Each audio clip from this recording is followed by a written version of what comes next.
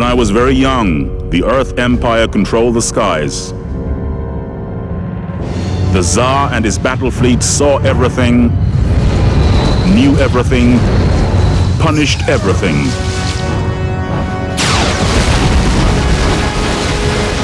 Those of us in the colonies never imagined there could be another way. But then, the real slaughter began.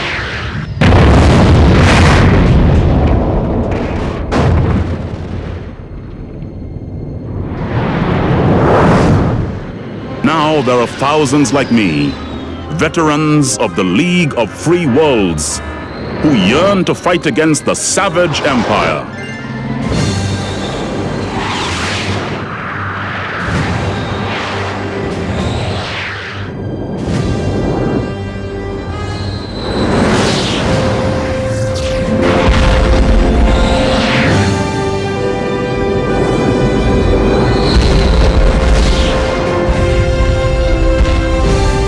Famous victory at the Battle of Benet gave us confidence and the time to strengthen our fleet. And it gave our leader, the Father, some reason to believe in the future.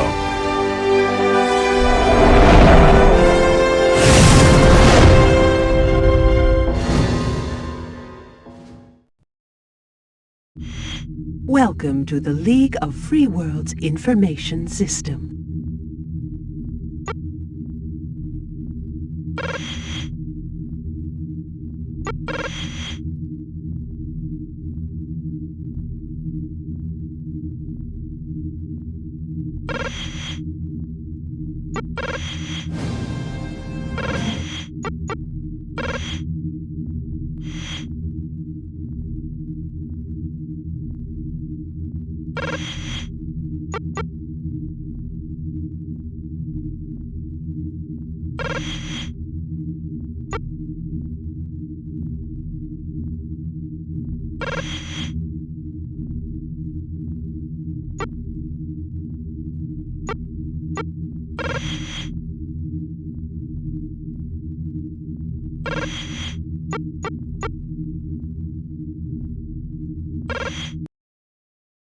The Navy was stretched across the star systems, governing and oppressing, then transporting its spoils back to Earth. The League was small and tightly knit, able to hit the Navy hard and quick before disappearing into darkness. But when we heard there was a new threat to Gallania, our home star system, the whole fleet felt the cold rush of fear. The Battle of Benet had lifted us all, inexperienced as we were, but now the entire system was at stake. This time, our families needed us. This time, we were protecting our homes.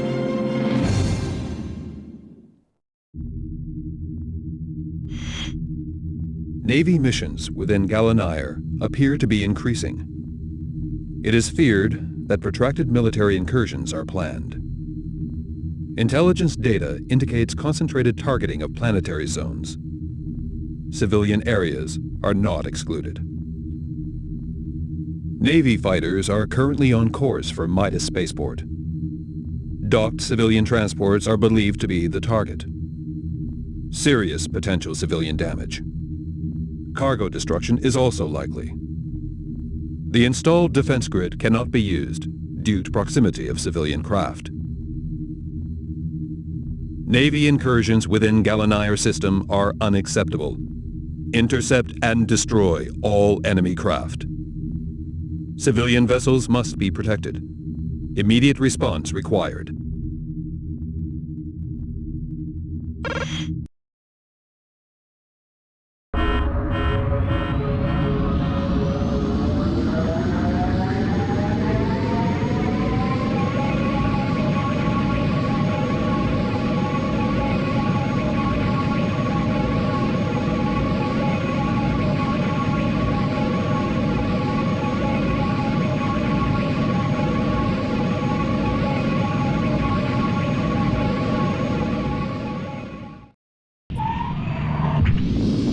Midas Starport, we are under attack. Please assist.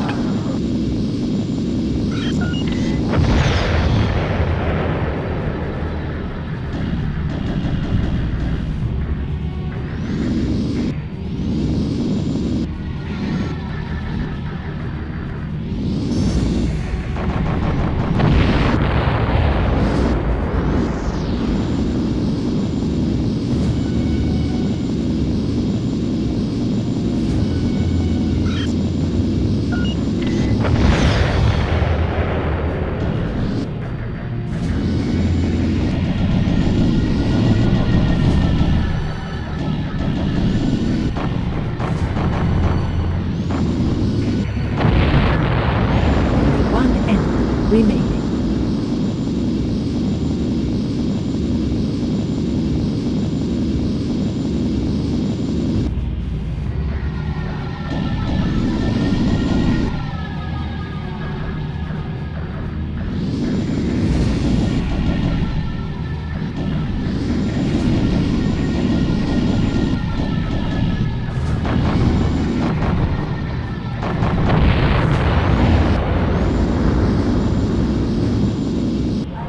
Midas Starport.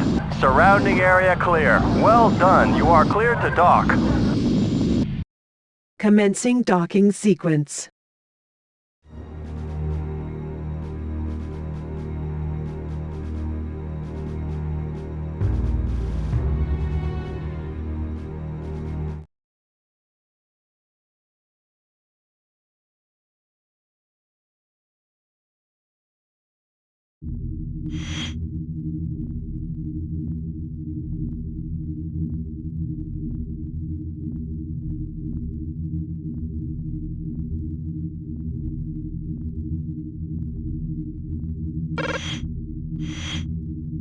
Attacks on civilian centers are resulting in major skill shortages throughout Gallinaire.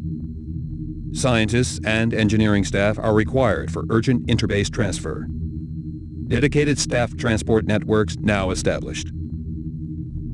Network inspectors within Acheron Zone report potential threats to skilled flight craft technicians in convoy from Midas. Destination classified. Enemy cells in vicinity known to favor use of anti-civilian aggression. This convoy is regarded as a high-risk target. Join the convoy as armed backup. You are clear to engage hostile craft. Use absolute aggression. Ensure safe passage for civilians.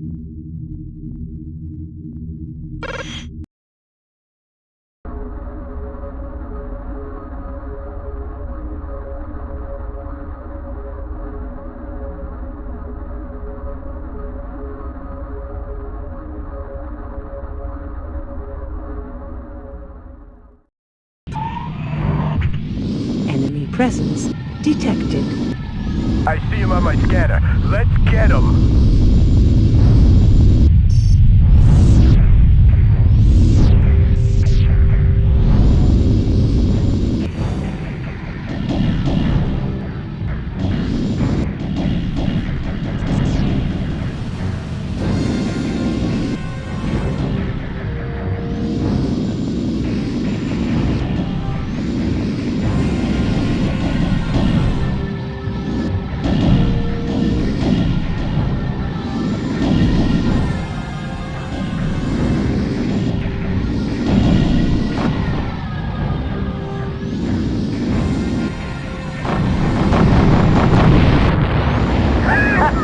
Not much to trouble us this time.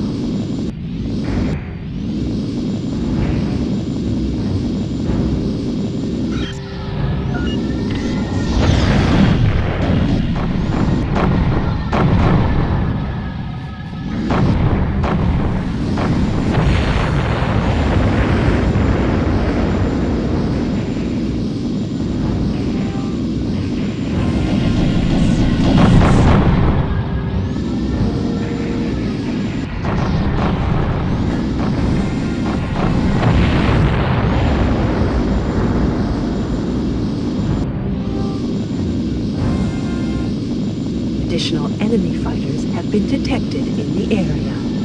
This gets more fun by the minute.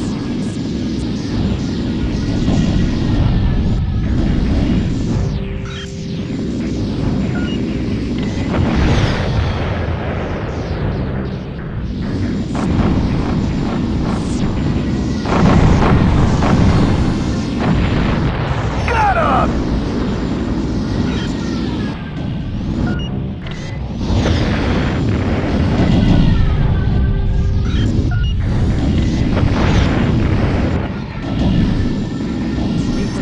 Convoy. We are taking unsustainable damage here. You must destroy those fighters.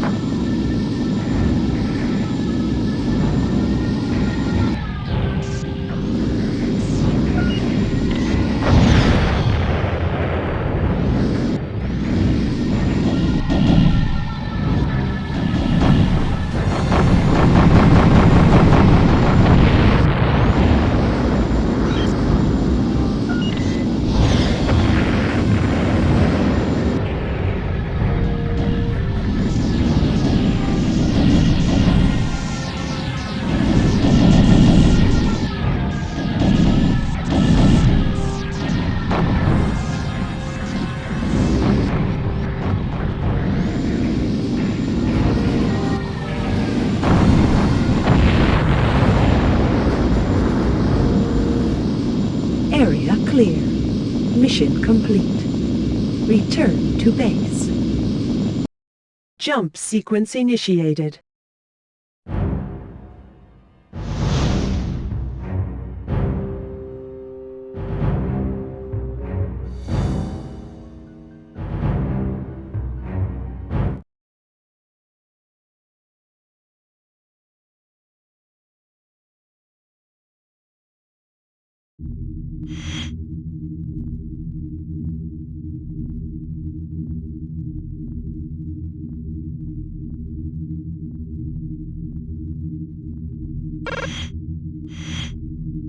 Increased Navy hostility now resulting in violent outbreaks deep within Gallinaire system. All available League resources are recalled in systems defense. Warp hole entry data indicates frequent Navy clusters entering illegally. Enemy personnel count within Gallinaire is high and ascending.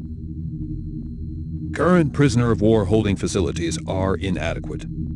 Large-scale POW transfers in progress. Captured assault forces in transport between Proteus and Midas have been subject to intensive Navy scanning signals. Risk of Navy interference is high. Escort this prison bay and supply full response capabilities. These prisoners must not escape. Accept no Navy aggression. You have permission to engage enemy on site.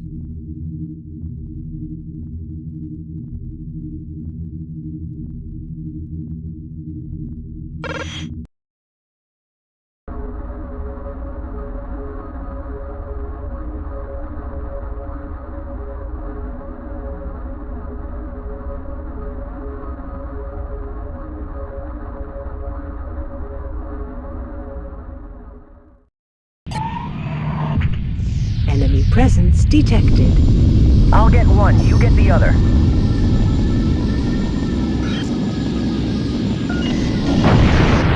Nice shooting!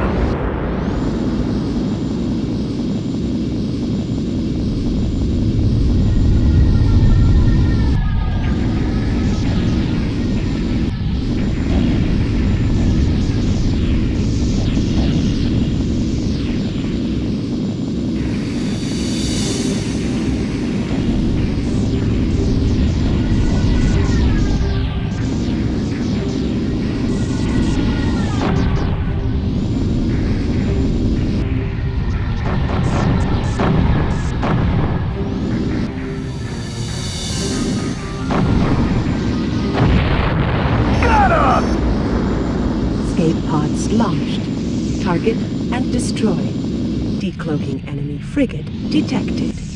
This is POW Transporter 441. Prisoners have access to escape pod area and are ejecting. Do not let them escape.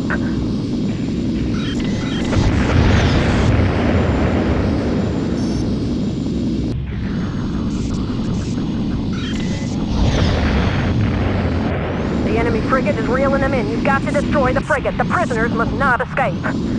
Come on, let's take them down.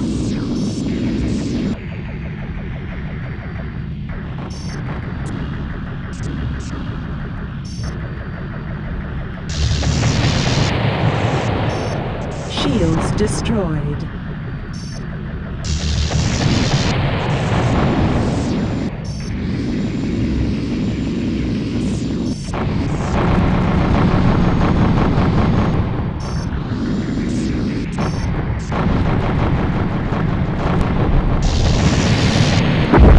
Status critical. All prisoners accounted for. Return to base. Jump sequence initiated.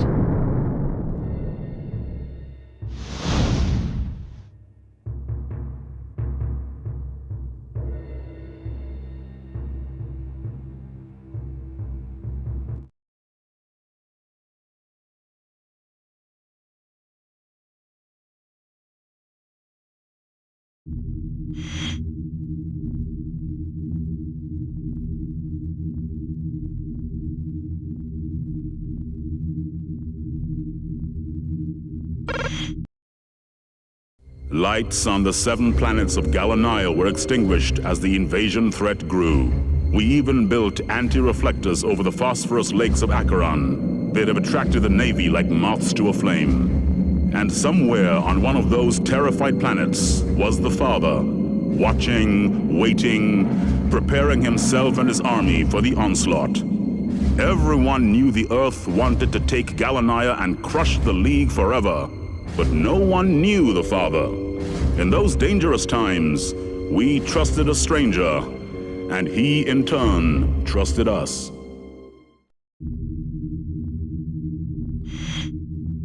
Current war status suggests that consolidation of League activity within Galanaya is now vital. League Command insists that the Galanaya battle platform must be seized from Imperial control to prevent further costly Navy incursions. Intercepted Navy data transmissions indicate imminent transfer of troops and hardware to Galanaya. League Command plan to transmit false data from platform in order to prevent this. For this to be achieved, it is imperative that this mission is carried out within a strict time buffer. Ensure that battle platform is disabled within the time allocated. Platform shields and sensors must be lowered. Platform must remain undamaged to enable subsequent League assault landing.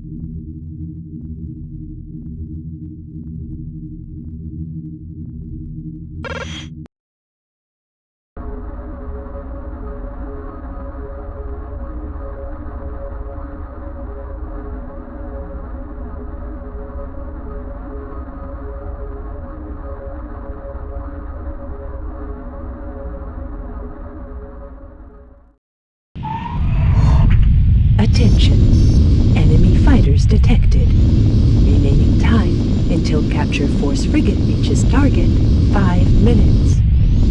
Let's get rid of these fighters first, then disable this monster.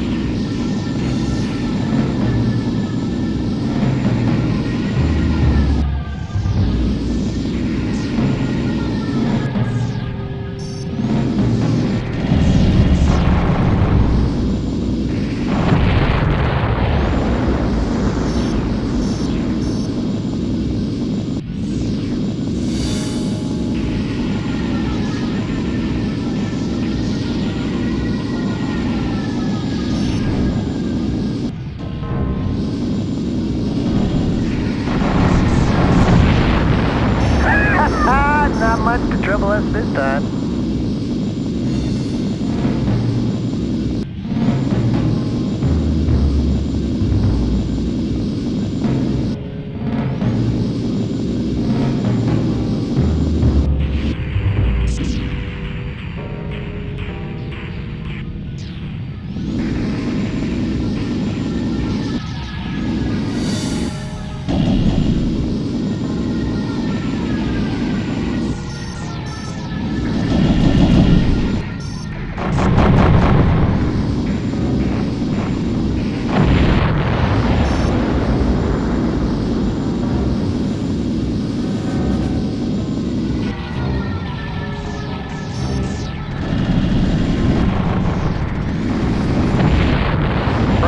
Let's take out this platform. Use your EMP weapons, pilot.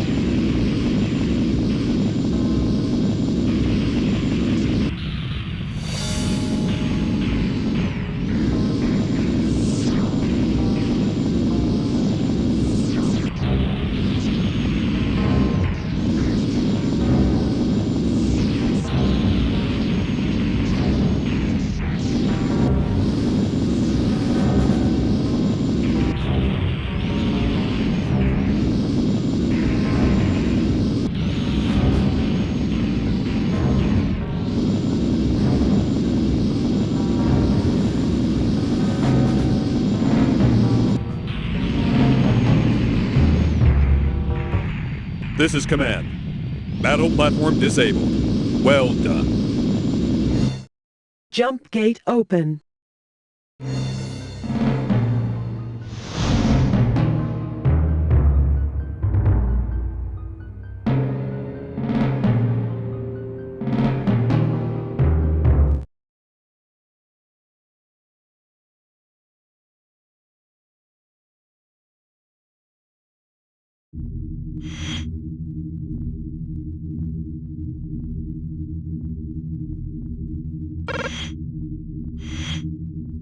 Securing control of battle platform is now highest priority. Intelligence data confirms transfer of Navy military hardware to Gallinire Zone. The future success of League activities is reliant on maintaining a secure home system in this region. League reinforcement forces are now prepared to attempt a landing on the battle platform. Platform defenses have been disabled, enabling passage for landing parties. Craft technicians are currently confirming completion of pre-flight procedures. Protect all League craft involved in this mission. Assault craft must reach platform.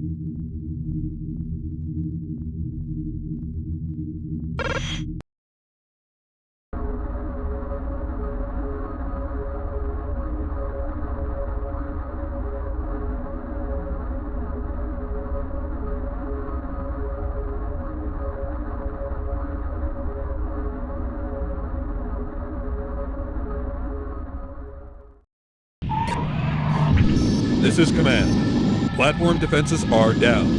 Commence second stage of assault.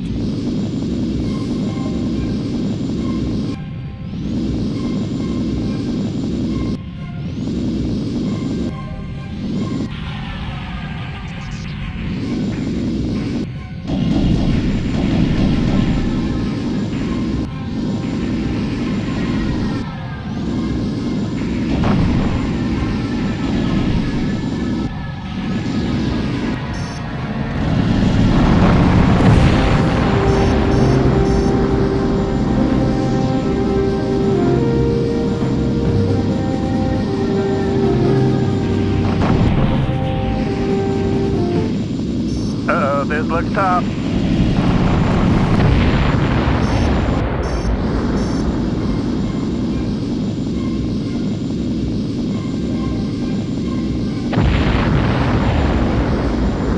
Pilots, stick to your mission. Defend the APCs.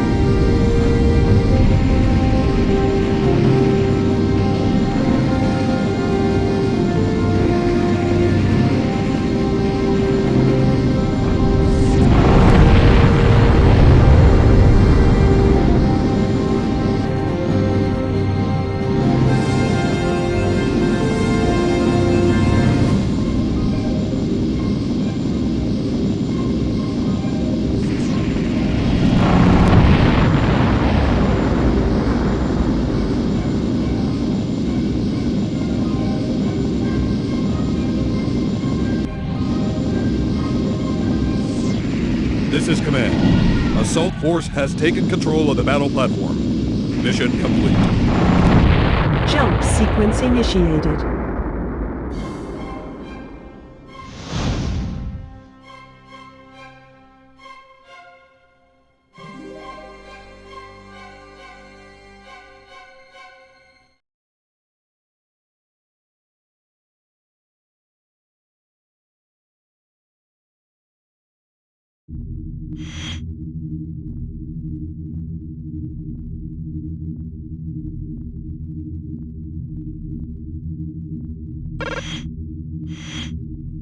Navy activity beyond the Gallinair warp hole is increasing. Intelligence reports indicate that bomber operations are being targeted on the battle platform.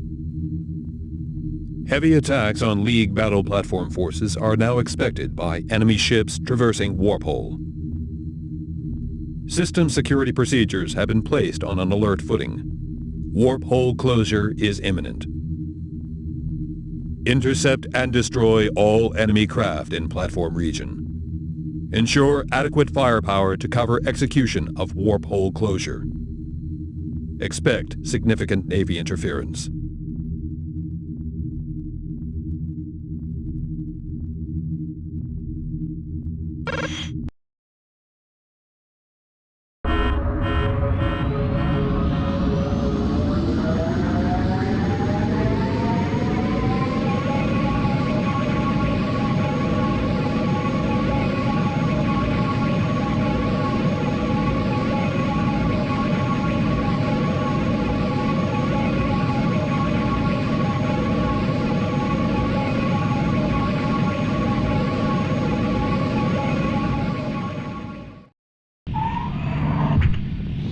Gallinair battle platform.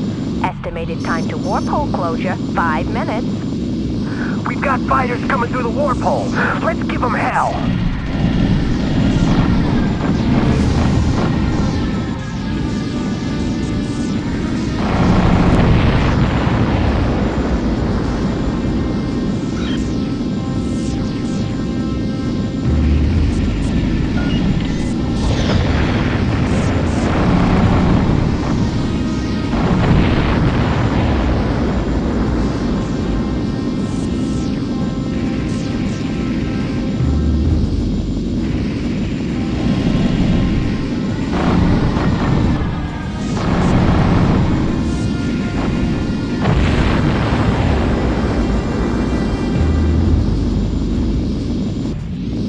This is Command. A large enemy presence has been detected emerging from warp hole. This poses a major threat to Gallinair platform. Engage and destroy enemy craft.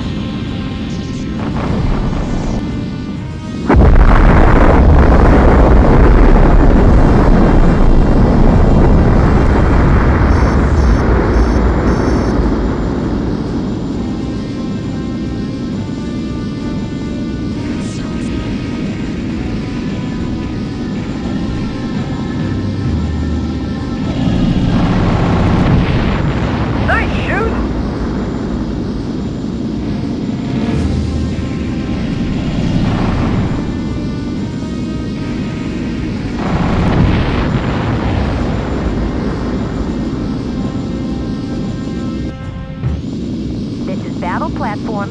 Gallinair warp hole successfully closed. Navy Titan has been crushed. Clear surrounding area of enemy craft and return to base.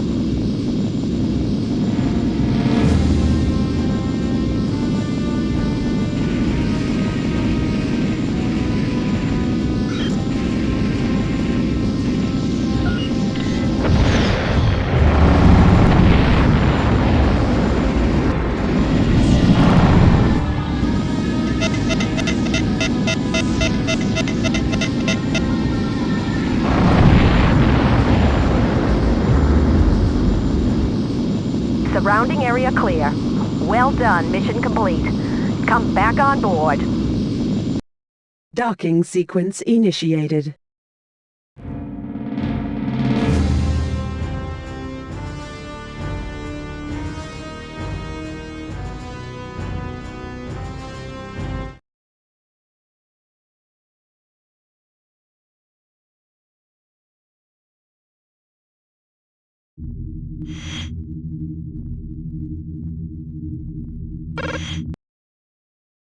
It had been a baptism by fire for the League's fleet.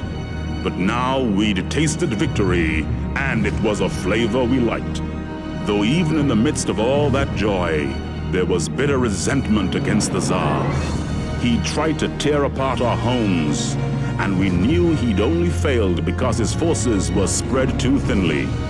Perhaps he didn't quite expect the guts and passion that the League delivered, but now he knew what we were capable of. He would undoubtedly try again. Unless, of course, we got him first.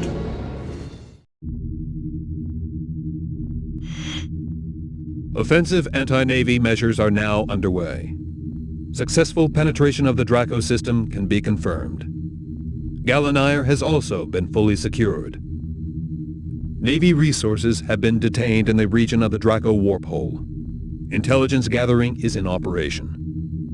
Key military targets within the Draco system are currently being ascertained. Certain enemy resource supply routes have been noted within the Hecate zone.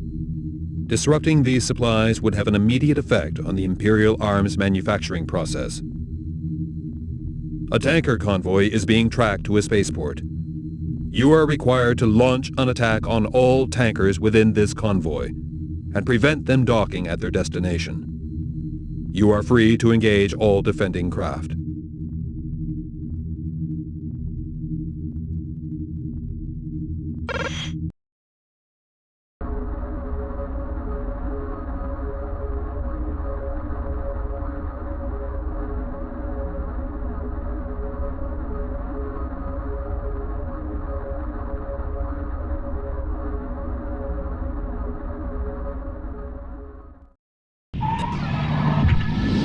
Targets identified. Commence attack.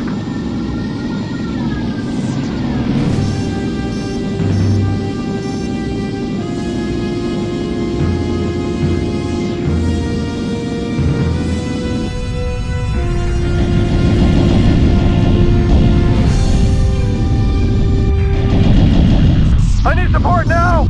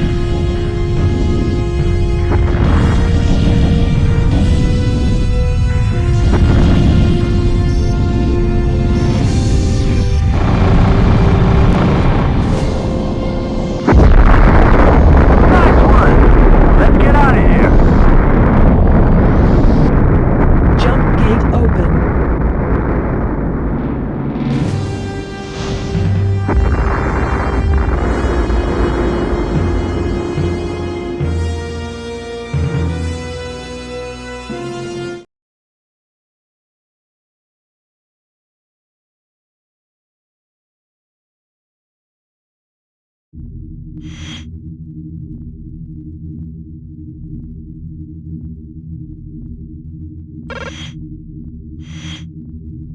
introduction of League forces into the Draco system is continuing as rapidly as current resource levels allow.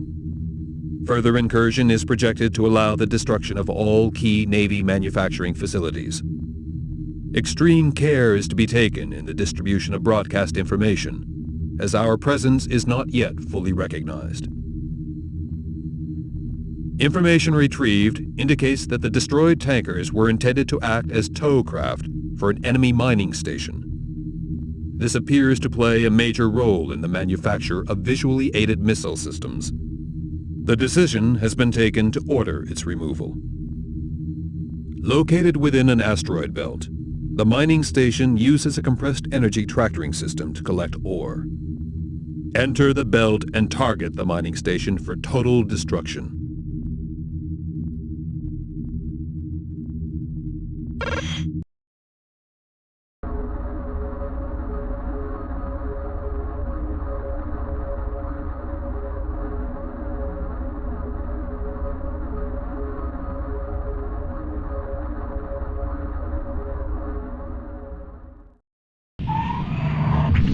This is Command. You are on your own for this one. The mining station must be destroyed. Good luck.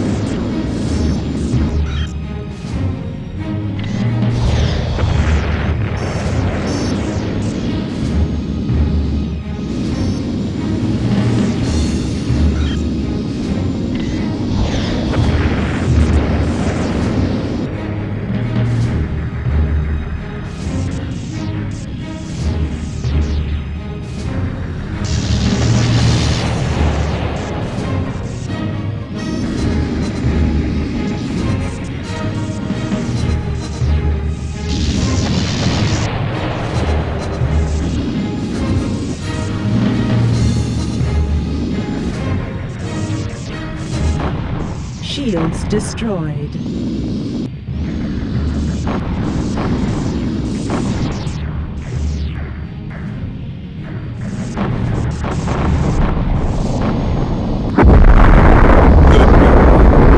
Negotiate your way out of the asteroid field, then return to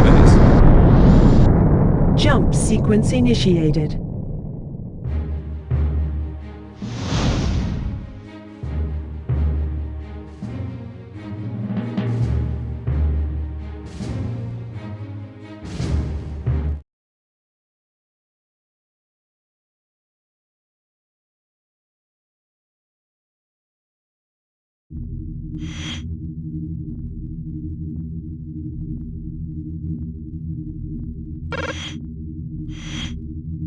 Intelligence scanning indicates that the Navy is attempting to inform its higher command structure of our incursion into its territory. Should this be successful, a maximum alert will be triggered, and our mission will be seriously jeopardized. Specific details reveal a communications craft has been launched towards a Navy frigate in the Selene zone. There is no doubt that this craft carries precise information regarding our fleet and capabilities. The capture of this communications craft is required. A League cruiser will be in the vicinity. Disable the comms craft, then tow it to the cruiser.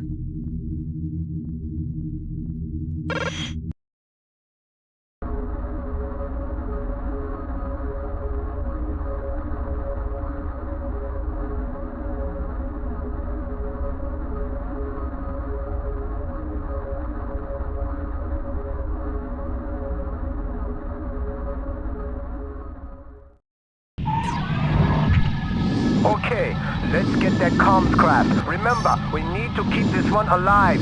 Just use EMP weapons against it.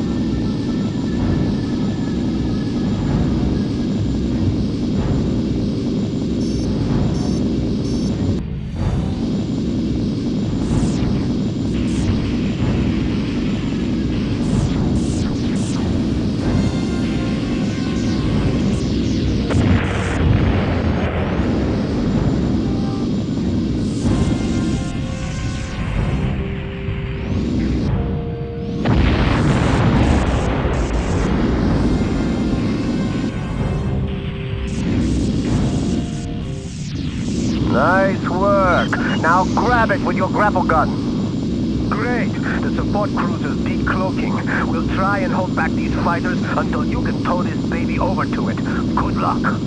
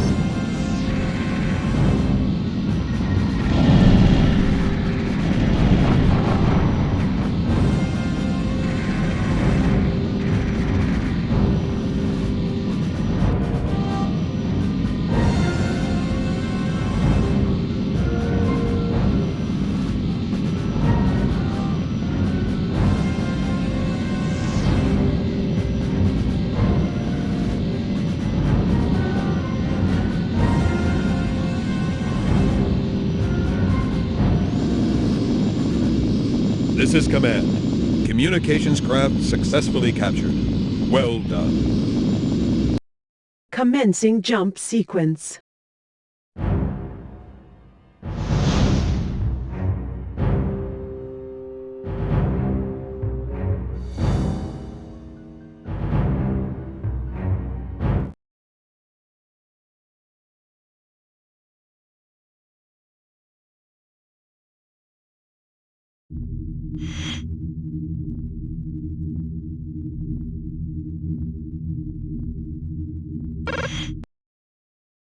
How many childhoods were lost around the rings of Selene or above the surface of Eurydice? Rookers were becoming hardened to the fluctuations of war as innocent fears were forgotten in the searing heat of battle. We hope the Navy were learning those fears as we were losing ours. We were like an organism, cells working in harmony. We felt that Draco was falling to the league and morale was high.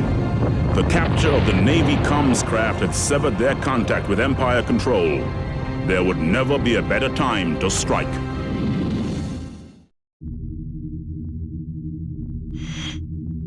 Further incursion into Draco is now sustainable.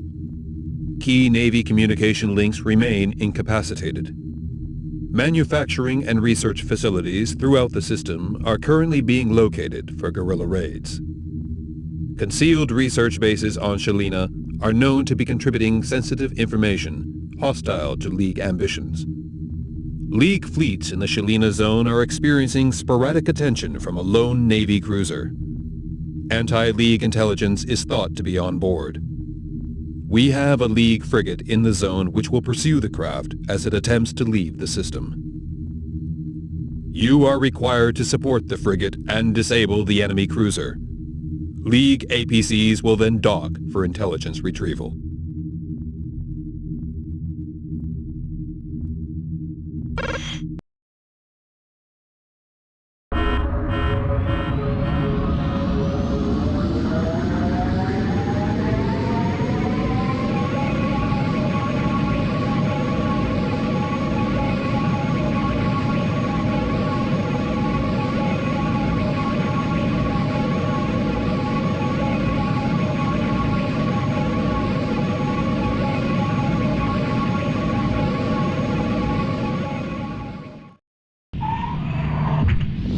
Okay, pilot. We need you to disable this cruiser so we can send in the troops. Hold it. Incoming fighters detected. Can you clear them?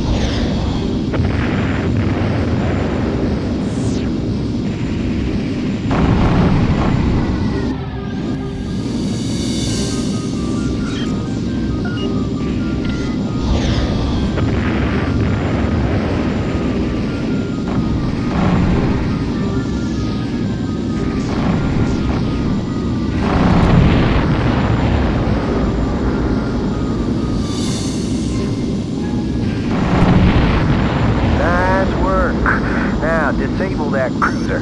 Use only EMP weapons. We want this one alive.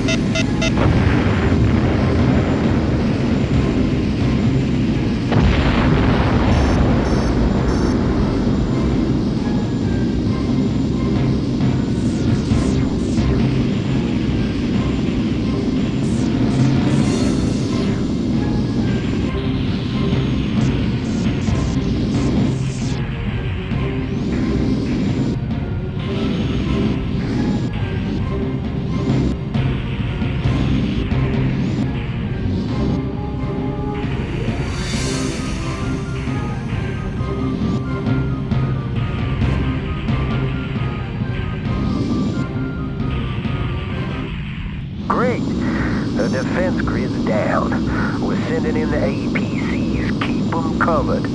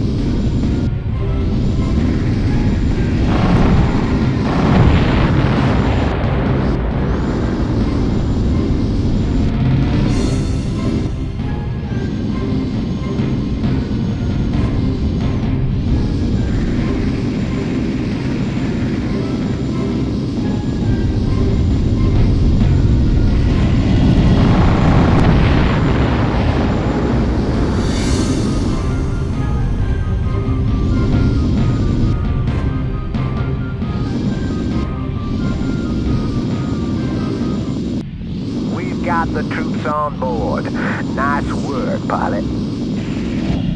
Docking sequence initiated.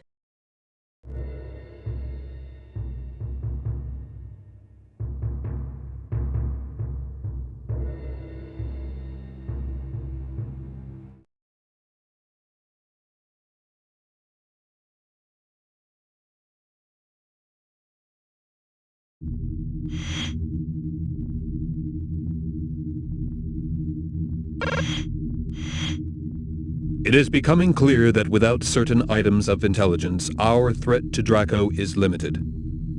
As we now have possession of a Navy cruiser, we are able to attempt the retrieval of this information. It is the Navy's intention to hold a funeral marking the death of a high-level officer. Our captured cruiser will join the funeral convoy before breaking the line and employing a tractor beam to retrieve the body once it is fired into space. The silicon databanks located within the corpse's skull can then be decrypted. The captured cruiser must be defended, as once its identity is known, extreme Navy aggression is likely. Due to the clandestine nature of this operation, shielded broadcast beams only must be employed. You are assigned a captured Navy interceptor for this mission. Good luck.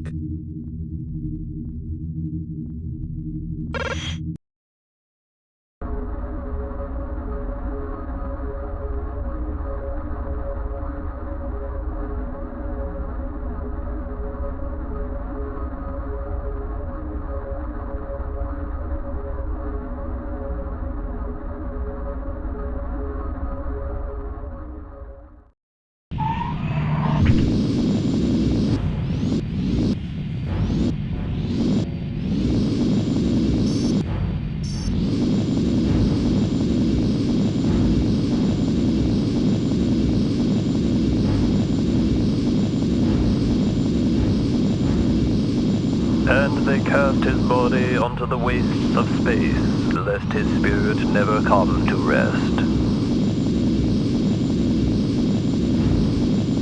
They've detected us, pilot. Fighters closing. Cover us! We've initiated jump sequence. We'll warp out of here as soon as we can. Estimated time till cruiser jump clearance, 3 minutes.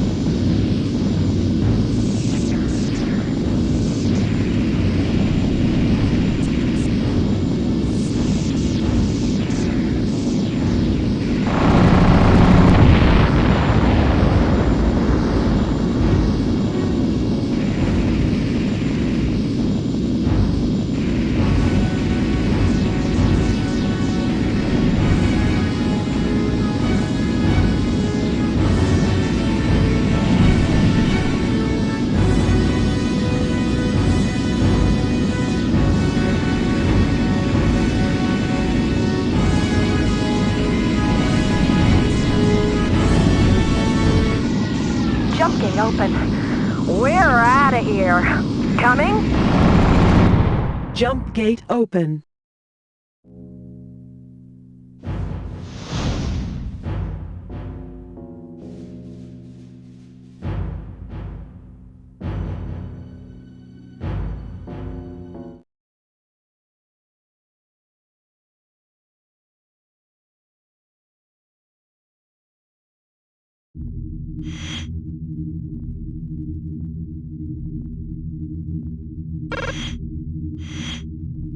Incoming reports detail major successes against Imperial manufacturing bases.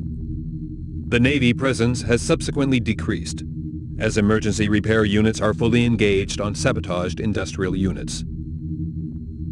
Tactical support projections suggest that League victory within Draco is now possible.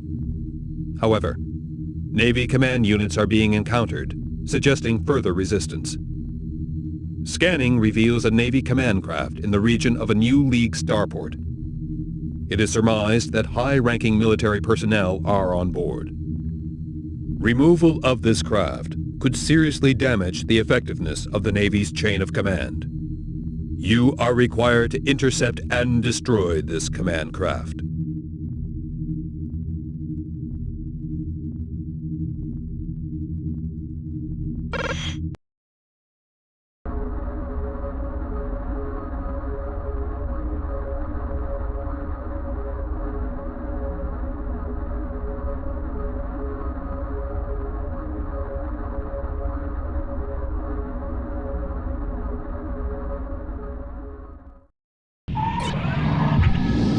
Come on, pilot, let's get that craft.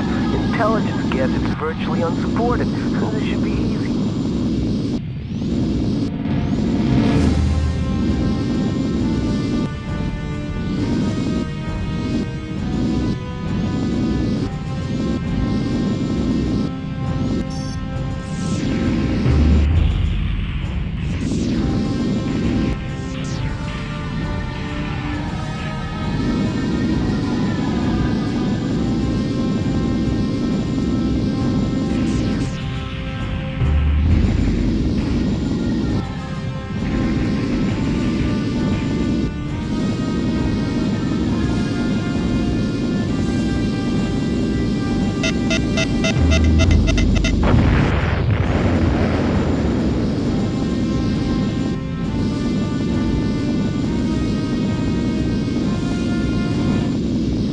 Got my access codes! Oh, they've started my auto-destruct sequence! I can't override it!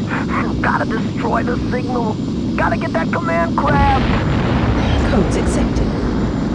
Auto-destruct sequence activated. Self-destruct in 3 minutes. Have a nice day, flyboy.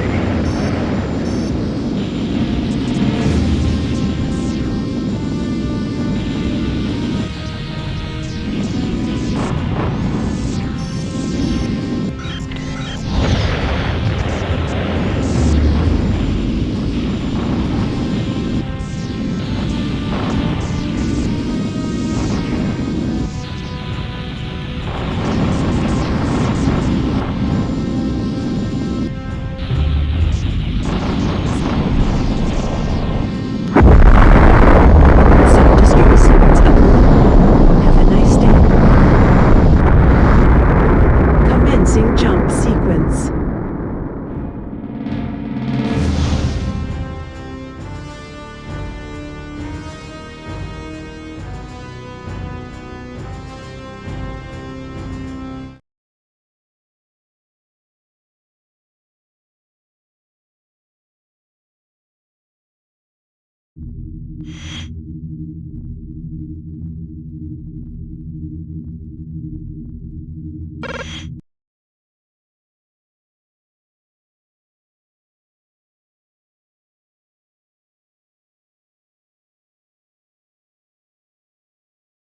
These were the sights and sounds of history changing and shifting.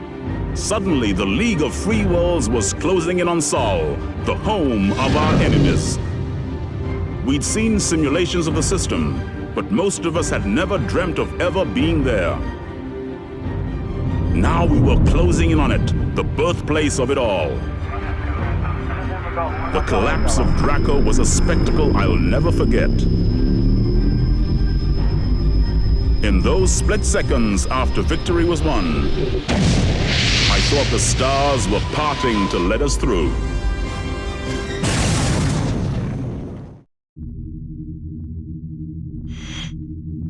The breaching of the Sol System warp hole by the League Assault Fleet is imminent.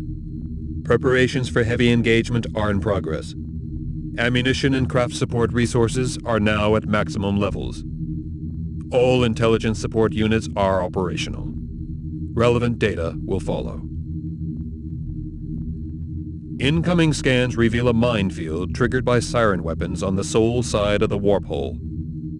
Fleet velocities and deployment levels prohibit the cancellation of this assault. The siren weapons must therefore be removed in advance of the fleet's emergence from the warp hole.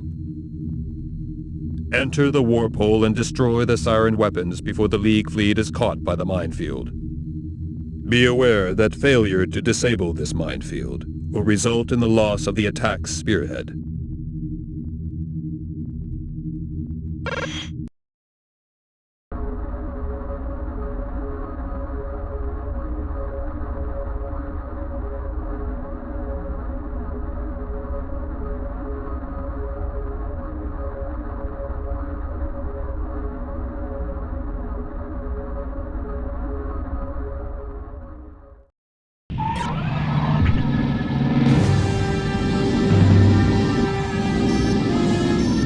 This is Command.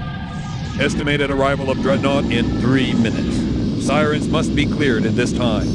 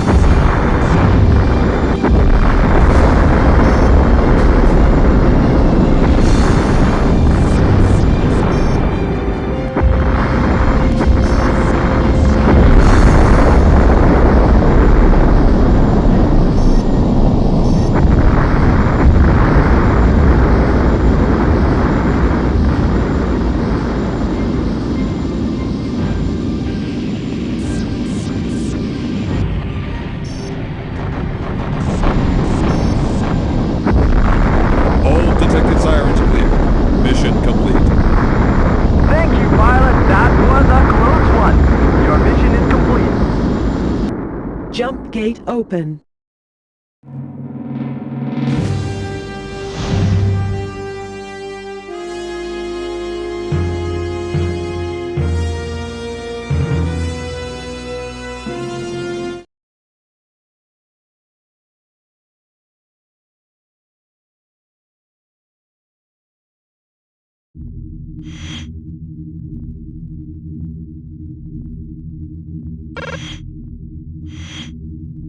Successful entry to the Sol system has been confirmed. As the full extent of Navy warning capabilities is not known, rapid consolidation of the assault force is necessary. Official Navy responses have not yet been intercepted. However, prompt enemy action is expected. The immediate League priority is the seizure of the Sol battle platform. This will allow us to establish military supply networks and ensure consistent communication links with the League command in Galanaya. You are required to approach the battle platform and engage its defenses. All shields and sensors must be depleted to allow a successful assault.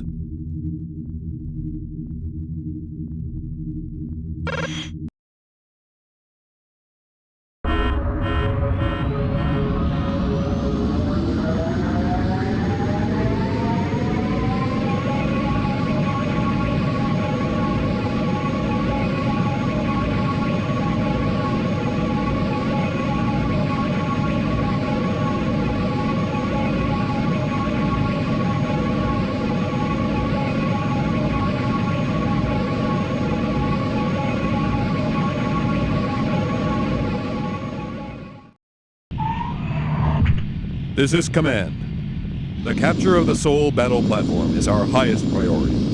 The platform must be disabled in order to permit capture. Use EMP weapons only. The platform must not be damaged.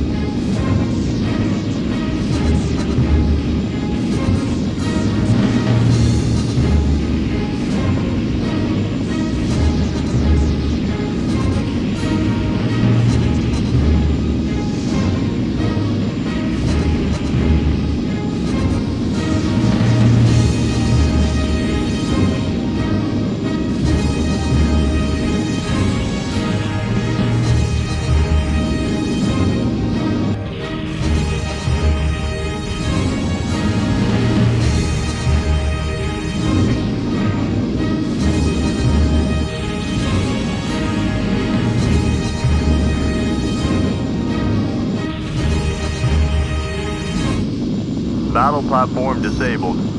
APCs have been launched. Enemy fighters have been detected. Protect the APCs.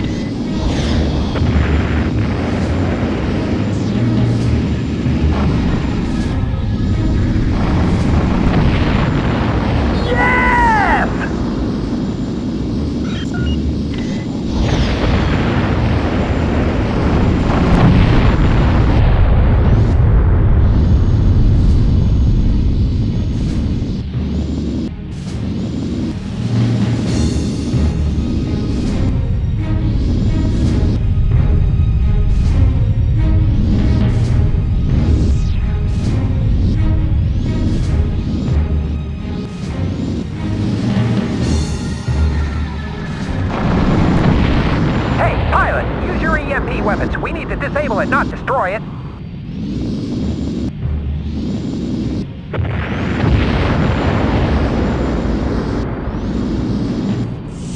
APCs have successfully captured the platform. Well done, pilot. Docking sequence initiated.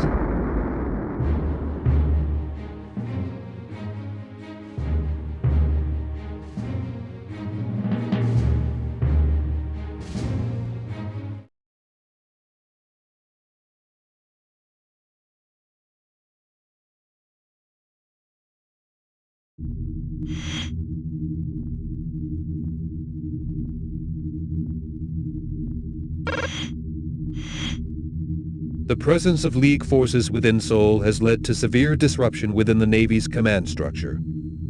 Certain personnel have reportedly gone missing. Intelligence gathered by data sweeping indicates that the Navy's military methods are undergoing revision. It is known that League civilian installations are now to be targeted by enemy forces. All civilian engineering and medical bases established within Seoul have been placed on alert. Hostile craft have been positively identified approaching a civilian starport within the Neptune zone. Provide armed support to the starport. Heavy Navy weaponry is understood to be in the region. Engage and destroy all enemy craft.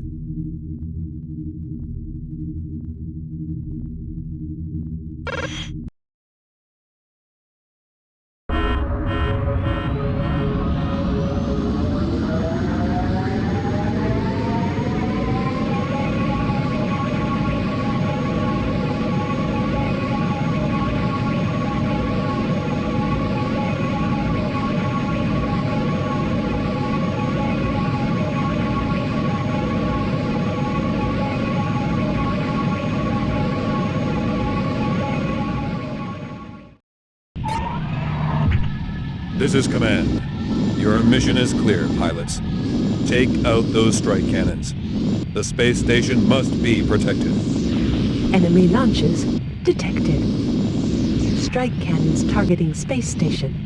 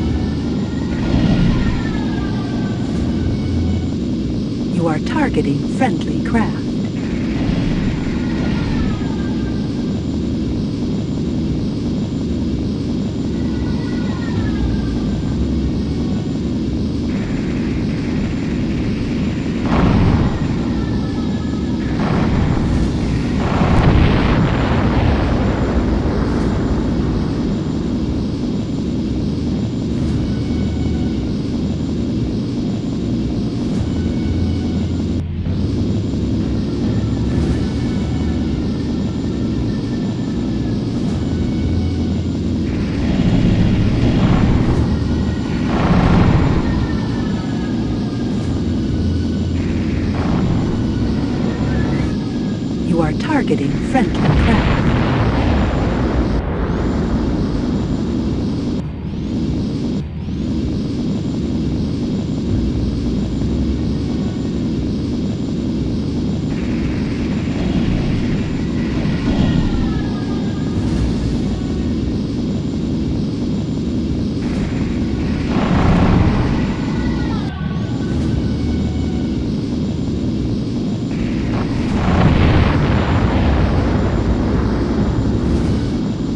This is Command. All strike cannons destroyed. Mission complete. Jump sequence initiated.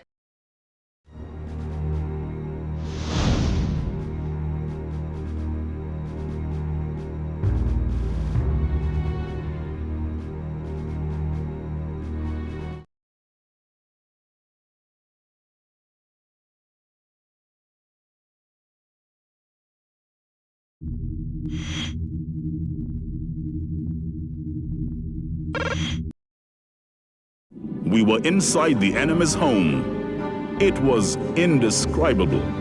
They'd been ready for us, but we were so fired up and fueled by self-belief that we managed to seize the Sol battle platform, ready for the ultimate Earth strike. We regrouped and tried to keep our minds off the dangers. There was no chance of sending out any scouts. The whole system was crawling with Navy craft.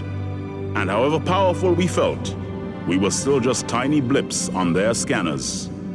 But with our supply channels in place, we were getting bigger.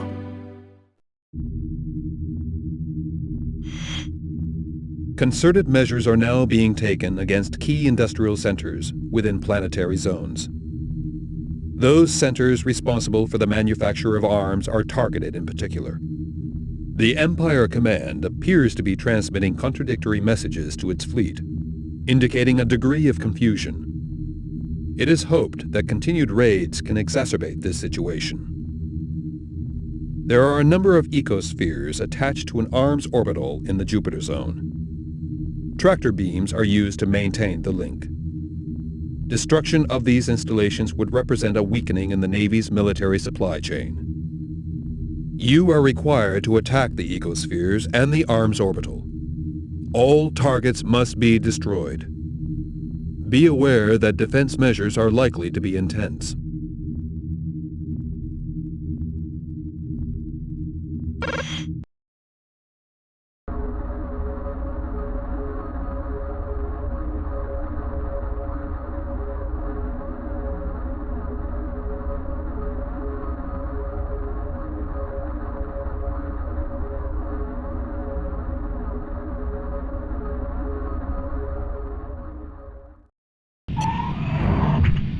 This is Command. Target the arms orbital and ecospheres for complete destruction. This will severely affect the Navy's resource chain. We're likely to get heavy fighter flak. We'll try and keep them off your back. Just get that orbital as fast as you can.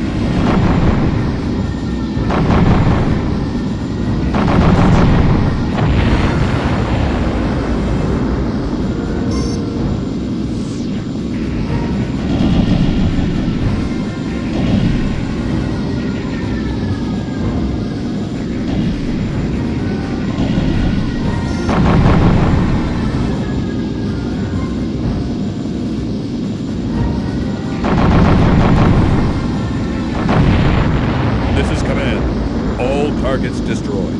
Mission complete. Commencing jump sequence.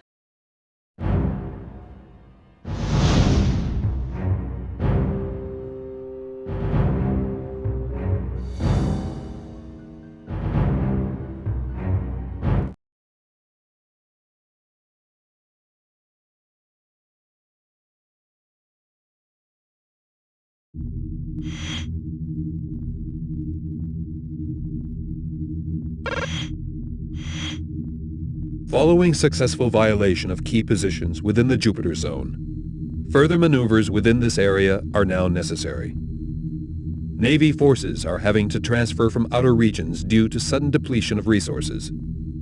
Only concentrated attacks can capitalize on these developments. League Command require an installation to be established on the Jupiter starport. As this is currently in the possession of the Colonial Navy, landing forces will need to successfully attack before supply networks can be established. Ensure that the starport shields and sensors are overwhelmed prior to the launch of APC forces containing landing troops. It is essential that these defenses are knocked out.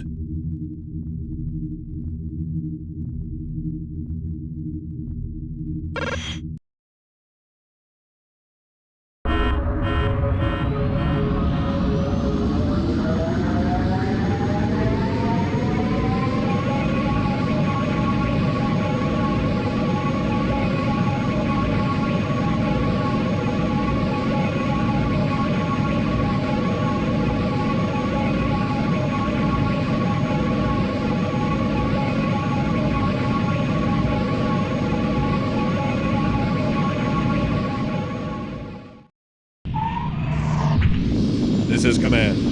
You know the plan, pilot. Take out the starport's defenses using EMP weapons only. The starport must not be harmed.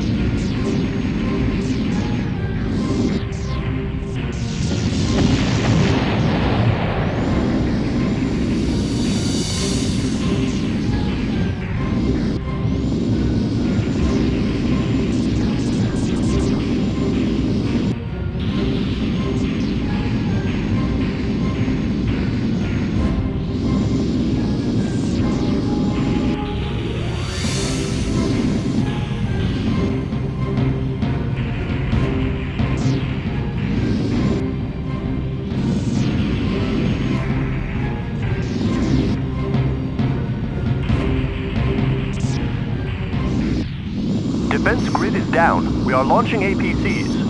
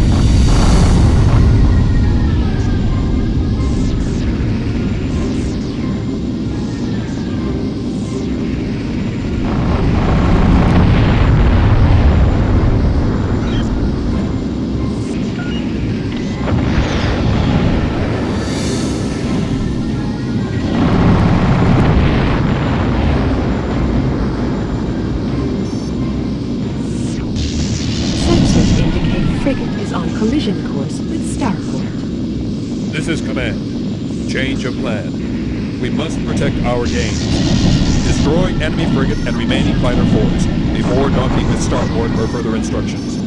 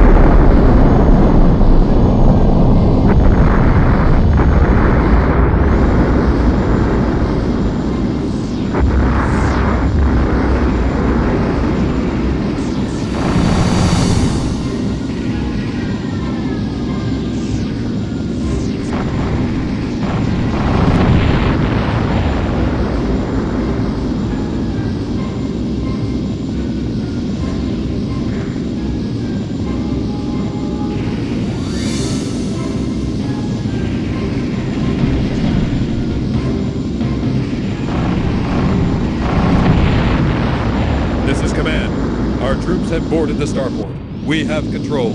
Well done, pilot. Return to base. Docking sequence initiated.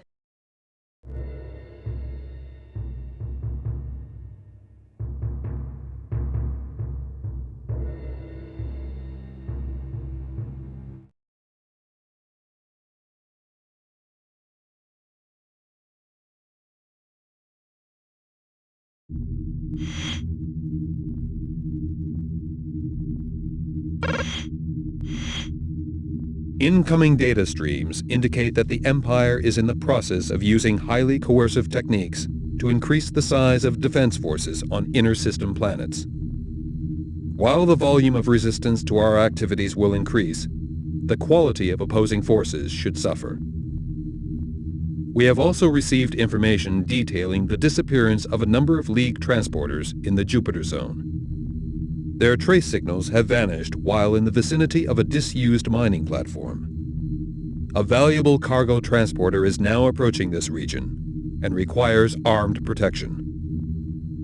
Fly with the transporter and provide military support should the craft run into difficulty. League bases are in need of constant supplies. We cannot afford to lose these resources if our threat is to be maintained.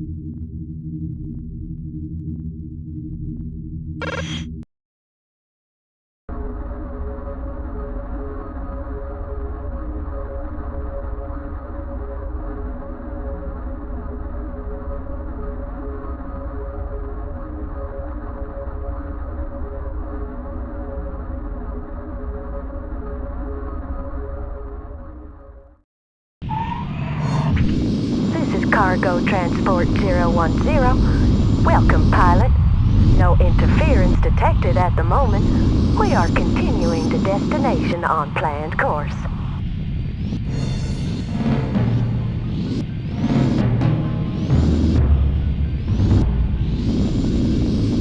Whoa! Attention all League craft. The mining station is approaching. Target and destroy.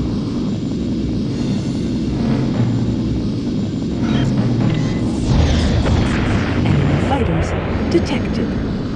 This is Cargo Transporter. Mayday. We are under attack. We have requested command assistance. This is Command. A dreadnought is en route to your location. ETA, 5 minutes. You are ordered to protect the cargo and cause as much collateral damage to mining platform as possible.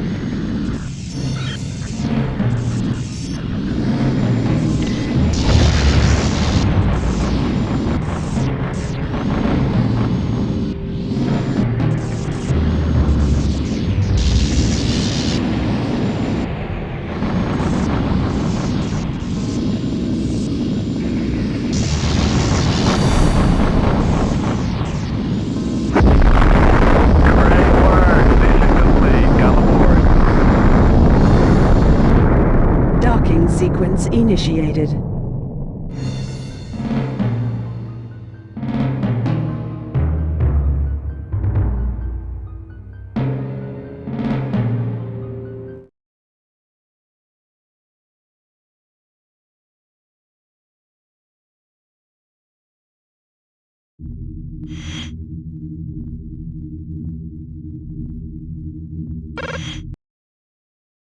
We had done well.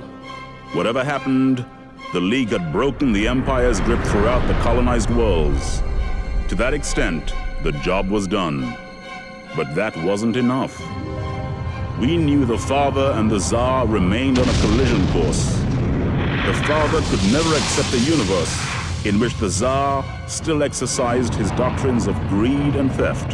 As for the Tsar, his huge armed forces spoke for him. We wondered what else he might be ready to add to the argument. There was still much to be done before we could silence him forever. League advances are reported throughout Sol's inner territories. Emergency Navy battalions have been drawn from loyal communities on Mars and Jupiter. The enemy's remaining military supply links have been upgraded to near-capacity levels. Expect extreme resistance. Certain difficulties are being encountered by a number of League fleetcraft supporting the attack. Constant ammunition runs are required, and engineering supplies are fluctuating. We also have a League dreadnought in the vicinity of Mars, requesting a rendezvous with a local destroyer. Accompany the destroyer to the dreadnought. Should hostile craft enter the vicinity, provide armed support to all League craft.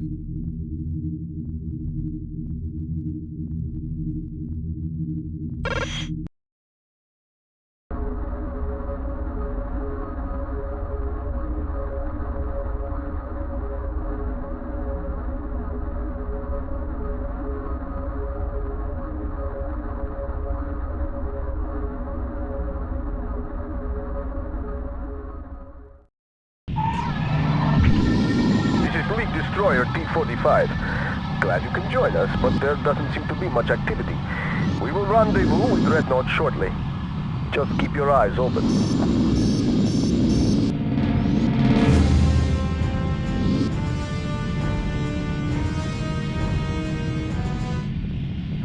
This isn't right. We should have encountered Navy interference by now.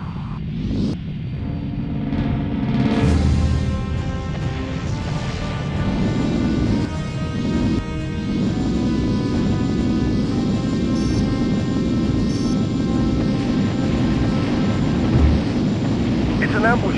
We'll have to fight. We don't have the firepower to take down a dreadnought alone. Urgent assistance is required.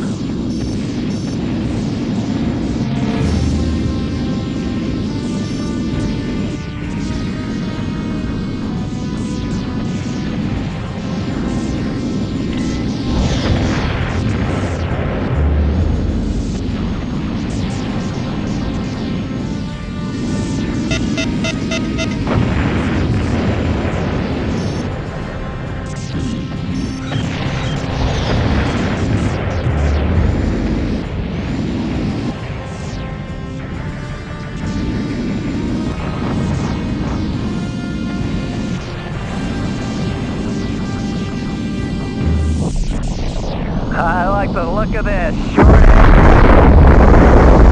This is Command. Return to base, pilot. Nice. Commencing jump sequence.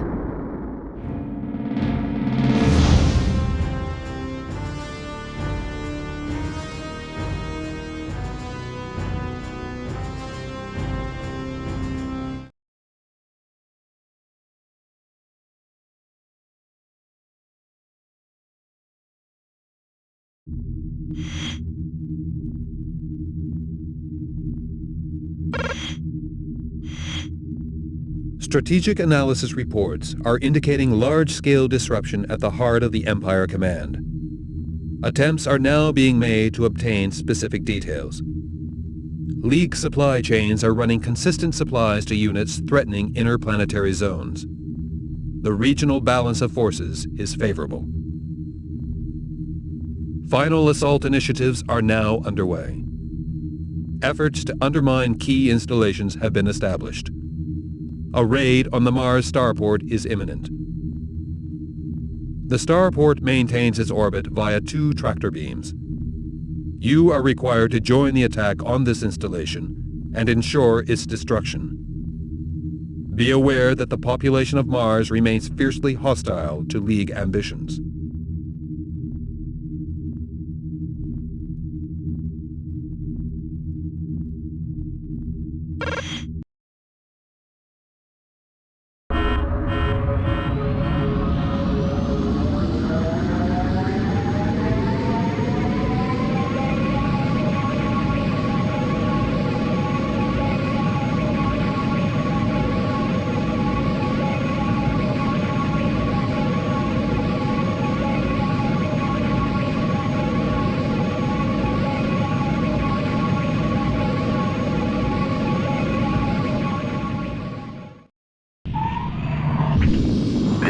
Destroyer.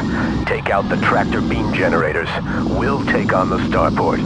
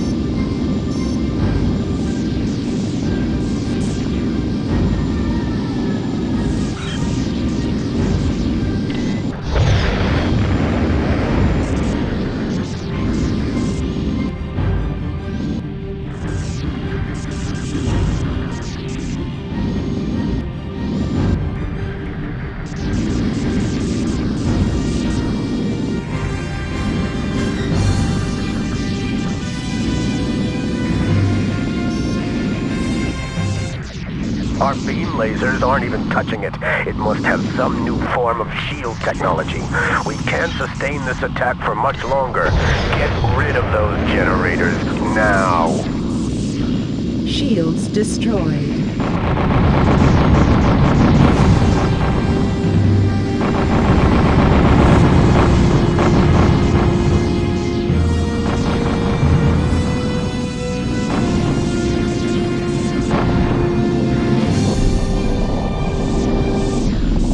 Nice work. Let's see what the Navy think of that. Docking sequence initiated.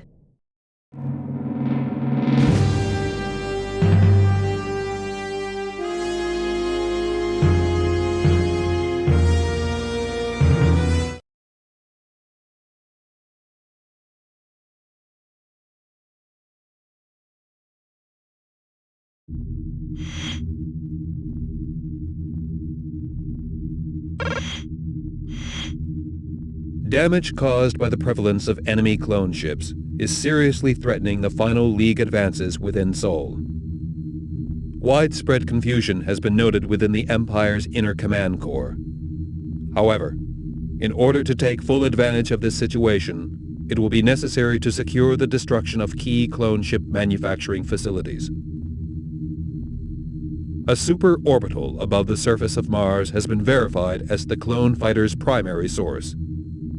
An assault fleet has been briefed to enter the orbital's airspace and attempt the full destruction of this manufacturing compound. However, fierce resistance is expected. You are required to provide armed support to this attack, engaging the superorbital and all defending craft. Ensure that the League destroyer survives this mission, as supplies of all hardware are now limited.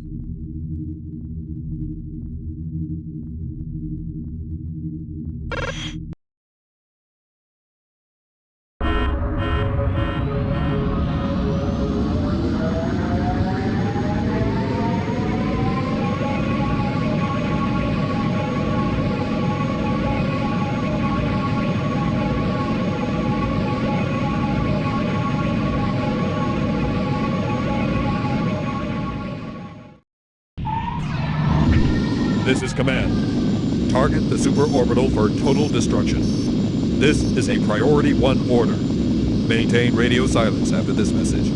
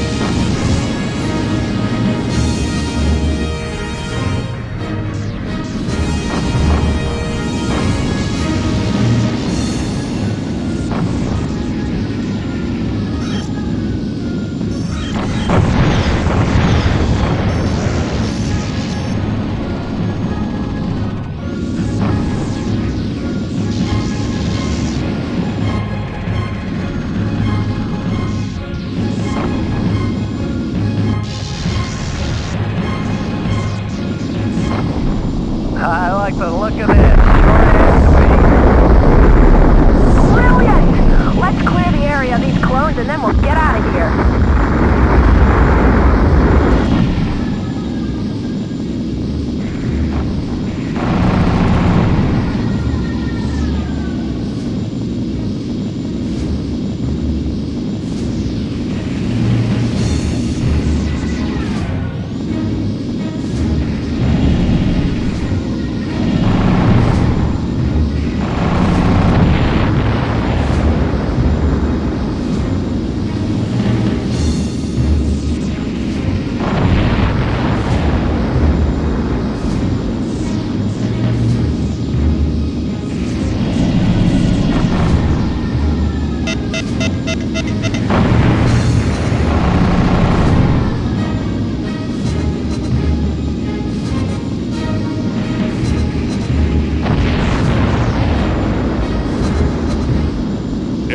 Clear. Mission complete. Commencing jump sequence.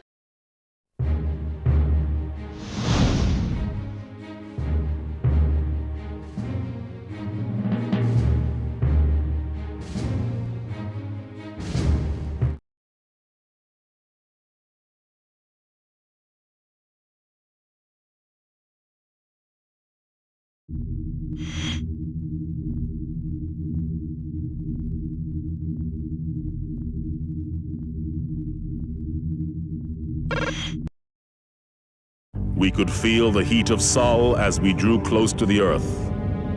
This was the place our ancestors had set out from so long ago. Now, though, the Earth signified nothing to us except tyranny and oppression. It was a war that left a legacy of pain and destruction. Now it was within our power to consign centuries of genocide to the wastes of history.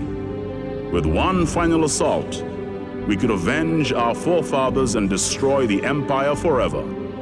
That was what we believed and what we hoped for. It was up to us now, and us alone.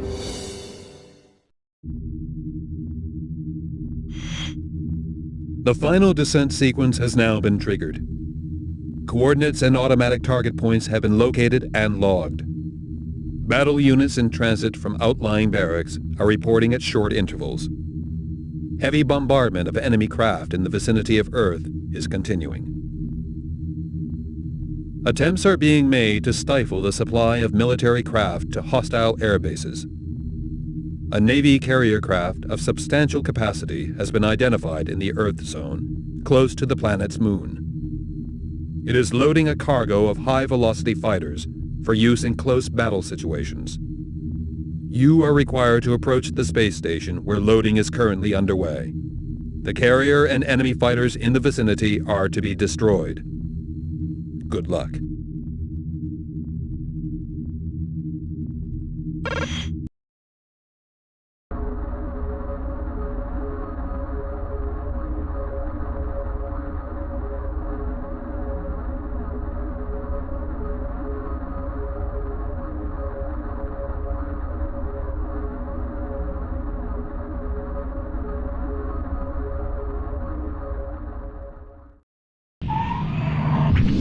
Okay, we've got to take out this carrier. This could be tough. Let's go in slowly.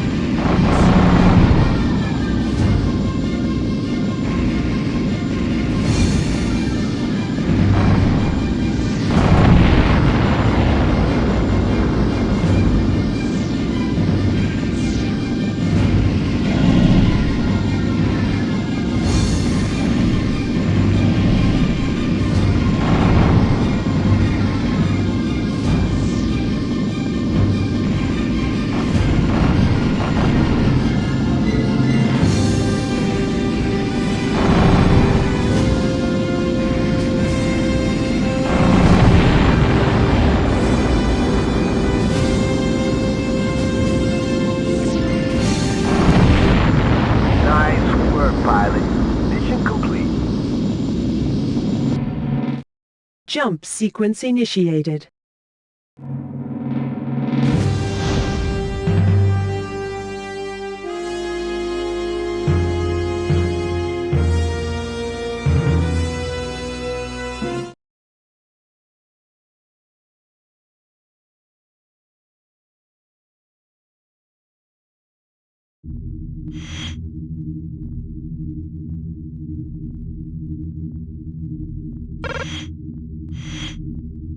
The League is now attempting to take decisive action in the region of Earth.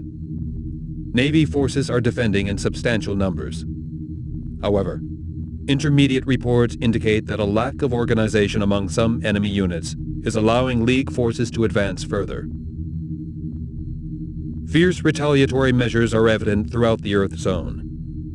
Units must endeavor to break through cordons and concentrate the final assault on Earth itself.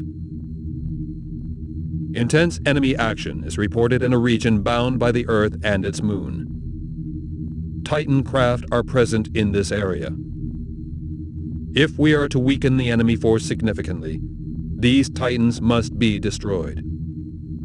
Engage enemy units and ensure the destruction of all such craft.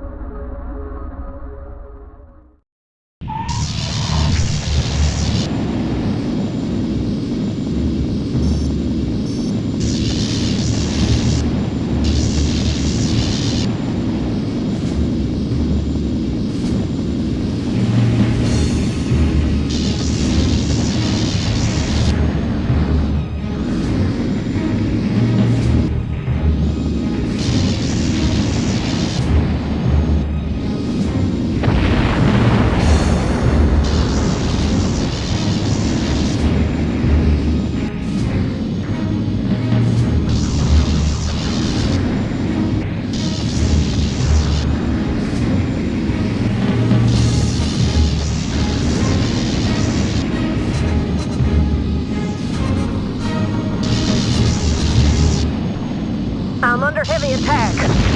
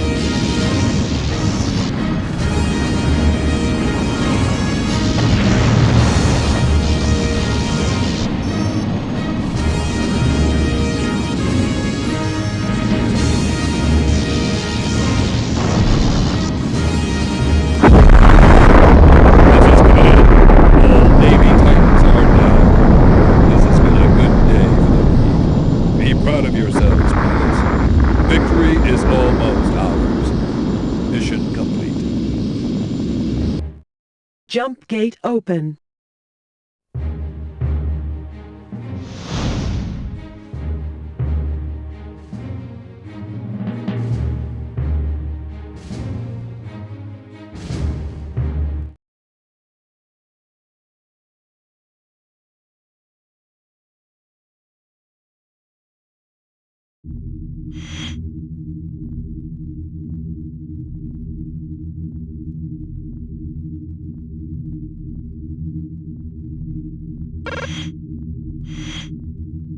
Fluctuating readings received from remote scanning devices indicate a force of indeterminate strength within the final descent field. Urgent transmissions received from Lee Command suggest that the assault route to be taken is now blocked. A successful attack on Earth is deemed to be dependent on the removal of this unidentified obstruction. Intermittent signal jams are evident. The obstruction is clearly a key command craft, which refuses to engage in attack protocol. Intelligence units suggest that it may be the Tsar's personal Super Titan. However, the existence of such a craft has never previously been verified. All heavily armed League units are required to approach and engage this craft. Its destruction will signal the fall of the Earth Empire. You are required to ensure this scenario prevails.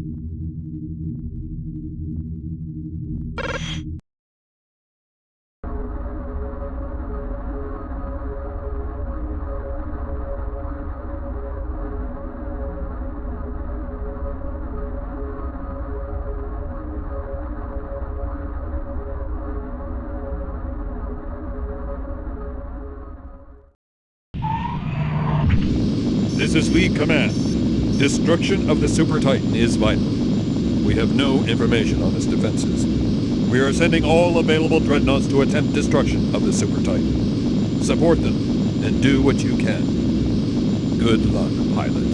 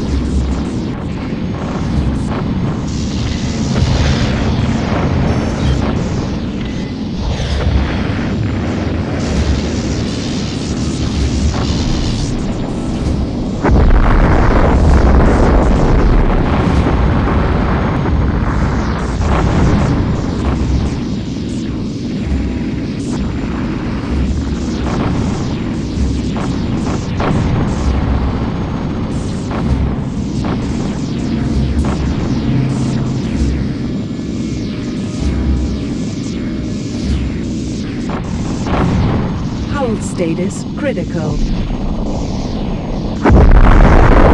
is Command. The Tsar's Super Titan is destroyed. Our victory is confirmed. Repeat, victory is ours. You will shortly be returning home. Be assured, pilots, that your efforts will never be forgotten. Commencing jump sequence.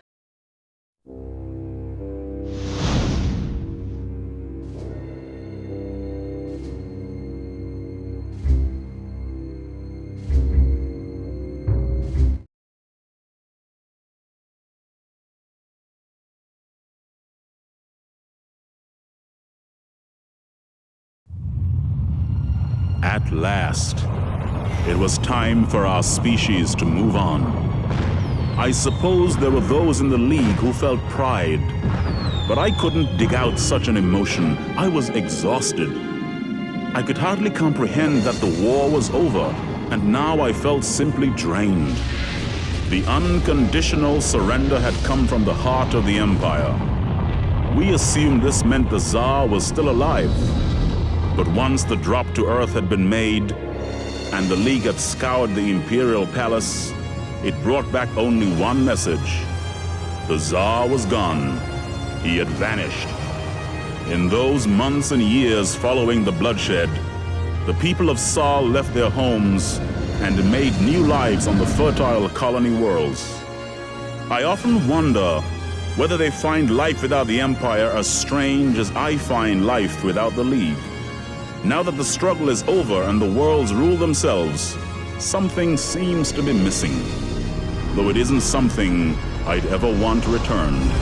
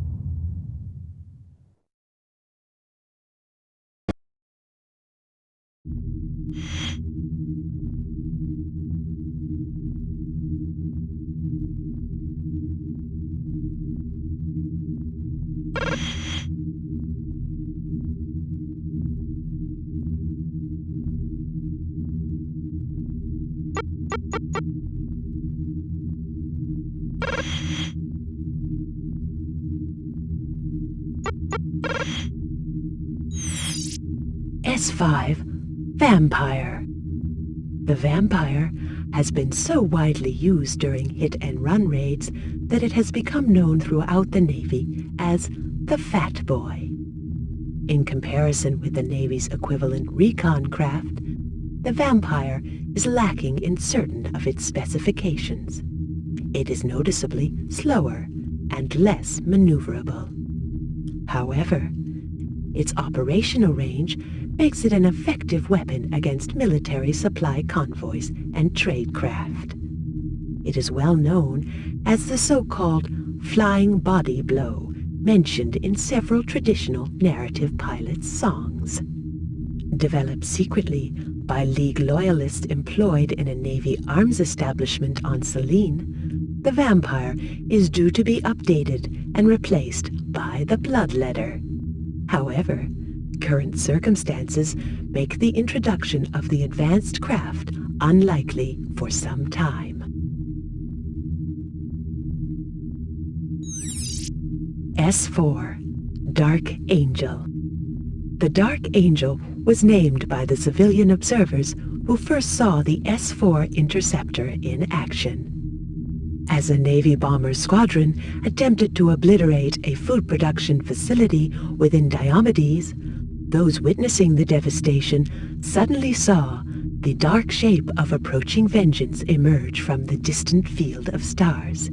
As it grew, it took on the form of an angel, an avenging angel, a Dark Angel. Those first Dark Angel's interceptors wiped out the enemy bombers, and a legend was born. The craft's design is now regarded as outdated, although its symbolic value is still of immense importance. It remains the primary craft of the League of Free Worlds.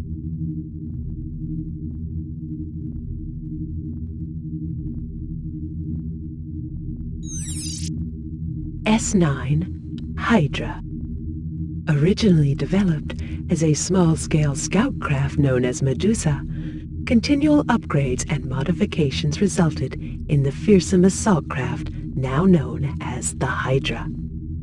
Of all the League's airborne military craft, it is the Hydra which is most frequently used to engage enemy units and render them harmless. It was initially employed in its current form during the famous plantation scandal of the Uprising's late phase. during which Navy craft attempted to wipe out vast tracts of fertile land. The Hydra successfully stopped the attacks and was subsequently used in a number of offensive activities before entering mass production in a number of classified locations.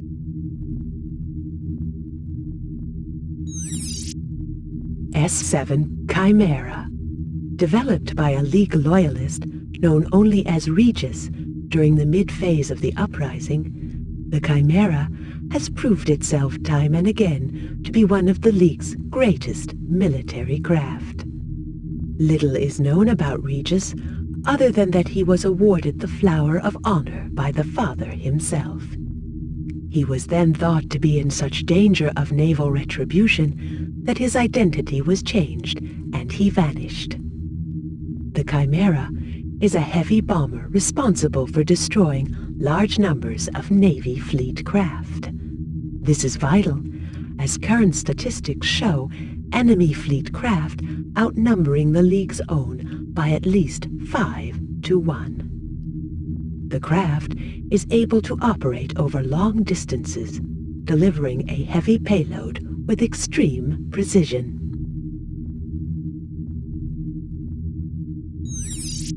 S11 Demon. A maneuverable and powerful heavy support craft, the Demon was developed in underground bunkers created secretly by members of Gallinaya's anti-Empire resistance.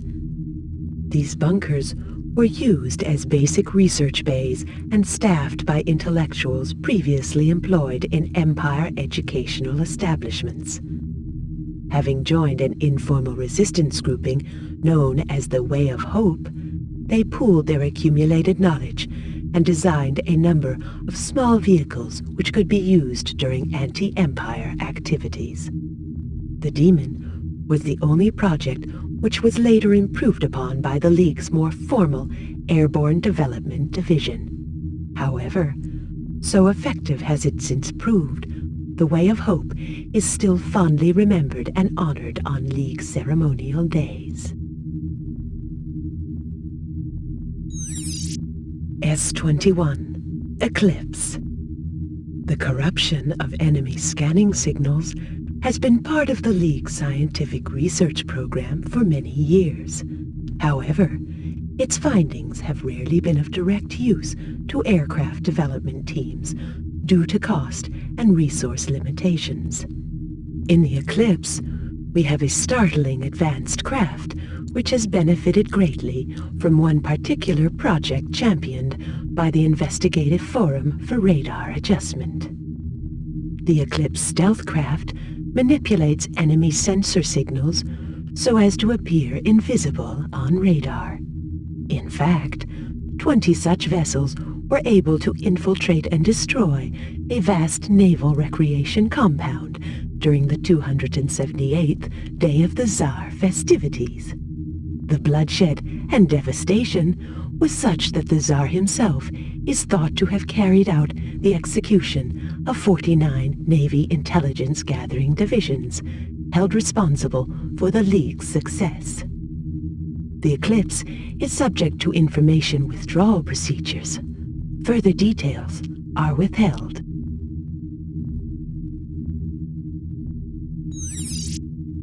T9 Tornado.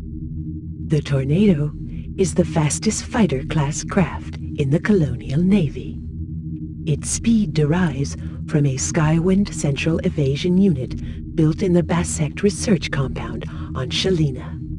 This unit includes a self-lubricating insert derived from the compound Cortidext.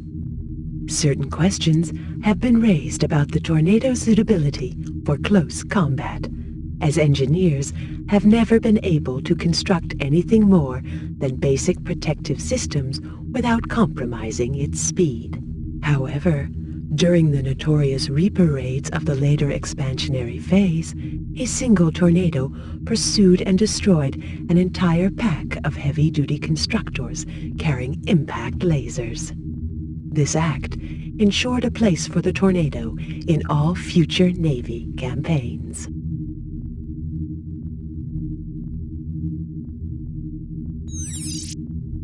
T-45 Thunderchild. Most commonly encountered performing escort duties and area defense sorties for the Colonial Navy, the Thunderchild was developed by Core Revolution Industria during mid-phase colonization. The original model was called the Infant. It was involved in several small-scale industrial revolts on inner system planets and came to be regarded as an indispensable part of the colonial expansion force. With the addition of a Dreamer propulsion system upgrade, it was renamed and added to most of the Navy's first encounter battalions.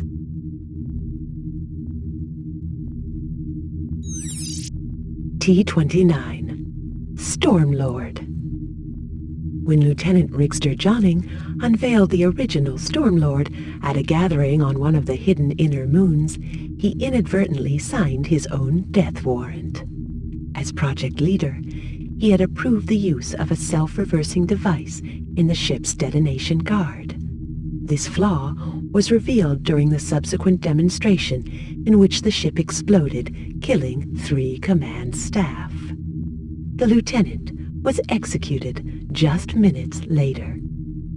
The ship's system blueprint was later modified by engineers on Janus, resulting in the current heavily guarded model.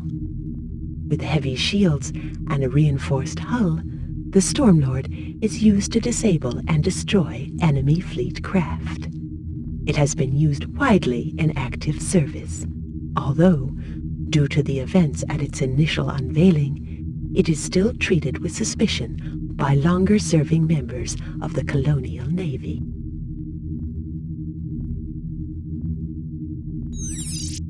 T-5 Avalanche.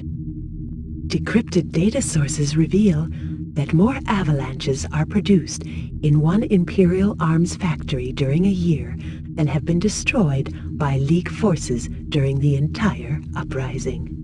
Whether these figures have been subject to modification or not, it remains clear that this well-armed and protected strike craft is one of the Navy's favored attack weapons. First encountered during a small-scale food rebellion, the avalanche destroyed entire communities in a matter of minutes. It has since been used many thousands of times, giving it near-legendary status within the Navy. Indeed, many of the Navy's inner command began as avalanche pilots during the uprising's mid-phase.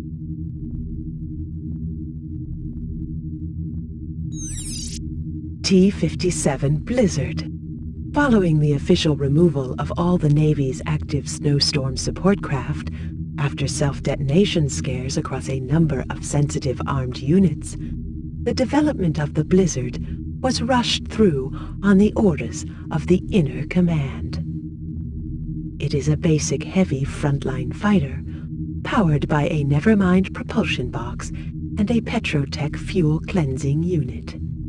It is most widely encountered, providing support to other frontline craft in confrontations where extensive firepower is required.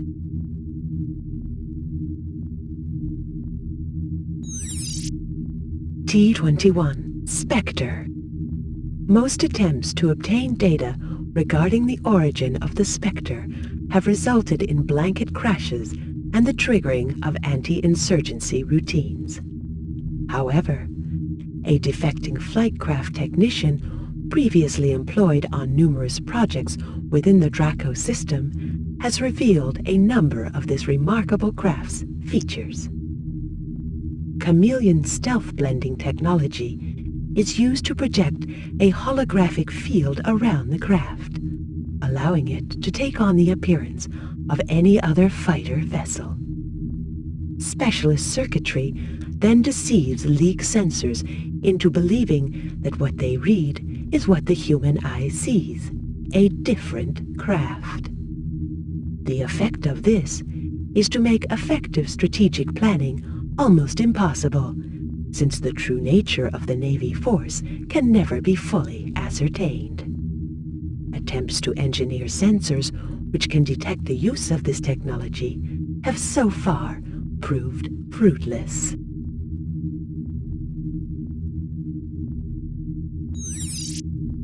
T1. Typhoon. Initial encounters with the Typhoon resulted in League navigational computers closing down spontaneously. This was due to the contradictory nature of the information they were reading. This craft has only been seen within the current phase of the uprising. In fact, current models are thought to be prototypes, as no records of its mass production have been traced. Wing-mounted rotating thrust engines, developed by Torreton Confederate Industries, enable precise, complex maneuvers to be performed. No other craft currently in service can approach the maneuverability of the Typhoon, making it a highly effective and deadly fighter.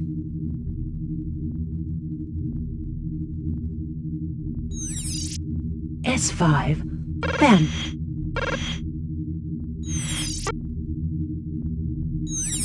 Frigate. The smallest class of battleship, the frigate is widely used by both Navy and League. The frigate was originally used as a means of policing and suppressing civilian populations during mid-phase expansion. It was later adapted for military use and equipped with as much weaponry as its design allowed. However, despite its impressive speed, it is still regarded as lacking in firepower.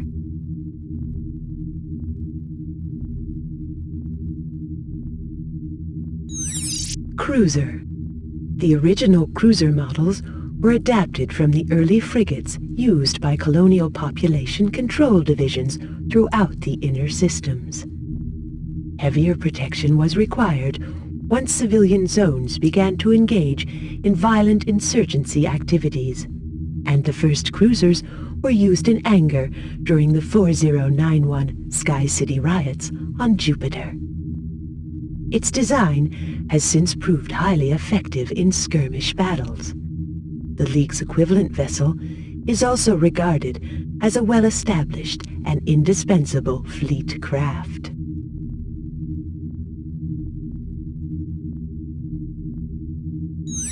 Destroyer.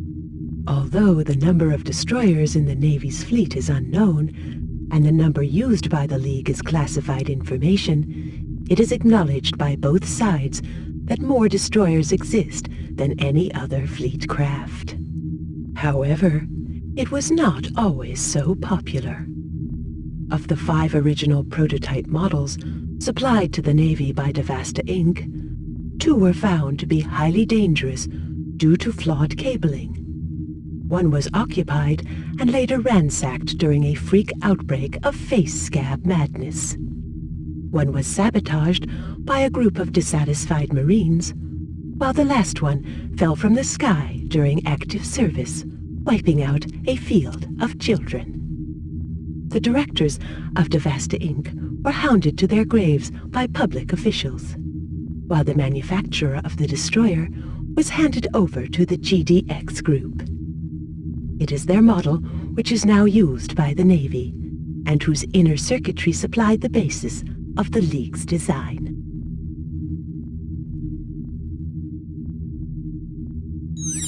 Dreadnought.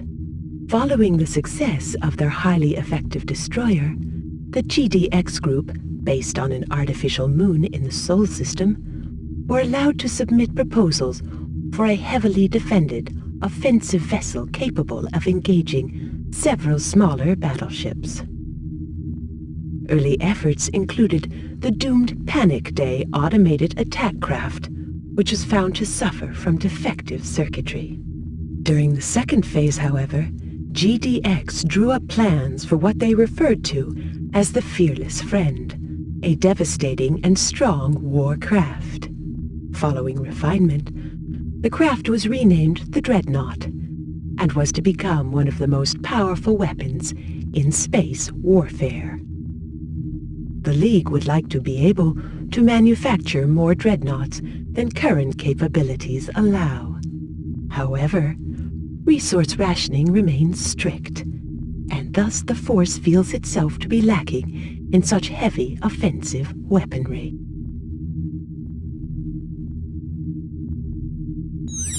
Strike assault craft. Cloak facility will cloak the craft, allowing vessel to maneuver undetected.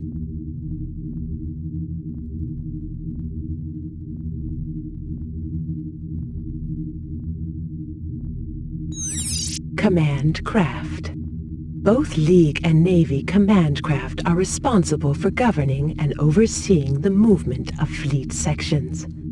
They are involved in the high-level strategic analysis and tactical planning of operations.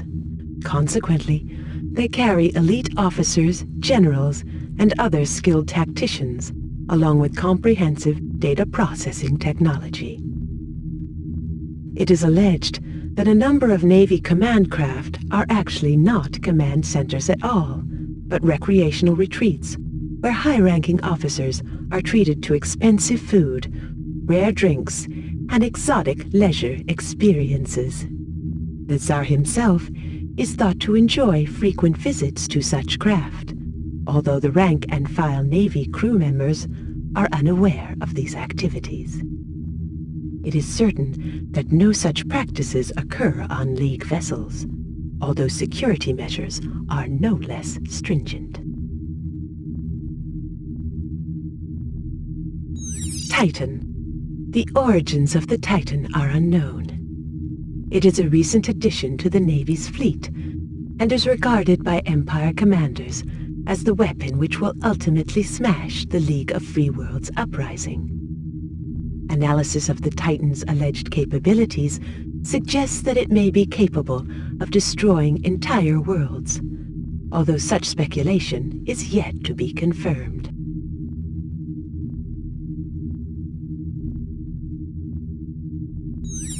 Super Titan. No information available. Cargo Transporter. The cargo transporter is one of the most basic craft used by the Empire, as it is not fast, it is not maneuverable, and it is vulnerable to attack. Its design has changed little since the early transport runs between Earth and the inner planets. The cargo pod is simply carried in the craft's underbelly and is attached by 2 electromagnetic clamps.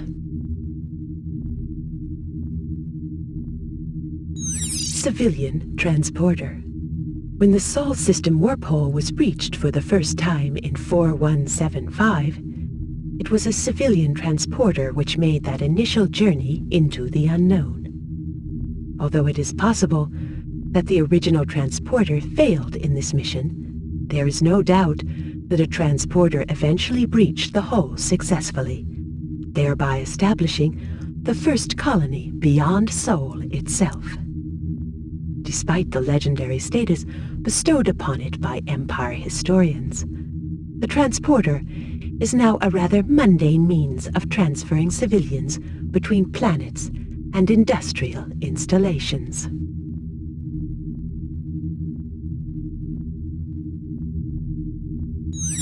Tanker. While the tanker may appear to be simply another functional addition to the Empire's industrial infrastructure, it is widely credited with creating the modern empire, as it ultimately supplies Earth with the resources required for survival.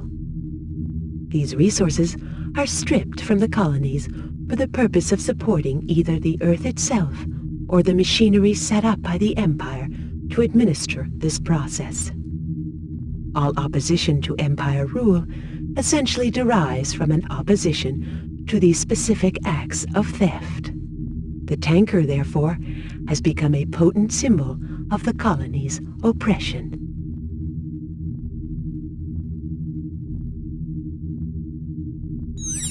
Warsphere Battle Platform.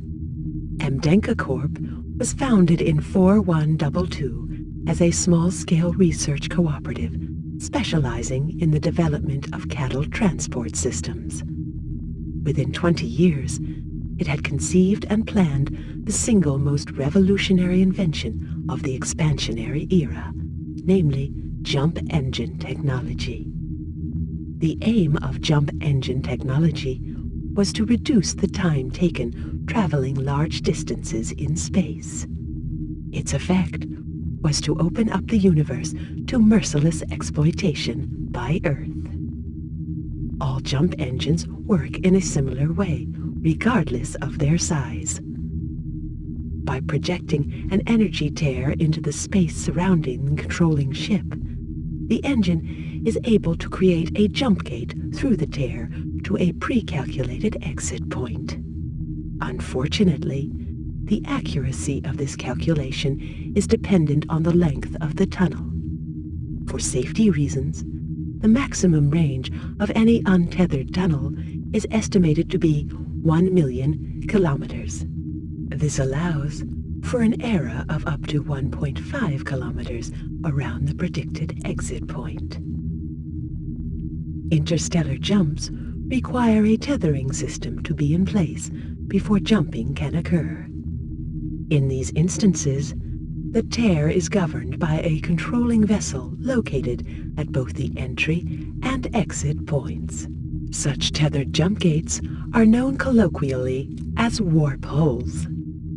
The X-27 warp hole engine is the latest incarnation of this technology. The model occupies the vast majority of the mass at the center of the War Sphere battle platform. These platforms, located at either end of a tear, are able to sustain a warp hole between two systems, long enough for many ships to pass. However, the huge power reserves required mean that warp hole opening is strictly controlled. Battle platforms can now be found throughout the occupied universe, as they are essential for warp hole communication between solar systems. Each system, requiring a link to another, must first install a suitable battle platform. One platform is required for each tunnel to each individual system. Despite vast funds and centuries of research, miniaturization of the jump engine has not progressed sufficiently to create an engine capable of being fitted to a fighter-class ship. However, small jump engines can be fitted to the majority of fleet craft. These are now regarded as a standard fitting for all fleet craft making interplanetary journeys. Any authorized ship may enter the jump gate, including the ship that created it. The traveling ship is then sucked through to the destination point. In order to prevent unauthorized travel through open gates, a ship-encoded security signal is required before a ship can travel through. If the traveling ship's signal does not match that required by the gate entry, the gate will implode, causing massive damage to the unauthorized ship. The amount of energy required to open a jump gate is exponentially proportional to the size of the traveling ship, and proportional to the distance to the target area. It is also affected by the length of time the gate is required to remain open. Consequently, due to current war resource rationing, it is impractical to open gates for general travel. Small ship jumping is only permitted where an immediate response or rescue is required.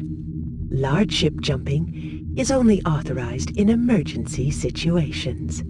Any unauthorized or unjustifiable jumps will result in pilot court-martial.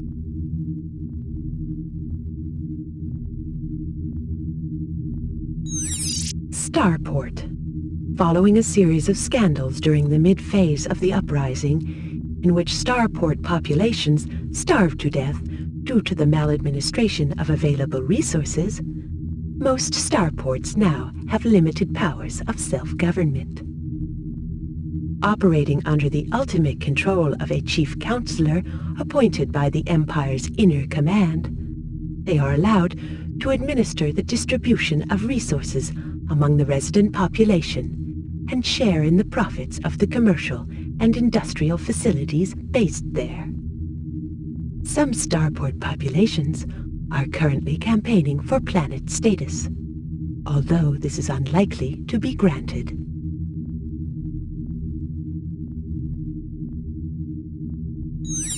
Spaceport.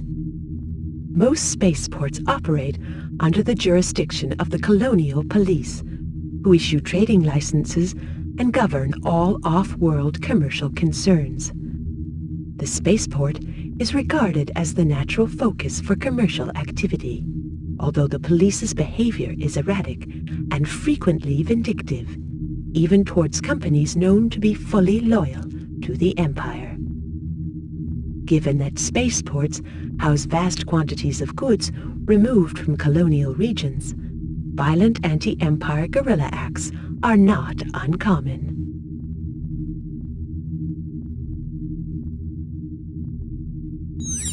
Space Station.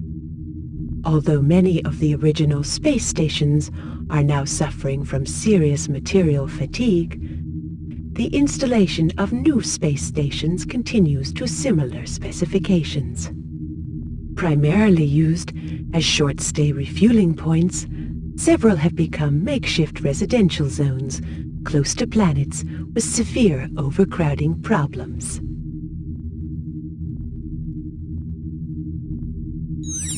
Escape capsules. All currently operational craft are fitted with standard E-15 escape pods. These are constructed from a polymorphidex base shell developed by Q-Start Magnetic during early phase expansion. The material is a byproduct of the industrial cleansing process. The escape pods installed in fighter craft are connected by a magna-repellent circuitry. This enables them to be auto-jettisoned from an exploding craft. Those pods installed in larger vessels form part of the established emergency evacuation procedure. They must be occupied by personnel, and launch must be triggered prior to the destruction of the host ship. Thanks to developments in encasement compression technology, current models are fitted with limited shielding. This can prevent the aftershock damage usually associated with large explosions.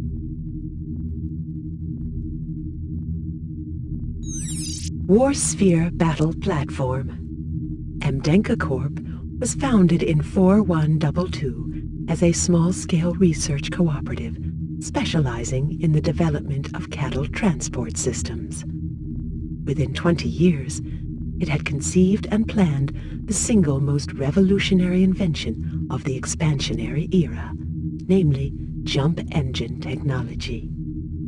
The aim of jump engine technology was to reduce the time taken traveling large distances in space. Its effect was to open up the universe to merciless exploitation by Earth. All jump engines work in a similar way, regardless of their size. By projecting an energy tear into the space surrounding the controlling ship, the engine is able to create a jump gate through the tear to a pre-calculated exit point. Unfortunately, the accuracy of this calculation is dependent on the length of the tunnel. For safety reasons, the maximum range of any untethered tunnel is estimated to be 1 million kilometers. This allows for an error of up to 1.5 kilometers around the predicted exit point. Interstellar jumps require a tethering system to be in place before jumping can occur. In these instances, the tear is governed by a controlling vessel located at both the entry and exit points. Such tethered jump gates are known colloquially as warp holes. The X-27 warp hole engine is the latest incarnation of this technology. The model occupies the vast majority of the mass at the center of the Warsphere battle platform. These platforms, located at either end of a tear, are able to sustain a warp hole between two systems, long enough for many ships to pass. However, The huge power reserves required mean that warp hole opening is strictly controlled. Battle platforms can now be found throughout the occupied universe, as they are essential for warp hole communication between solar systems. Each system, requiring a link to another, must first install a suitable battle platform. One platform is required for each tunnel to each individual system. Despite vast funds and centuries of research, miniaturization of the jump engine has not progressed sufficiently to create an engine capable of being fitted to a fighter-class ship. However, small jump engines can be fitted to the majority of fleet craft. These are now regarded as a standard fitting for all fleet craft making interplanetary journeys. Any authorized ship may enter the jump gate, including the ship that created it. The traveling ship is then sucked through to the destination point. In order to prevent unauthorized travel through open gates, a ship-encoded security signal is required before a ship can travel through.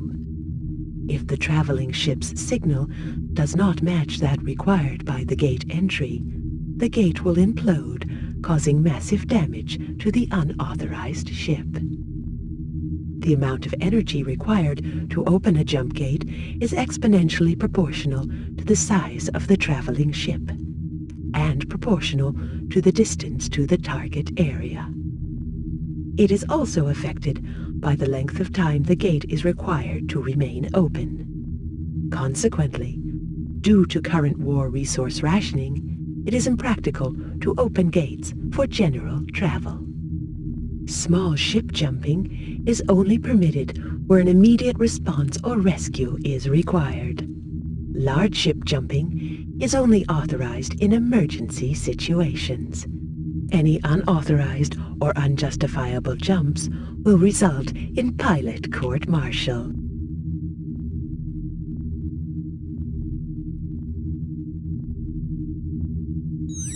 Arms Orbital. Information detailing the workings of the Empire's many arms orbitals is scarce. However, it is known that they are responsible for manufacturing much of the Empire's military hardware, and that they are completely automated. It has been suggested that they are in fact dummy installations created to enhance impressions of the Empire's military capability. Unfortunately, recent evidence obtained by remotely operated scanners able to infiltrate a free-floating orbital confirms that this is not the case.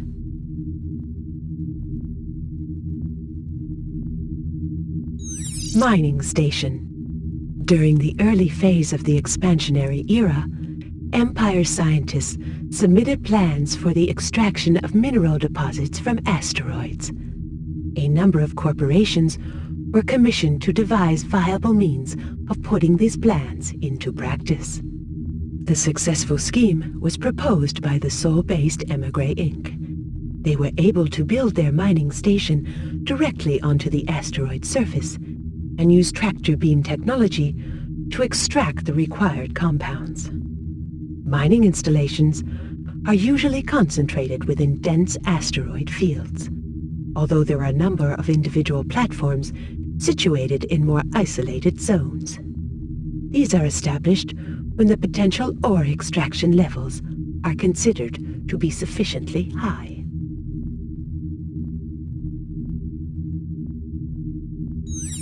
Arms Orbital.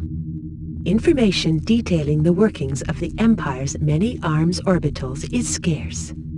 However, it is known that they are responsible for manufacturing much of the Empire's military hardware, and that they are completely automated. It has been suggested that they are in fact dummy installations created to enhance impressions of the Empire's military capability. Unfortunately, Recent evidence obtained by remotely operated scanners able to infiltrate a free-floating orbital confirms that this is not the case.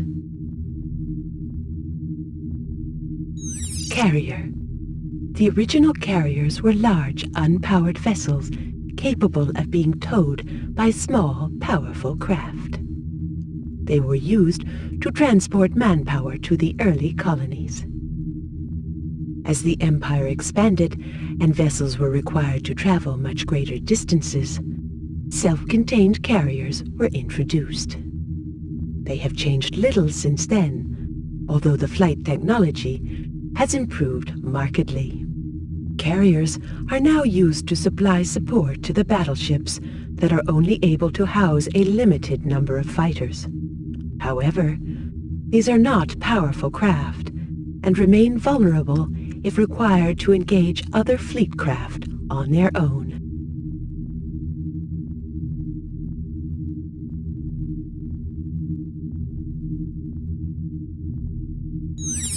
Frigate.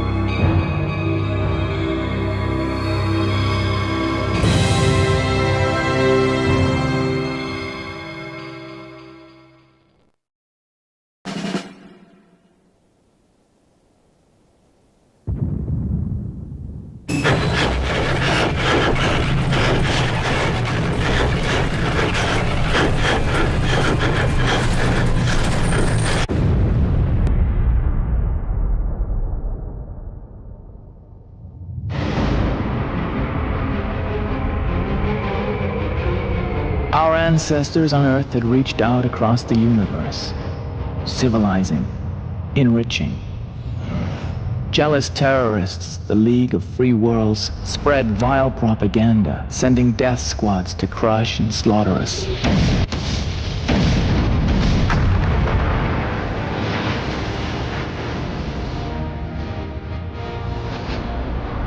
Sealing the warp hole, they fled like cowards, leaving us to die. 9 planets, 1 sun, hunger, poverty, decay. We turned on each other. This was Sol, and we were its prisoners. The urge to survive is strong, but if it hadn't have been for Kron, we would have given up long ago. This was the world I was born into.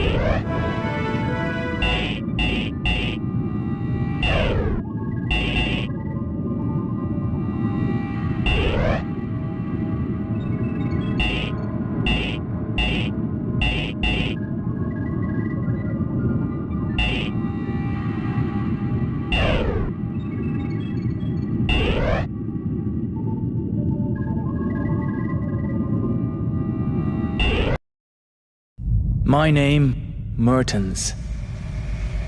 All my life I've lived with civil war. A thief, murderer. Now I'm with Kron.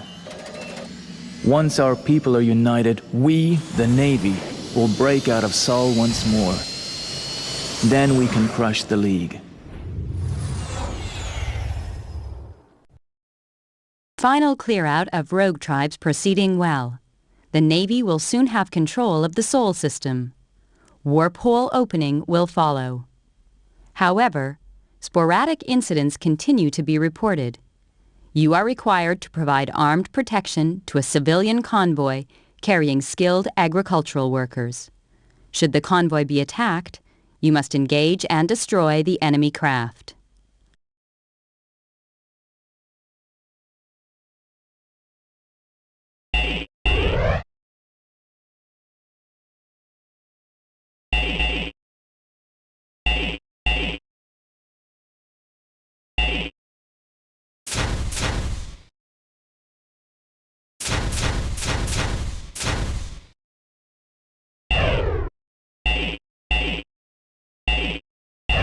Final clear-out of rogue tribes.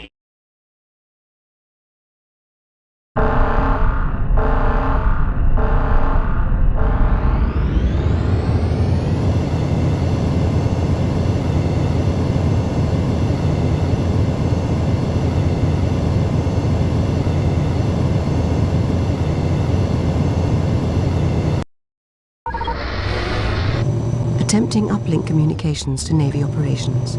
Complete. Communications online. Mission objectives. Ensure the civilian convoy reaches its destination safely. You are cleared to take offensive actions against any hostile craft. Objectives understood. Hopefully this will be an easy ride.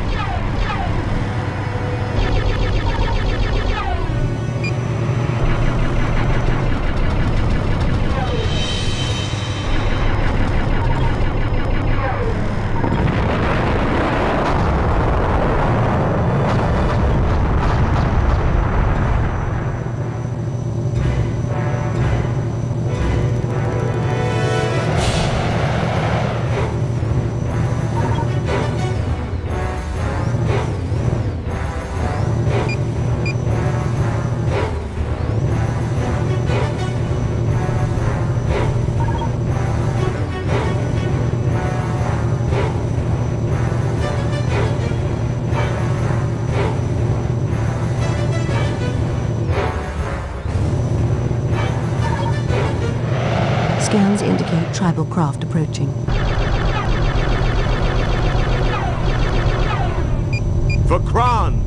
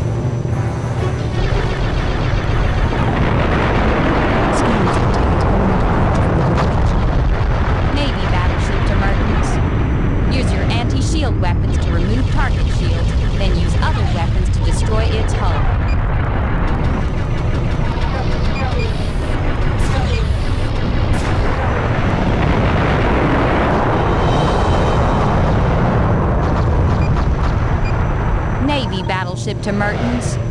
Use the velocity sight off the main targeting site to calculate target.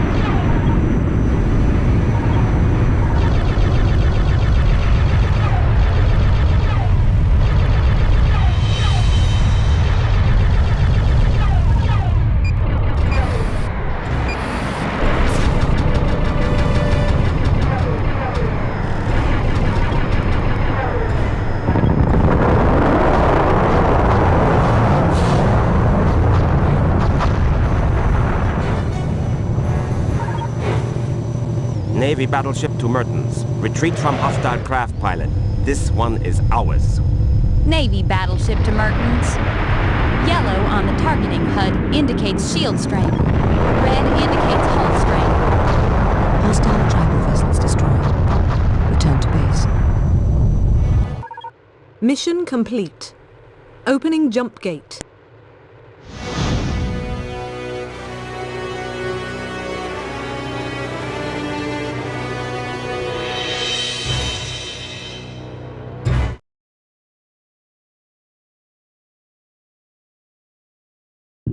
This attack confirms that tribe members are still attempting to disrupt Navy activities. Their numbers are low, but while they are active, our forces remain at risk from terrorist attacks.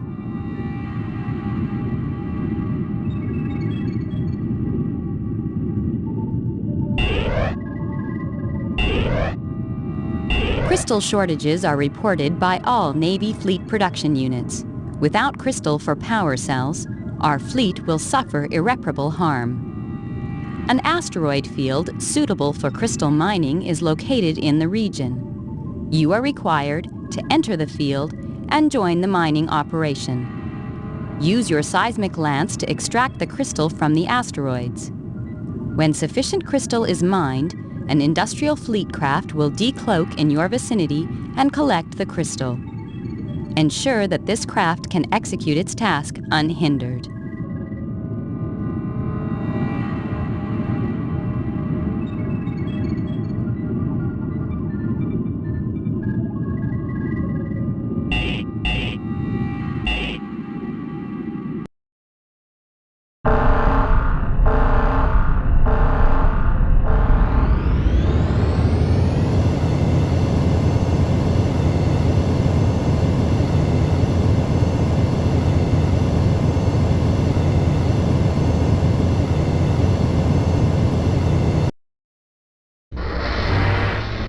Mission objectives. Mine asteroids for sufficient quantities of crystal whilst ensuring the safety of Navy fleet craft. This is Ops. Keep an eye out for the asteroids containing the crystal. This is Ops. Keep aware for any tribe fighters hiding out there.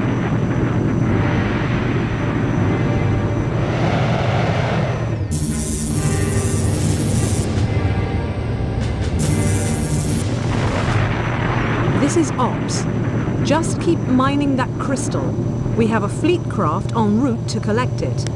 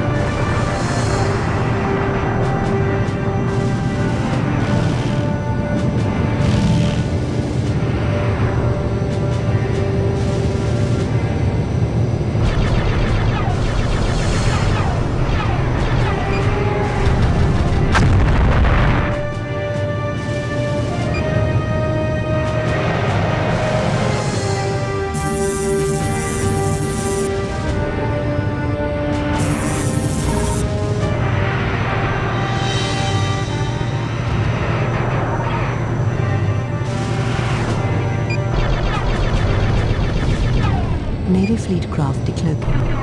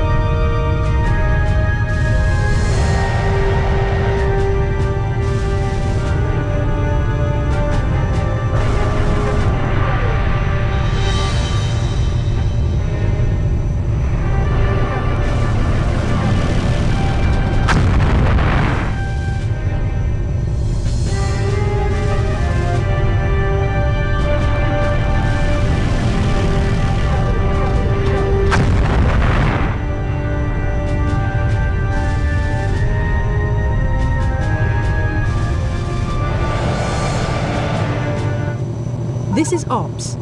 Well done, you can come back home now. Mission complete. Opening jump gate.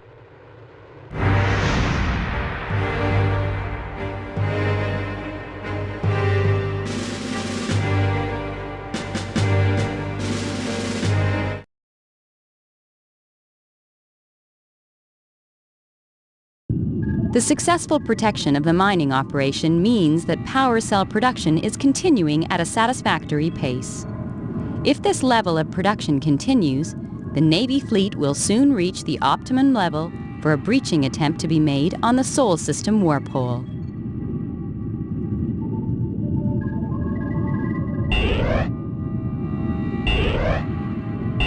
Continued ambushes by Rogue Tribe fighters are disrupting our attempts to initialize the new system battle platform. Power cells must reach the platform unhindered if we are to open the warp hole.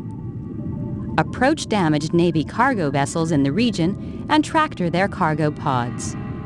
Transport the pods within range of the battle platform. Once full power levels have been reached, the system warp hole will open. For security reasons, the pods will be cloaked until any enemy presence has been eliminated.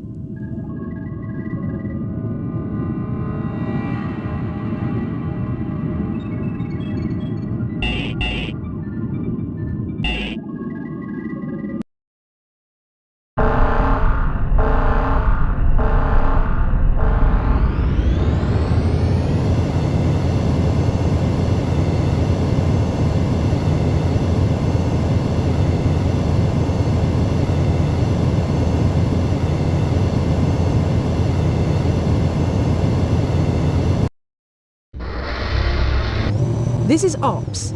Destroy surrounding fighters. Then we'll uncloak the cargo pods. This is Ops. Long-range sensors detecting activity in your area. Keep alert. Mission objectives. Tractor any loose cargo pods and transfer all cargo pods to the battle platform. Protect the cargo pods from attack by trilogies.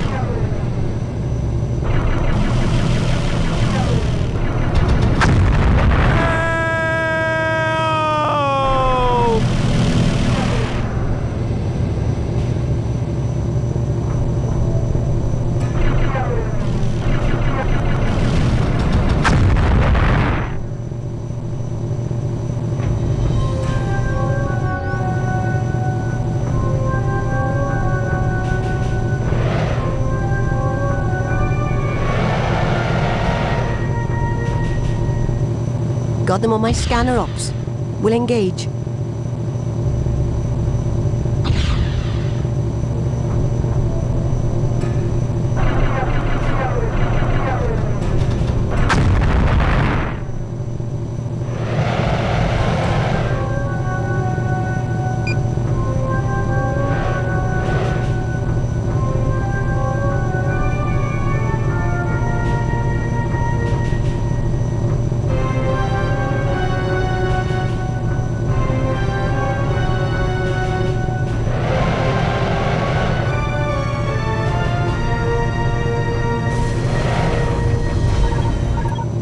Grapple attached.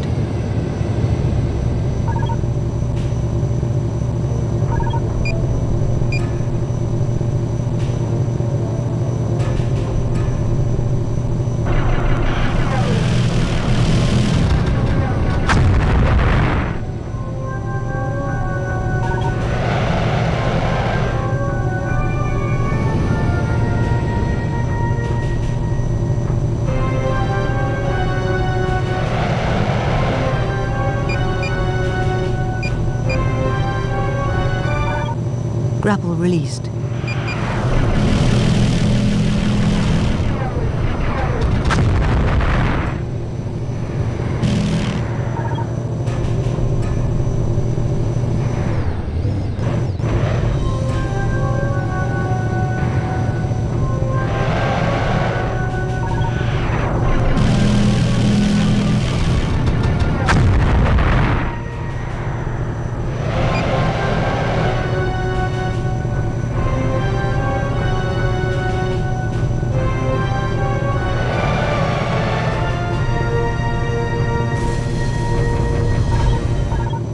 Grapple attached.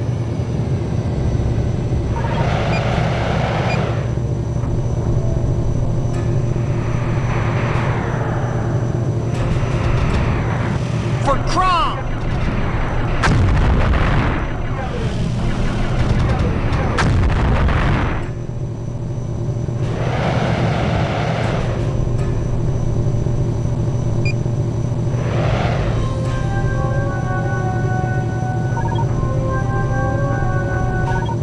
Grapple released.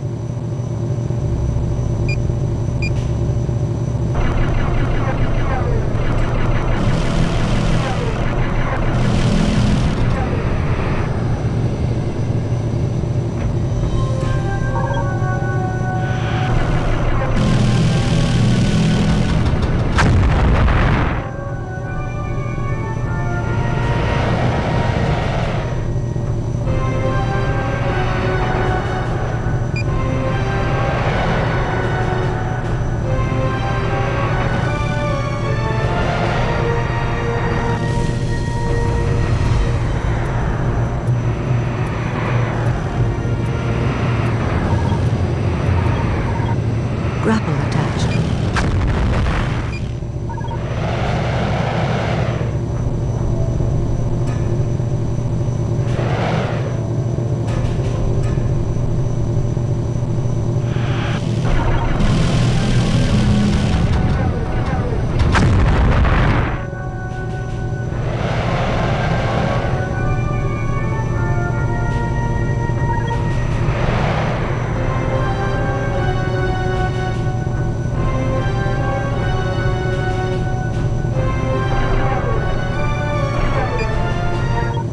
Grapple released.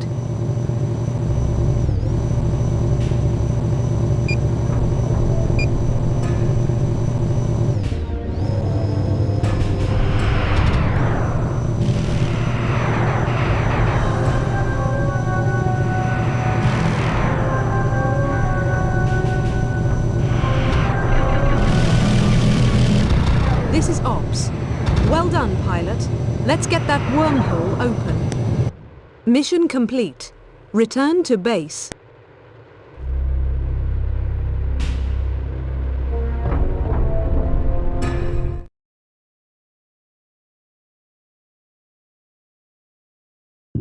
Commander Kron confirms completion of our offensive's first phase. All warp hole opening procedures have been executed. This success allows us to assemble our forces and proceed towards the League home system of Galanaya. We intend to strike at the heart of their government. They will live to regret their past crimes against our people.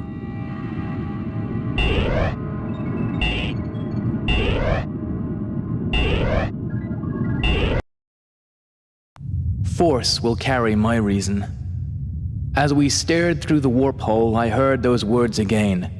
Reborn and united under Kron. I swear, the League can never be prepared for what we're about to unleash. Intelligence indicates that League High Command are currently unaware of our presence.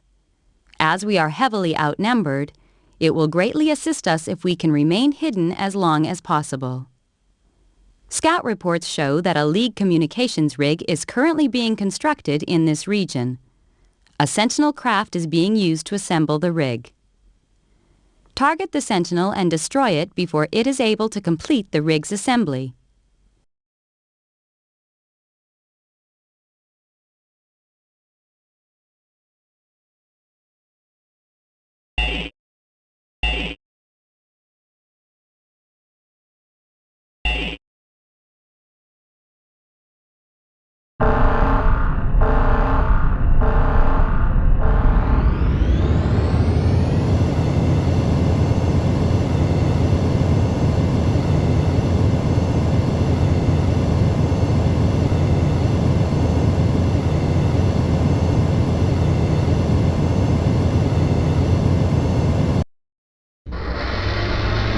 This is Ops. You're on your own for this one, Mertens.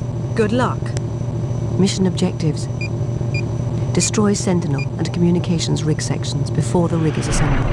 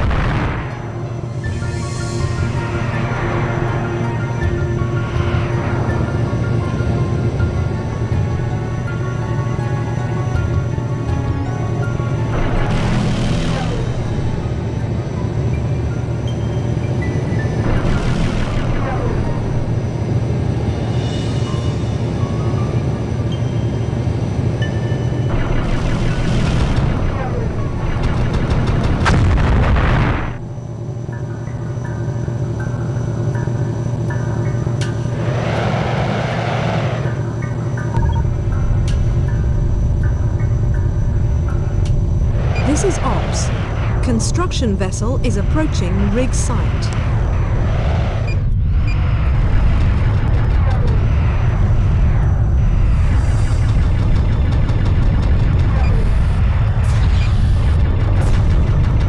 This is Ops. Vessel has begun operation. Destroy the craft before construction is complete and communication rig is operable.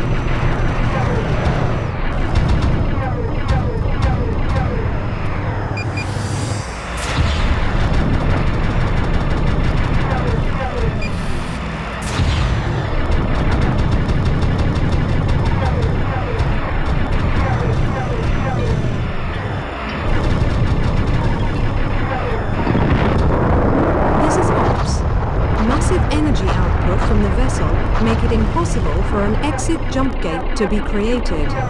Continue attack until the source of the energy is eliminated. This is Ops.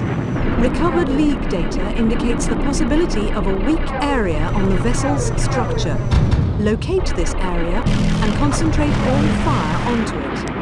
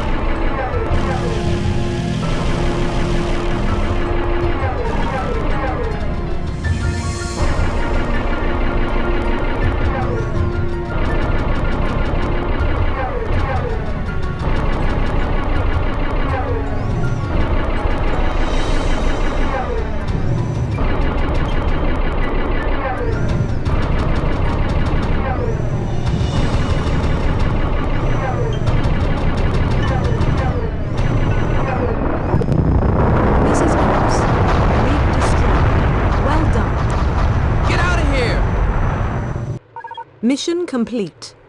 Opening jump gate.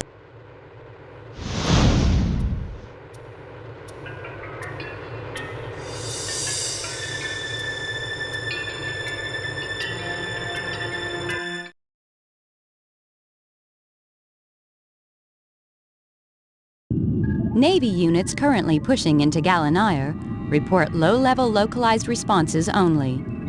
Our destruction of the League communications rig and their inability to inform High Command of our presence is enabling us to proceed without the full mobilization of the enemy's defense fleets. Commander Kron urges all units to cause maximum disruption before our presence is reported.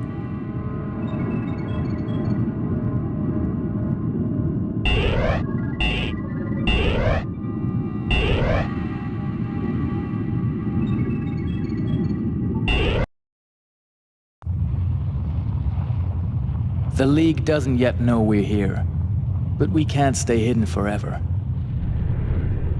As a leader, Kron is formidable.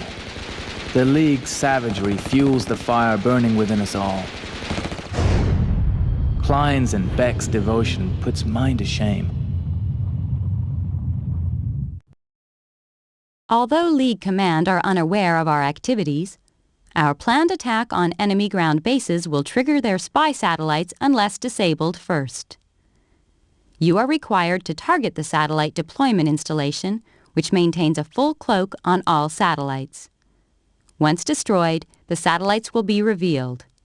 Using a modified version of the leech beam, Download a virus to each one to enable our assault to proceed. Avoid damaging satellites as this will alert enemy defenses and constitute a failed mission.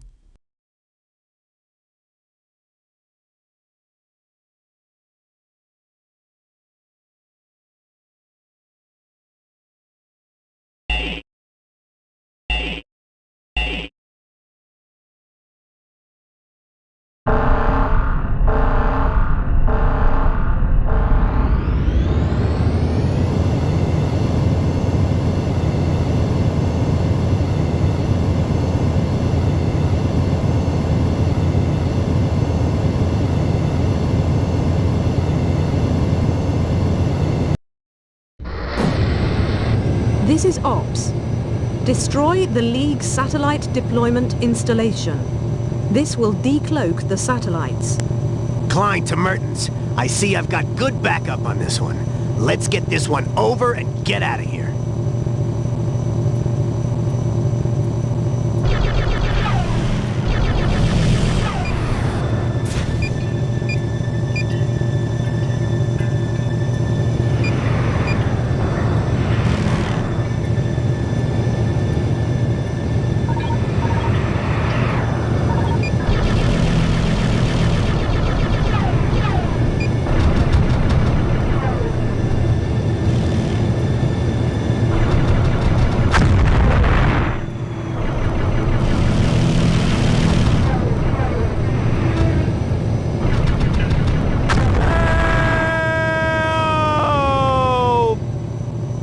To Mertens, keep an eye out for those fighters. You have a couple heading in your direction.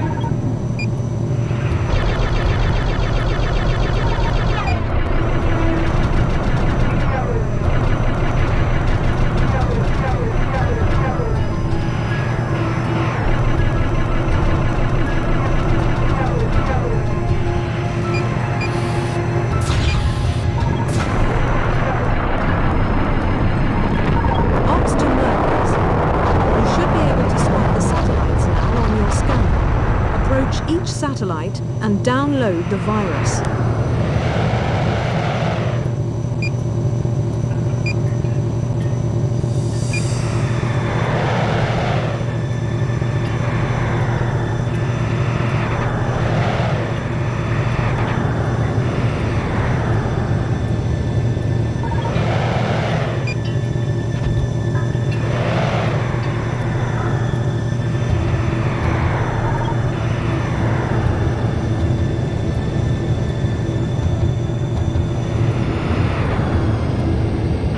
Here they come.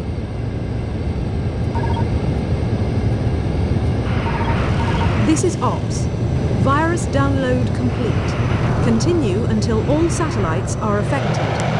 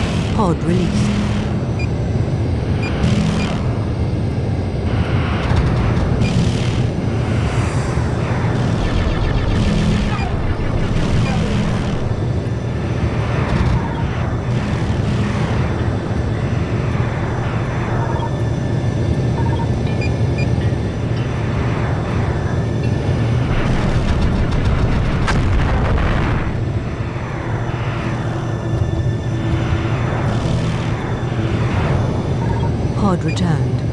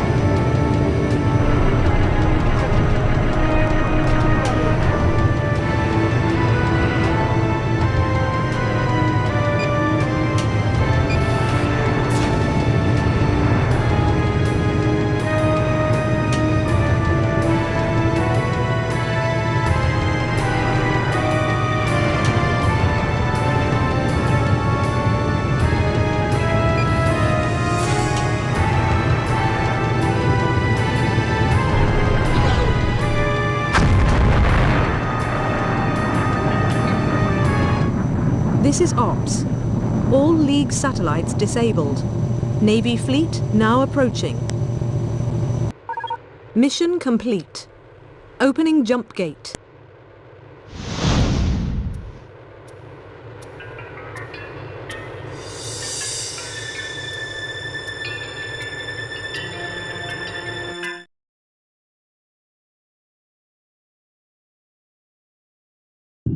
Commander Kron is very pleased with current progress as Navy units continue to record successful attacks on League installations.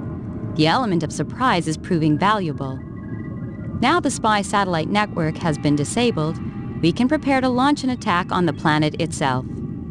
We will also continue to hunt down the League command bases, which must be hidden within Gallinaire.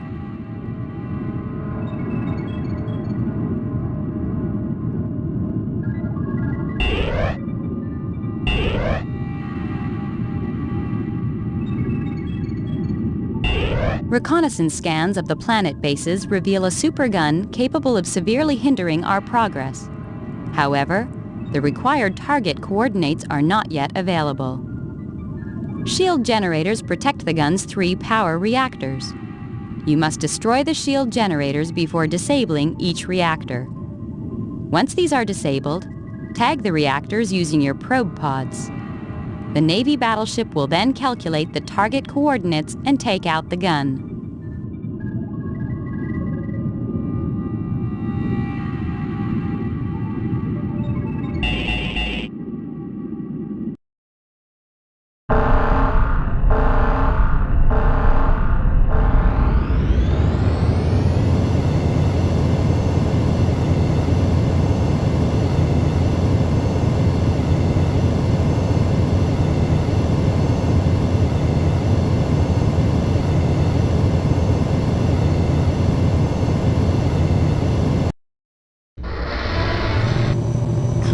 To Mertens.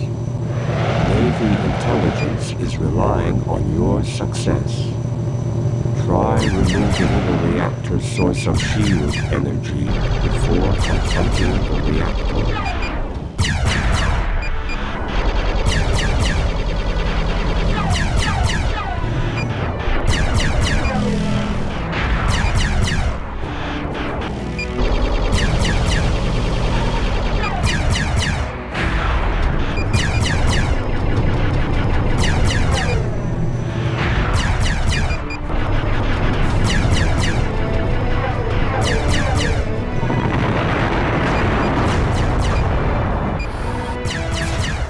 Navy pilot, your attempts are futile. Give in now!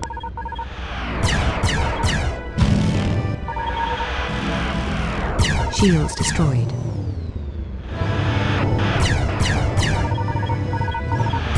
Pod returned.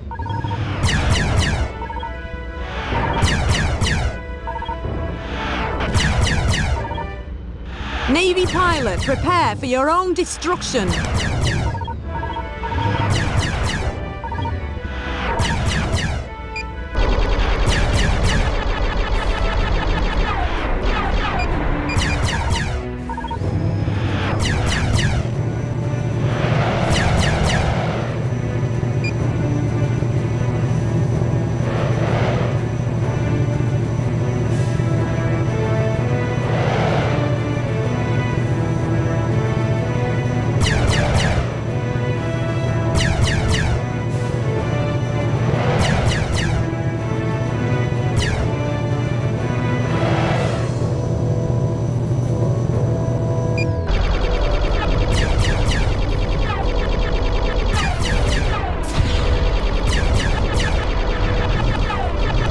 This is Ops.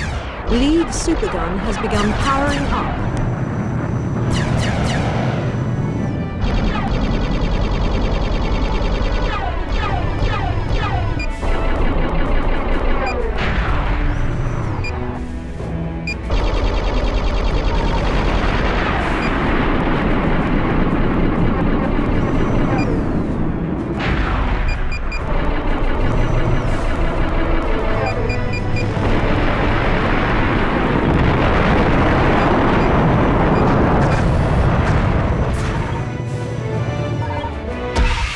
Pod release.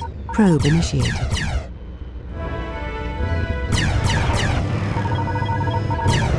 Probe complete.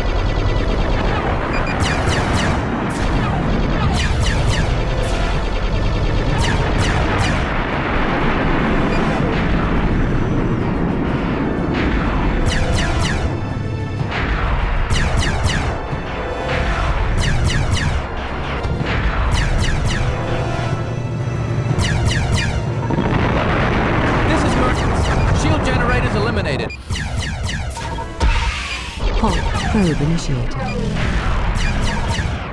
Hull critical.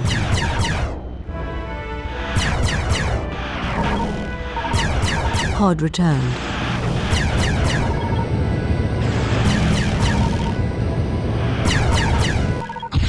This is Navy battleship. Congratulations, pilot. Move out of the area.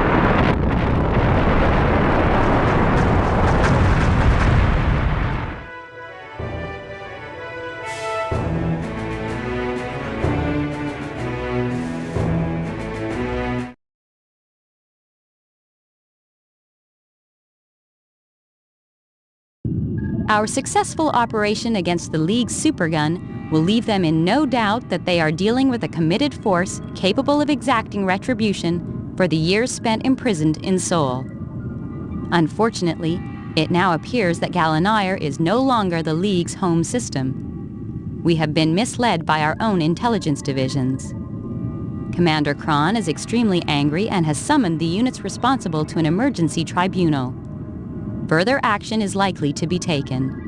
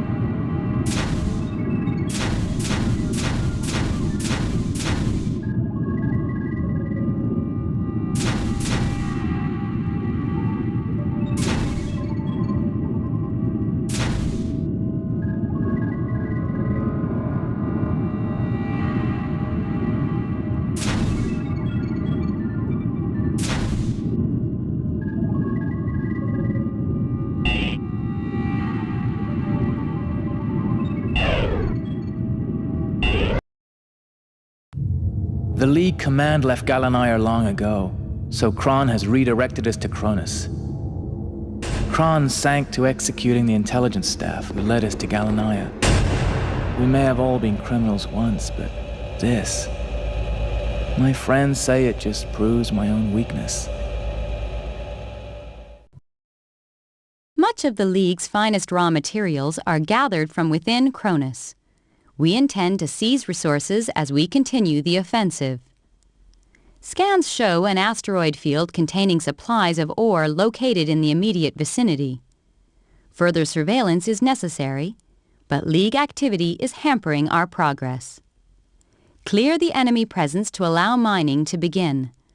Once sufficient ore has been mined, leave the area via the jump gate.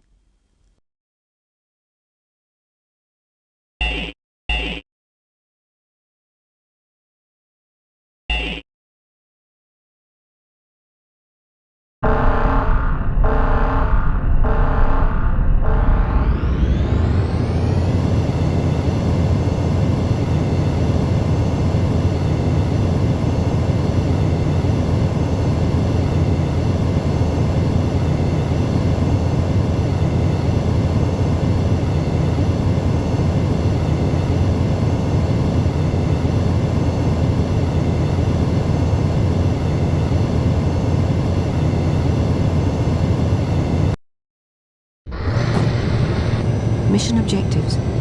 Destroy League presence in asteroid field. Allow sufficient quantities of ore to be mined. Leave the area via jump gate. Hey, Mertens, Klein here. Let's be careful out here. There are some unusually large asteroids around.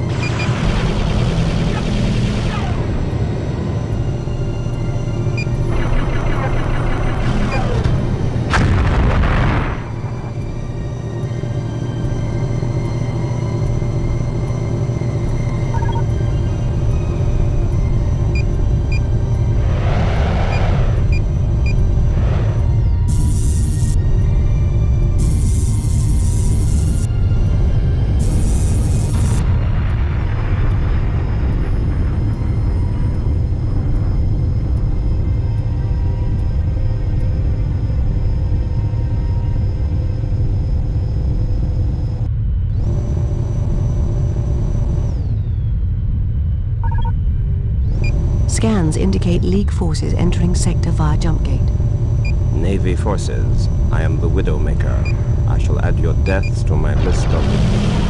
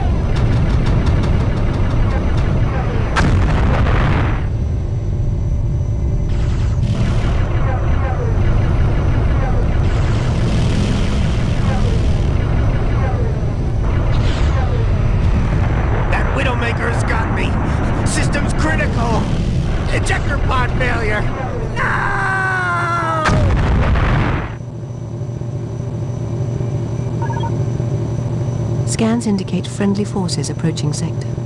Mertens, this is Bex. I'm homing in on you. Hold on.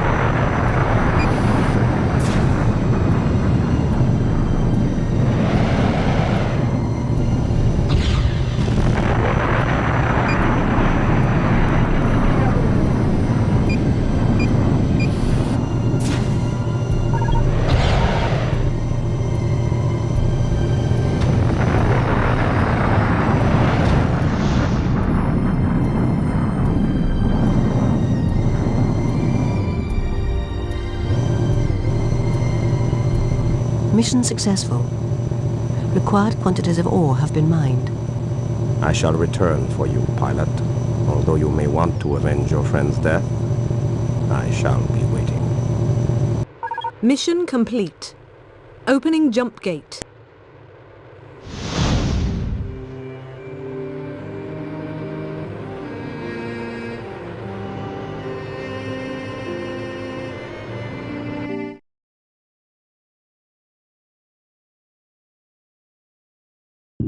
Every opportunity to boost our raw material resources will be taken as long as military activities allow. The success of this mining operation demonstrates the value of building up our reserves in this way. However, Commander Kron has expressed concern at the weakness of our intelligence gathering processes.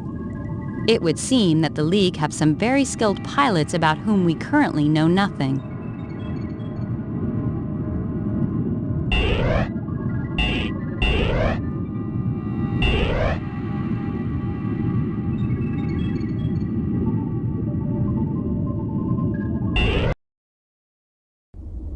Bex didn't seem upset about Klein's death.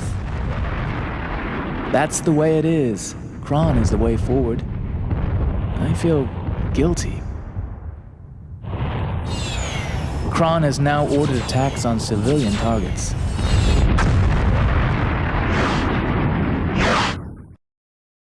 Attempts to build resource stockpiles are currently succeeding, though the League also continues to benefit from Cronus's riches. Navy units are now tracking down enemy mining installations. We aim to cut off their resource supply routes at source. An ore mining installation has been detected. You are required to destroy it.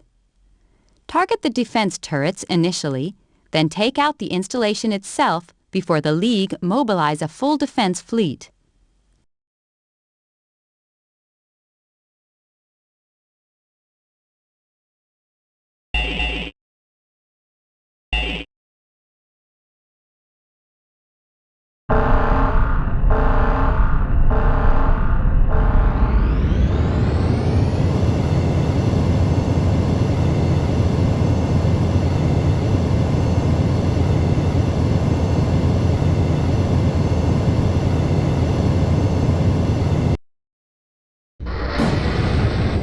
This is Ops.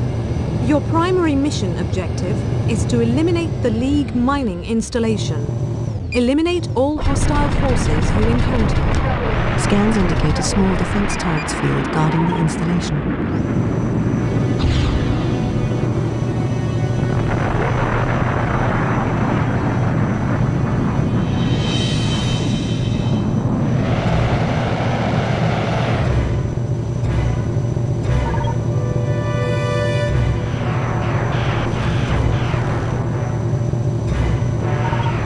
Grapple released.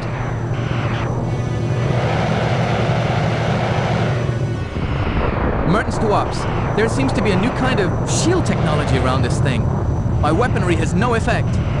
Drake to Mertens. My intelligence sources feared this new League technology. Standard weaponry is useless. However, a physical impact is thought to have effect.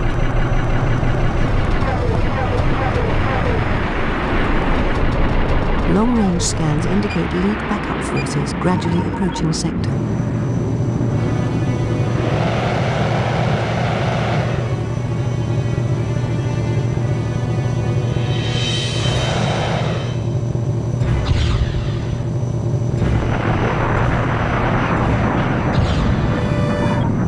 Grapple released.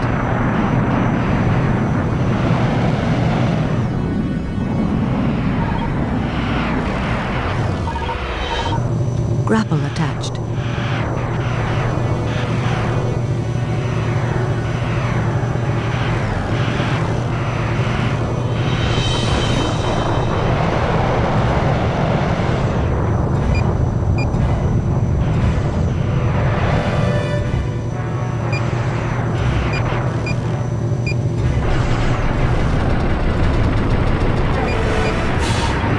Grapple attached.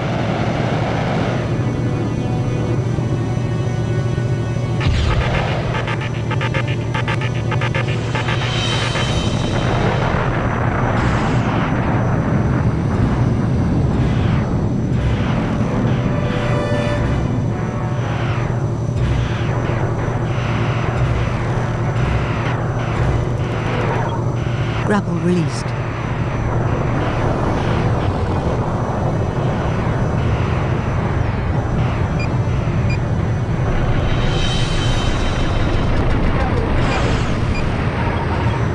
Grapple attached.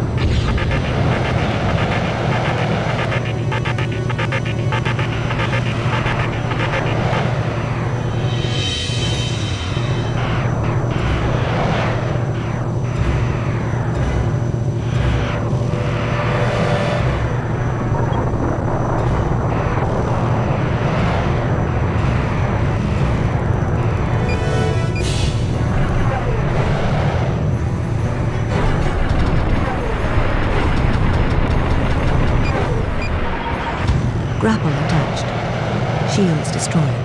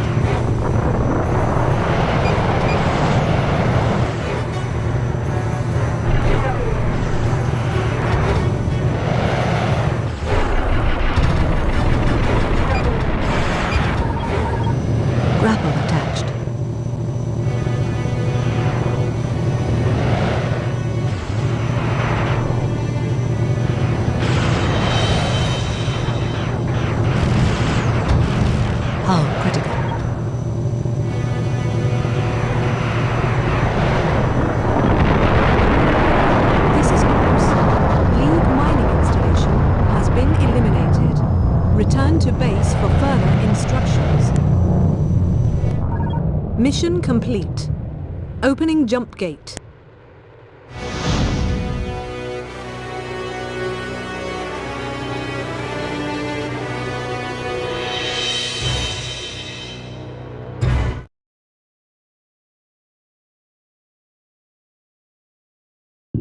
The League are reportedly anxious not to lose any more mining installations, as such defeats are having serious military repercussions. Certain enemy units are already being asked to ration their ammunition. Commander Kron insists that such panic actions will help us take control of Cronus.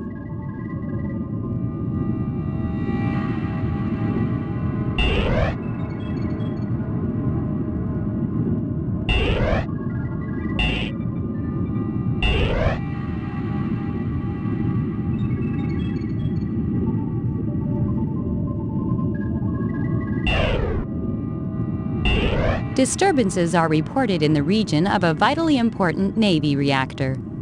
Data swipes show a high concentration of enemy weaponry and an unidentifiable carrier dedicated to the reactor's destruction. Although reports remain vague, we cannot allow this reactor to be destroyed. It is used to recharge fleet craft and to power surveillance devices. You must destroy all major League rigs used in this assault.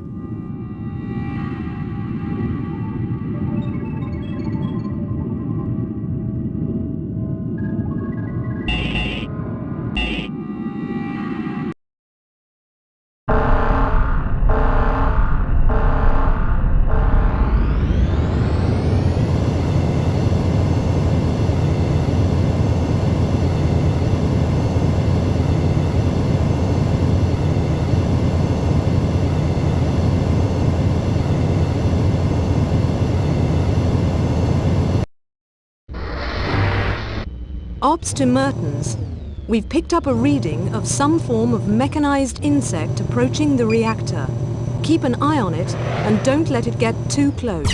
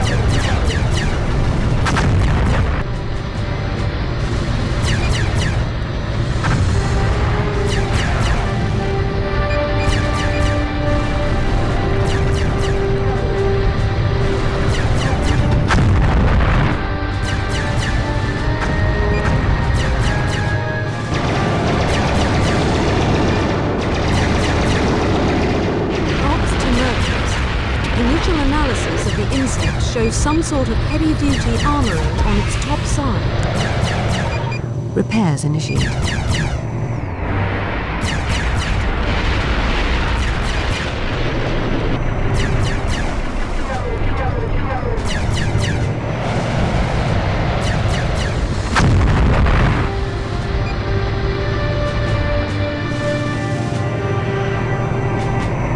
Ops to Mertens. Further scanners have revealed some form of power unit in its abdomen. Repairs complete.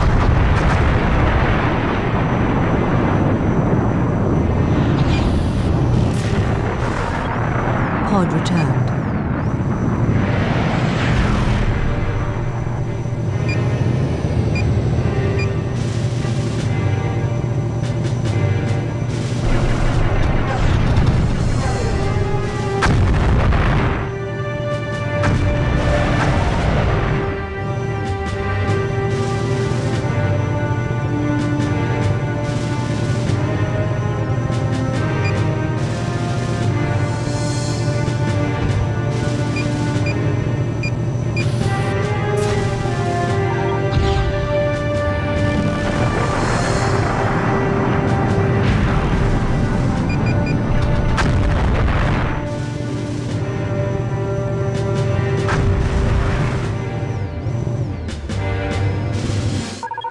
Mission complete. Opening jump gate.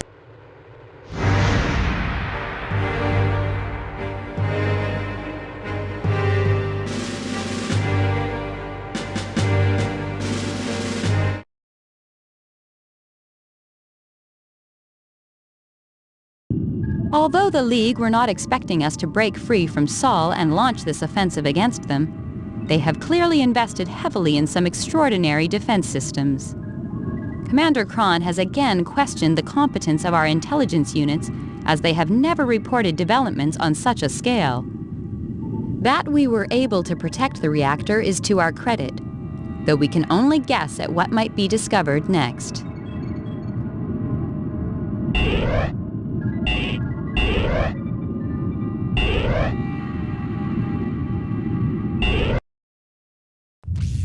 War demands that difficult decisions be made. We now report to the Watch. I've heard Bex works for them. We head for the first colony, Alpha Centauri, a legend. Our chance to reclaim it. Our drive into Alpha Centauri is causing ructions amongst League High Command. However, we still require more raw materials if we are to progress rapidly. An asteroid belt has been identified as a source of valuable radion isotopes. You are to protect the civilian mining operation from all enemy assaults. All units, please note, your previous officer has been discharged. You are now directly answerable to the Watch.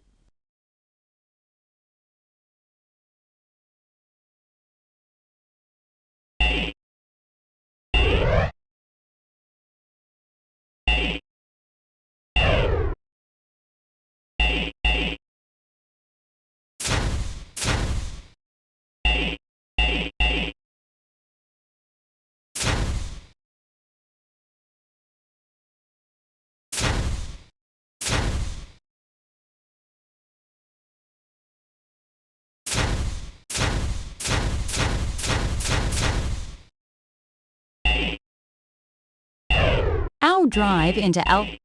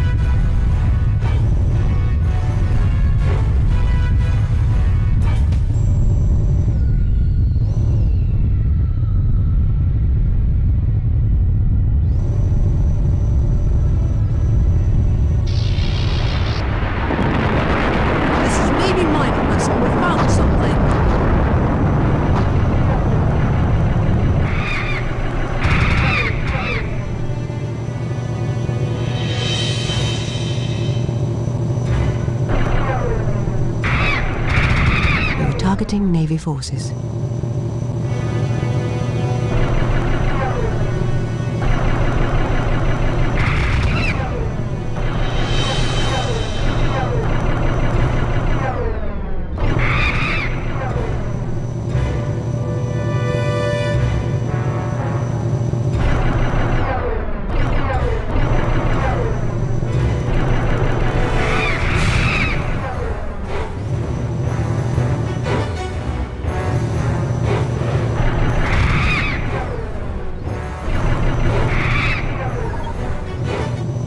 This is Navy mining vessel. An unidentified entity has appeared on our scanners.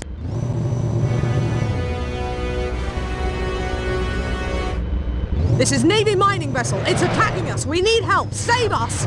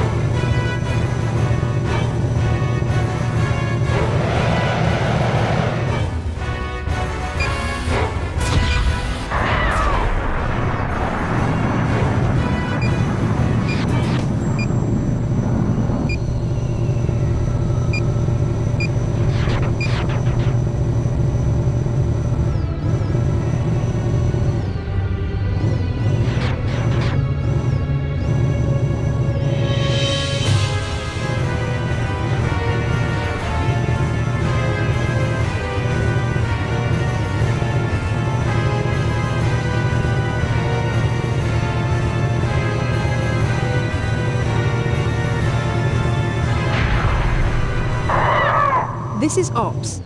The unidentified aggressor has been removed. Mission complete. Return to base.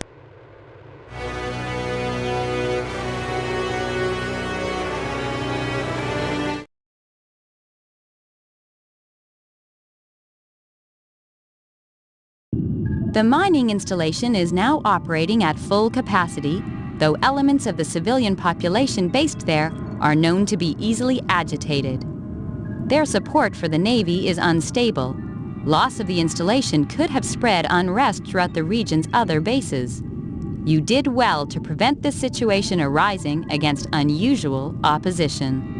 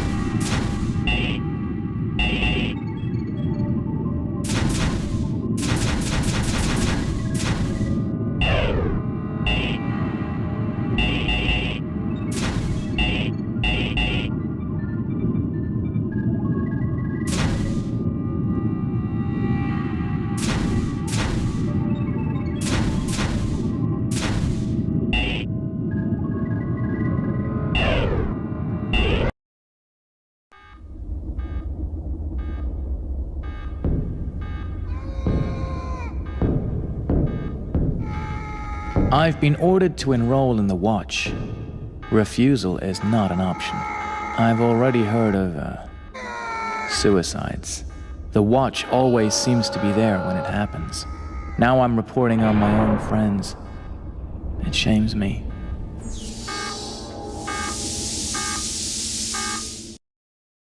Navy secrets are finding their way into enemy possession.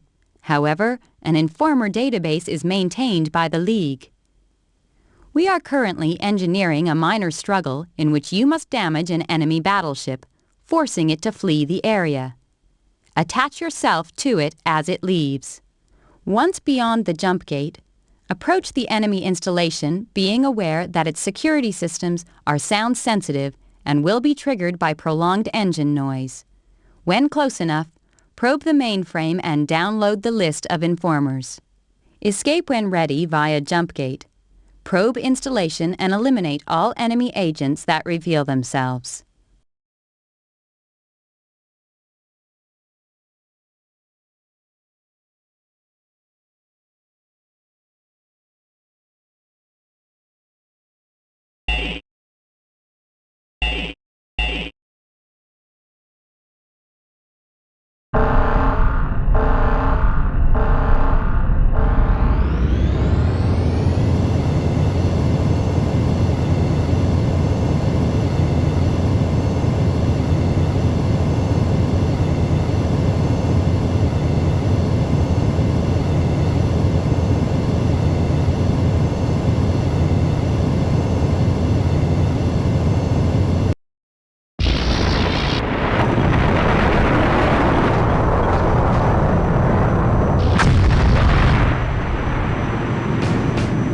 Watch announcement. Welcome to the Watch. Ensure you attach your ship to the lead battleship in order to avoid detection. It is imperative that you do not destroy the lead battleship if mission is to be successful. Using ship computer to watch central operations. Full duplex connection successful.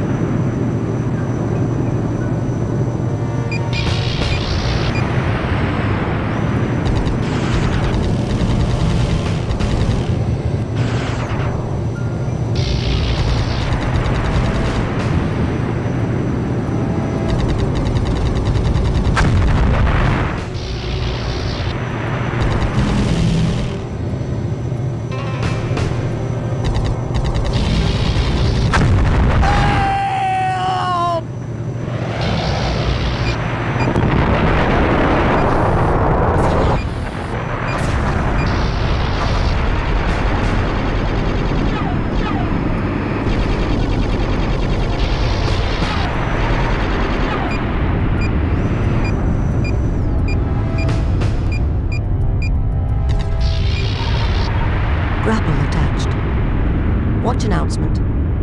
Once through the jump gate, avoid security systems and recover traitor listings from League installation. Mission complete. Opening jump gate.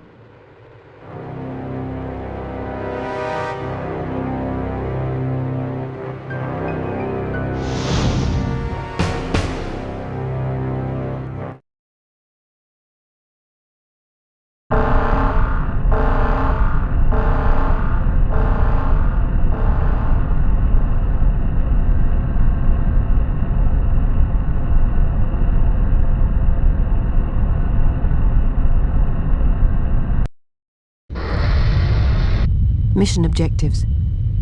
Download informer list from enemy installation, escape via jump gate, probe installation, and eliminate enemy agents.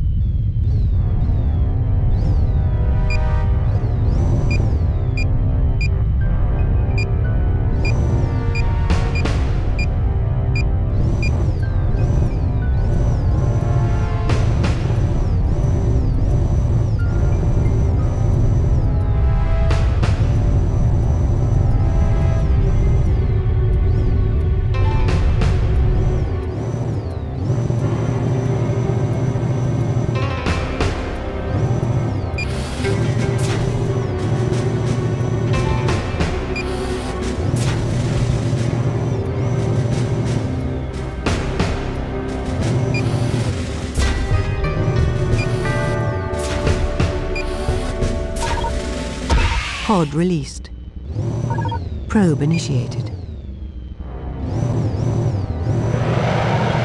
Probe complete.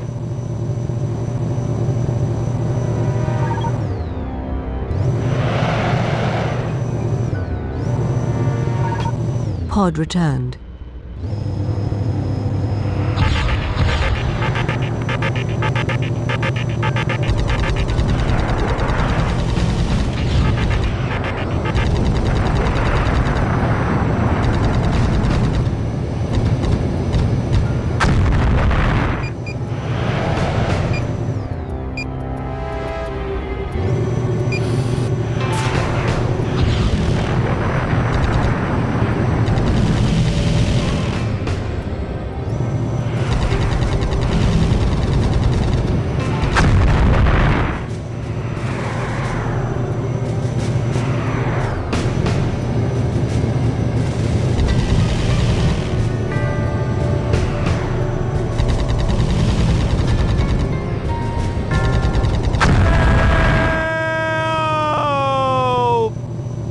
Watch announcement.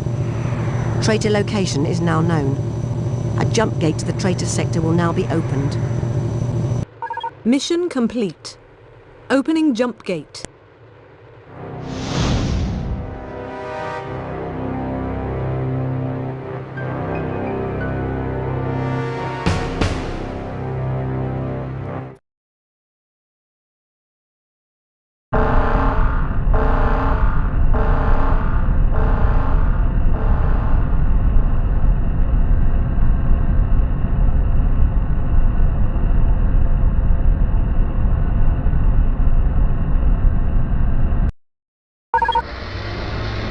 Watch announcement. We believe an enemy agent to be at this installation. Eliminate this agent, but do not destroy the installation.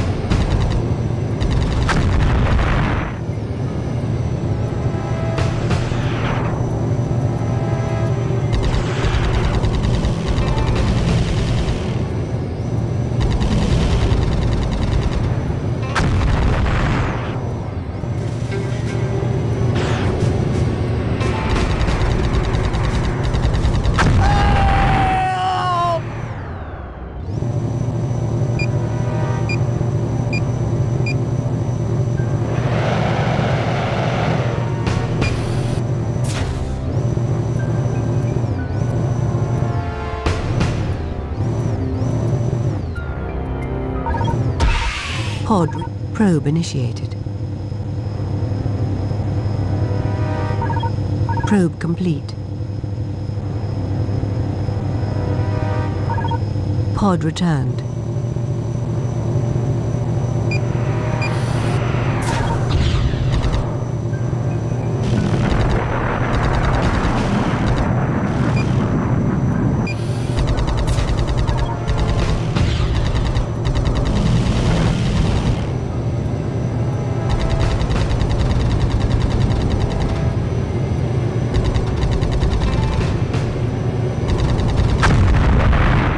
Mission successful.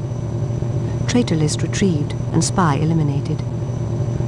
Mission complete. Opening jump gate.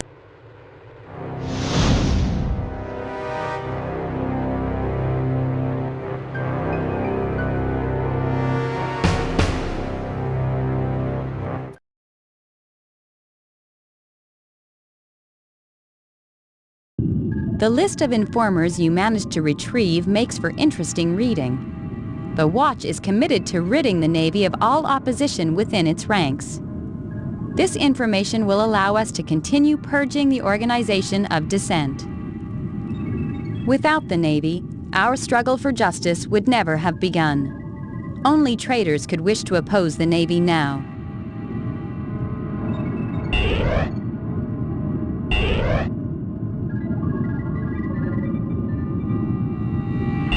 The removal of known informers from Navy ranks is continuing across all fleets.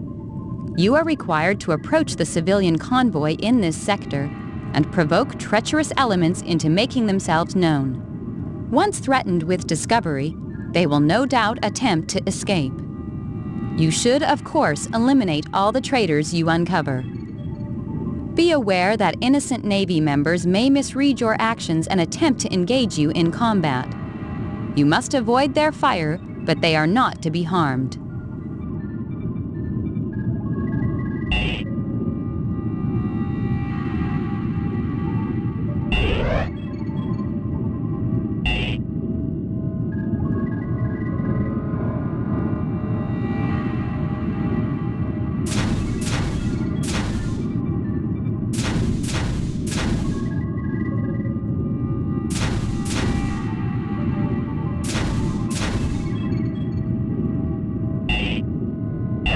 The removal of known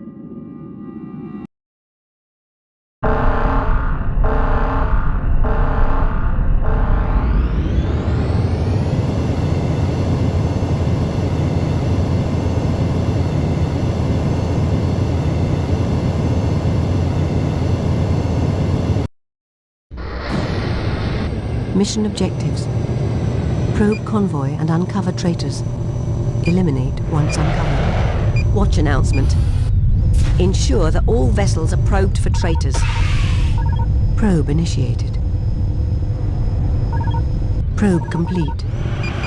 Watchman, do not let the traitors escape. Destroy at all costs.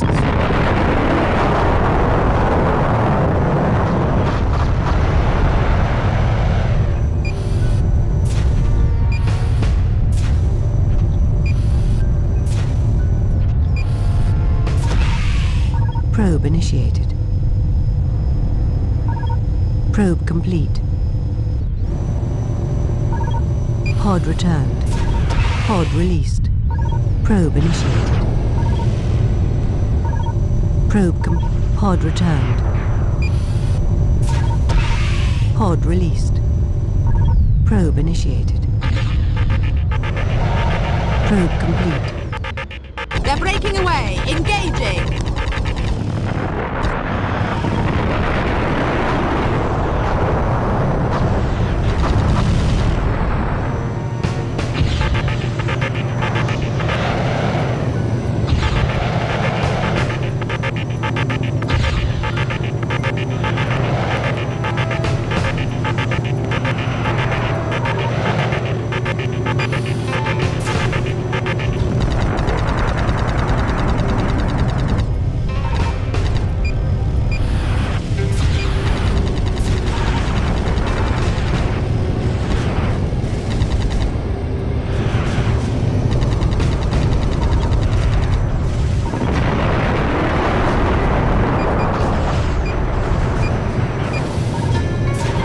Pod released. Probe initiated. Probe complete.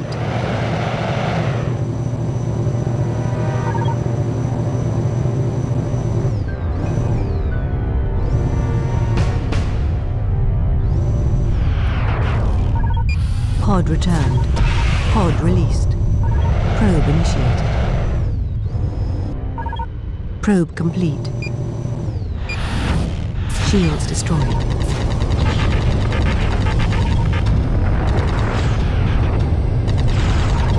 We're targeting Navy forces.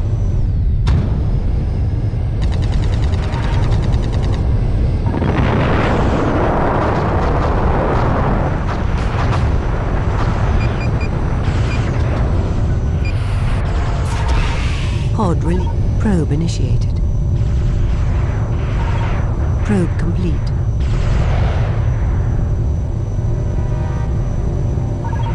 Pod returned. Pod released. Probe initiated. Probe complete.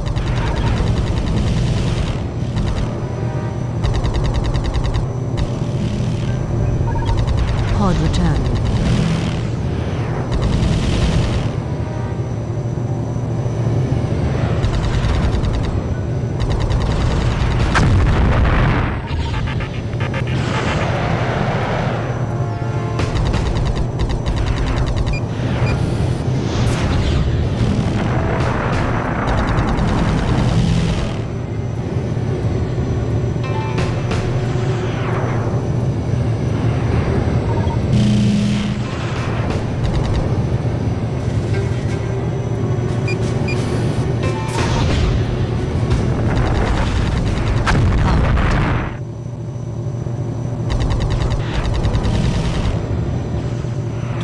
members of the Navy. This is your leader, Kron. Intelligence sources have revealed that Watch Leader Bex is passing information to our mortal enemy. All Navy fleet to seek and destroy Bex and her wingmen immediately. Communication closed.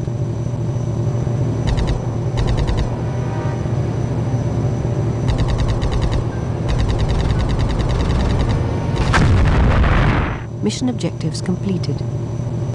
Mission complete. Opening jump gate.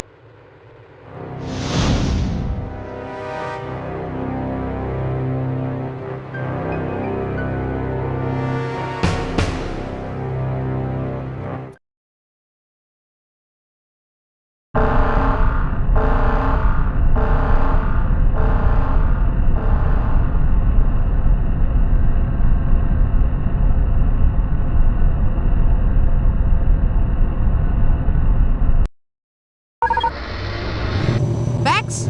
Watch Leader Bex?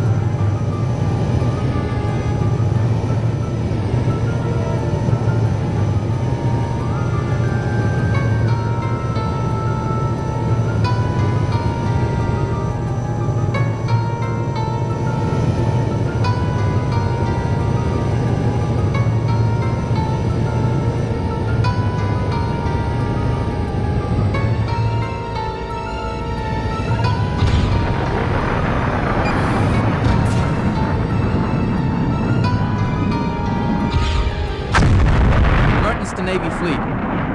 Watch Leader Bex has been eliminated. Well done, my subject. You have served your leader well. You will be rewarded when the conflict is complete. Mission complete. Opening jump gate.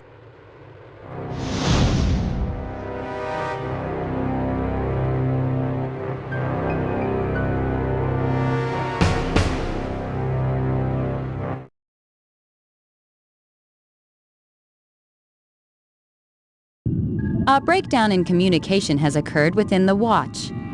This organization is no longer involved in taking Navy policy decisions. Commander Kron is directing all Navy resources to an assault on the Boreas system. Intelligence units confirm that Boreas is the new home of the League's High Command. Strong resistance can be expected.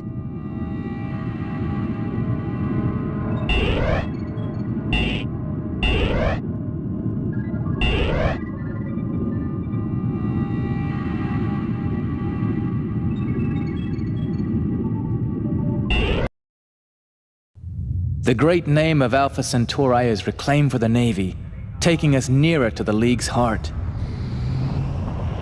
So close to Boreas. There can be no disloyalty until victory. Even the corrupt must be obeyed. All assault forces are now on course for Boreas. The League is expecting us to make an attempt on their new home system. Intelligence units report a significant enemy presence around our chosen entry point. Join the assault and ensure the Spearhead battleship's safe passage as they enter Boreas. Concentrate on enemy fighters before attending to any further vessels sent by the League.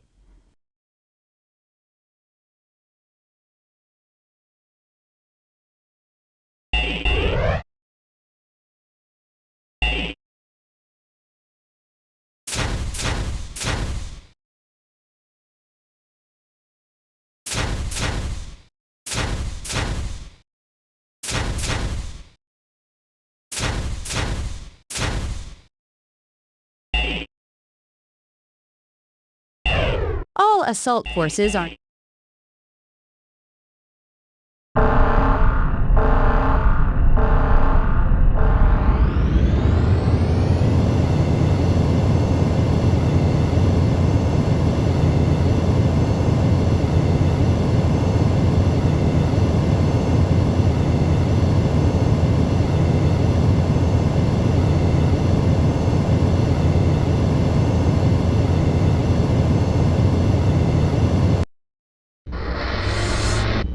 This is Ops. There are strange unidentified readings in your area.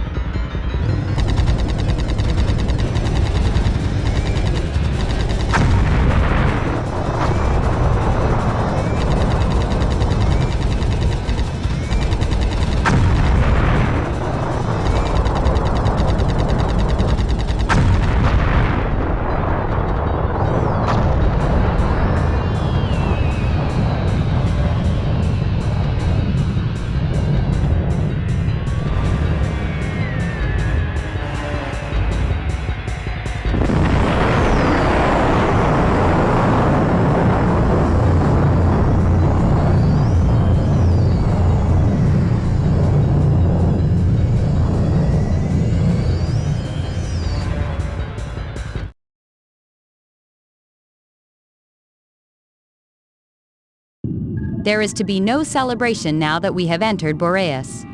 There are much more difficult tasks to come. This is where the League houses its highest commanders and its darkest secrets. We are here to destroy.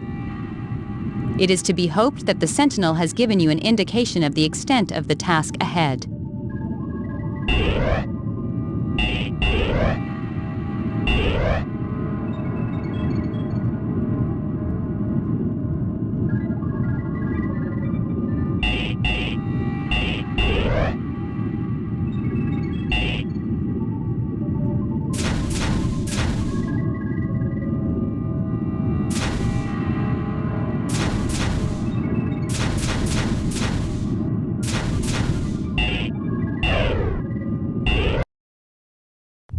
We've broken into Boreas, but Kron's viciousness alienates the Navy.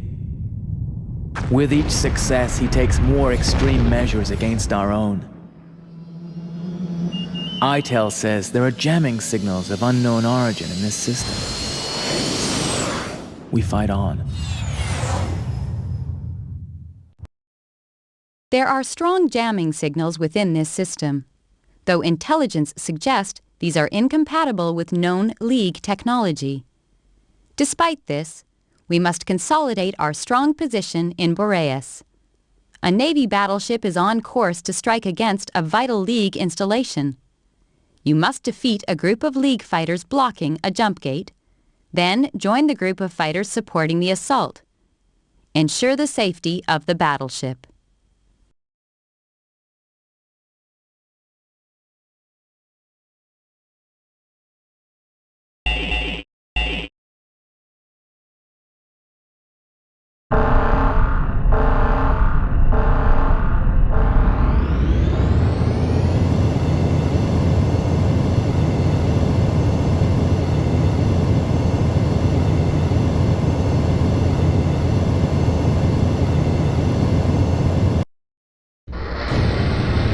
Mission objectives.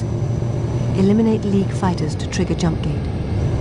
Transfer via jump gate and ensure safety of Navy battleship attacking League installation.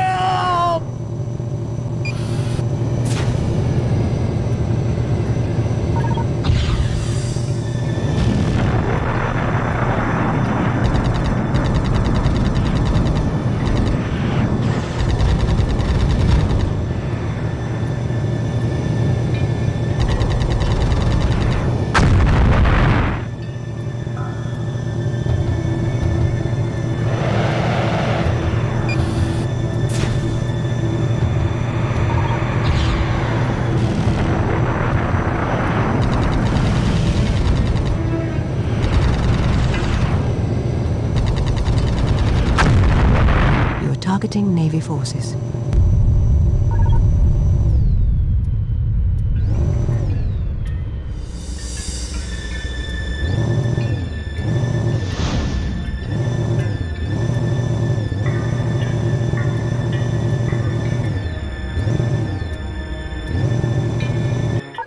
Mission complete. Opening jump gate.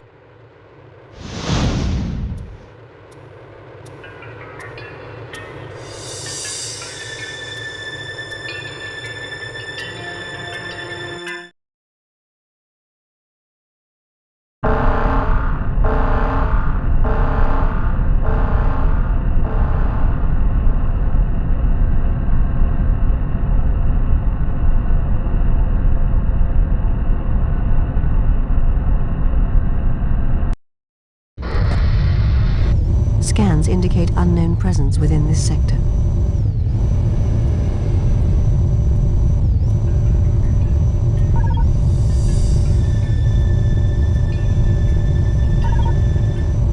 This is Navy battleship to unknown force. Please identify yourselves.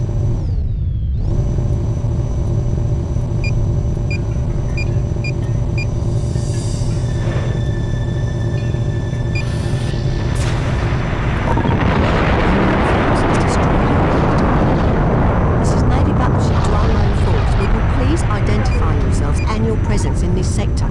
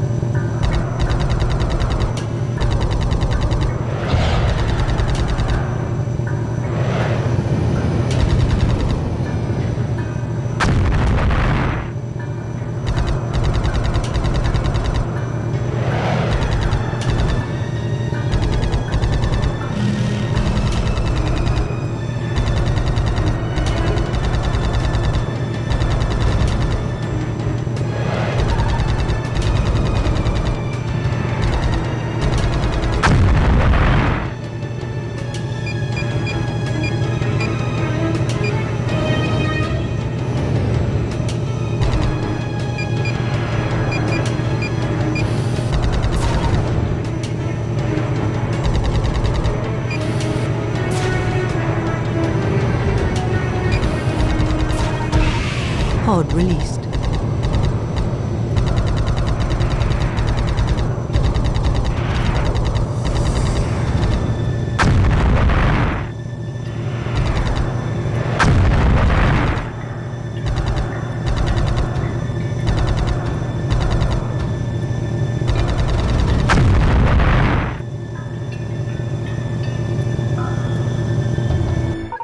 Mission complete. Opening jump gate.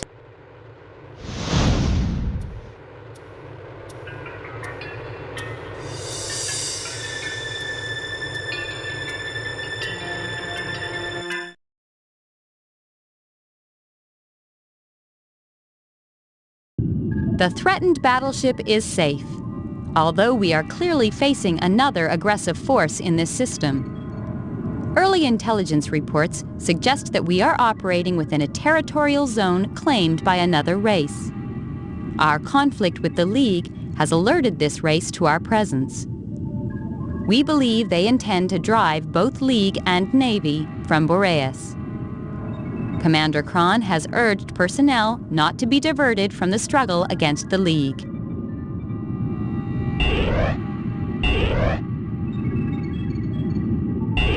Data on the alien threat is severely lacking. We urgently require some of their hardware for research purposes. A number of enemy battleships have docked at a processing plant for refueling. You must transfer, via jump gate, to the appropriate sector, where an auto-cloaker will allow you to approach the craft. Firing weapons when cloaked will lead to your detection. Use your leech beam to link to a battleship's computer. You must then use remote control to fly a fighter out of a jump gate.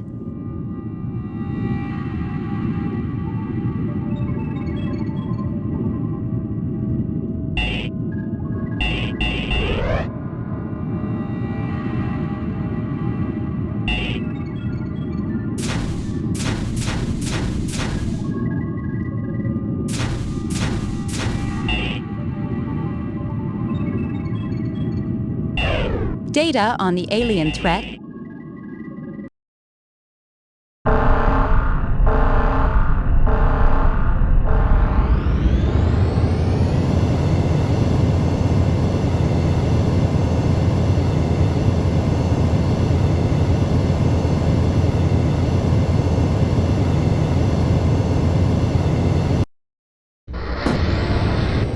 Mission objectives. Link to an alien battleship using your leech beam. Use remote control to fly alien fighters safely towards the jump gate and escape.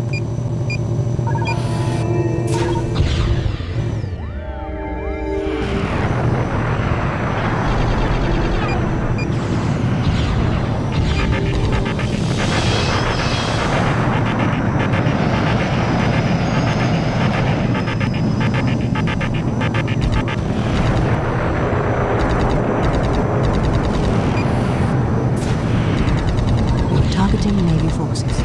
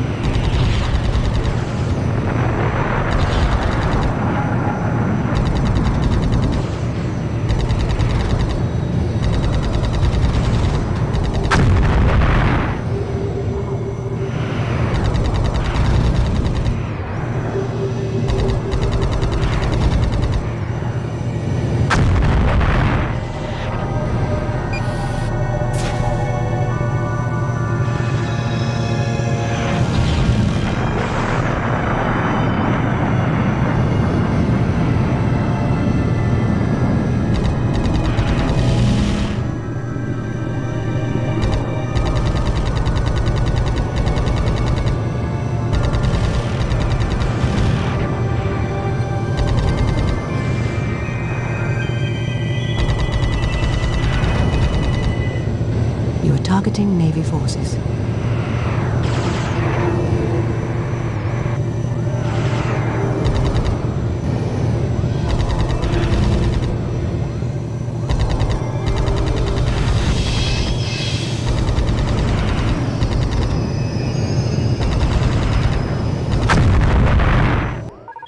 Mission complete.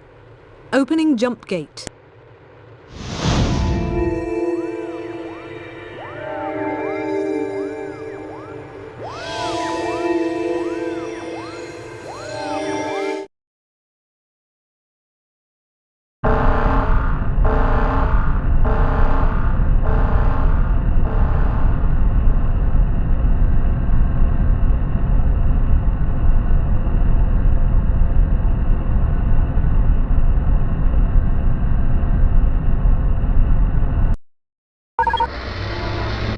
Auto-cloaker engaged. Proceed with caution. Drake to Mertens. This ship will be invaluable in our attempts to defeat the alien presence. Intelligence Corps thanks you.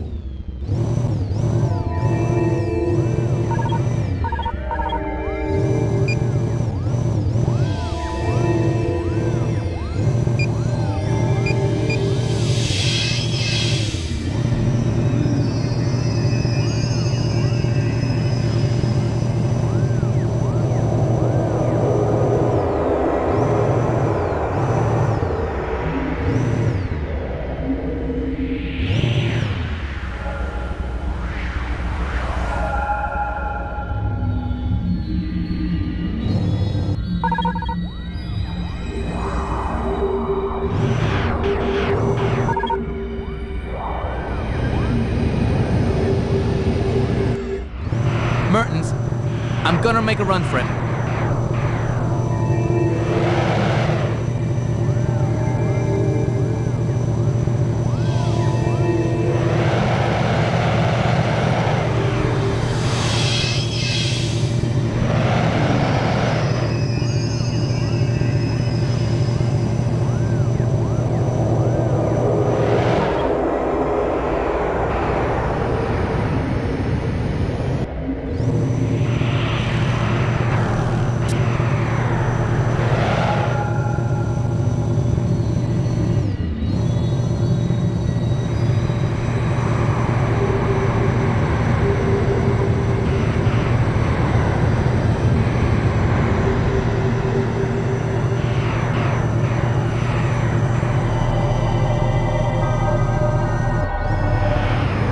Mission successful.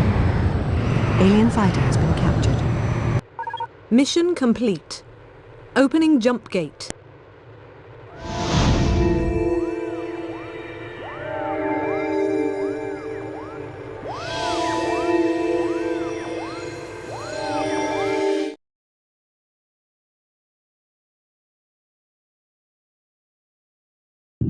Research units have stripped down the enemy fighter and are currently conducting tests. Although the results will assist us, it has become clear that our only hope for survival lies in combining forces with the League. The alternative is destruction for us both. Approaches are now being made to League High Command, though Commander Kron does not accept this situation. We intend to proceed without him.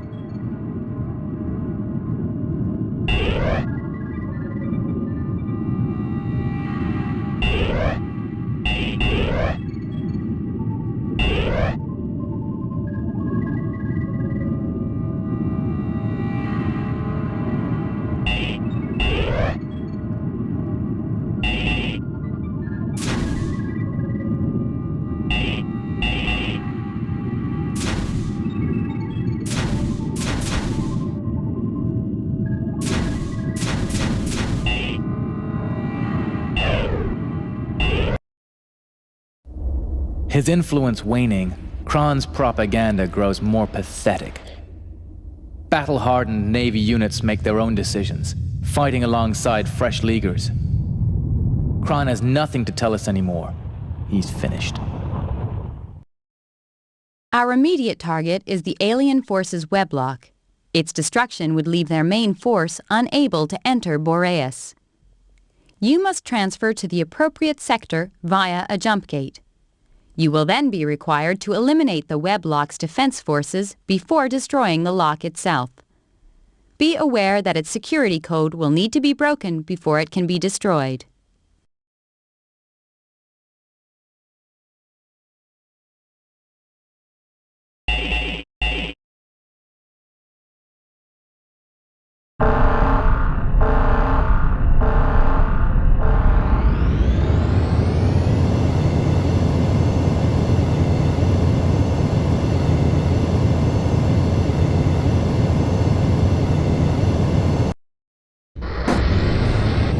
Mission objectives.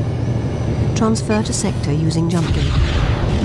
Eliminate alien defense forces and break weblock security code to destroy them. Jump gate opening in immediate vicinity.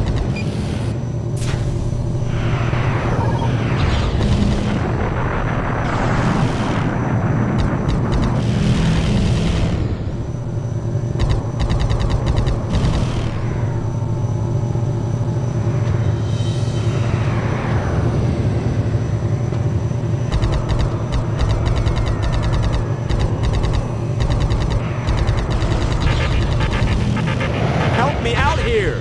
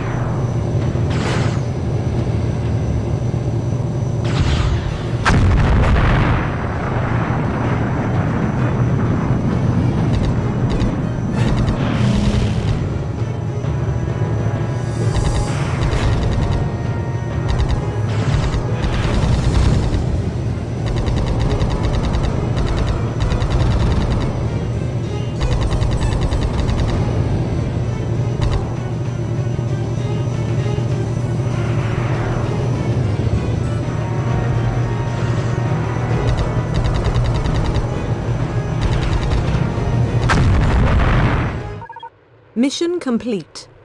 Opening jump gate.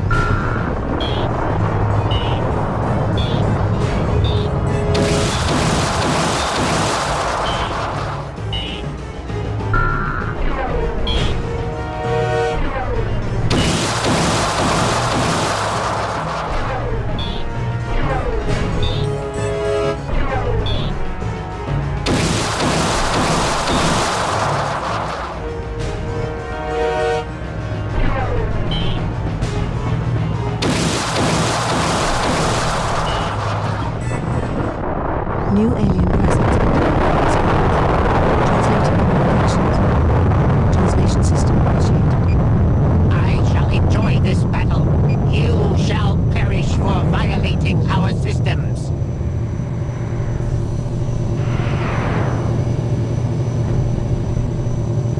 You have a talent. Your strategies are, however, feeble.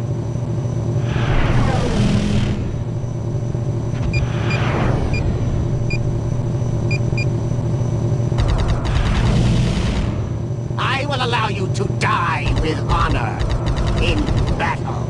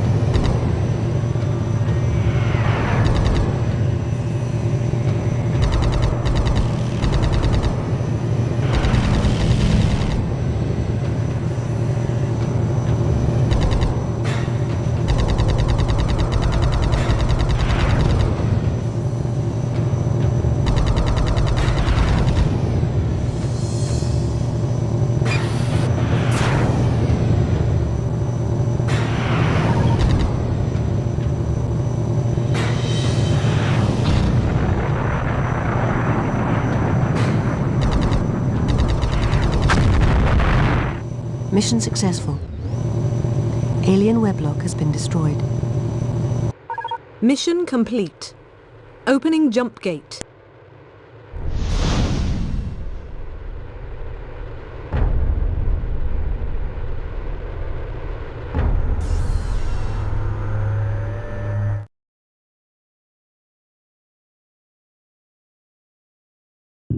The sealing of the warp hole has removed the alien threat. All units are to be congratulated. Diplomatic initiatives have produced a draft treaty with the League due to be ratified shortly. Navy Command recommend that this treaty is honored by all units. However, Commander Kron insists the struggle against the League should be a fight to the death. You will be informed of any further developments.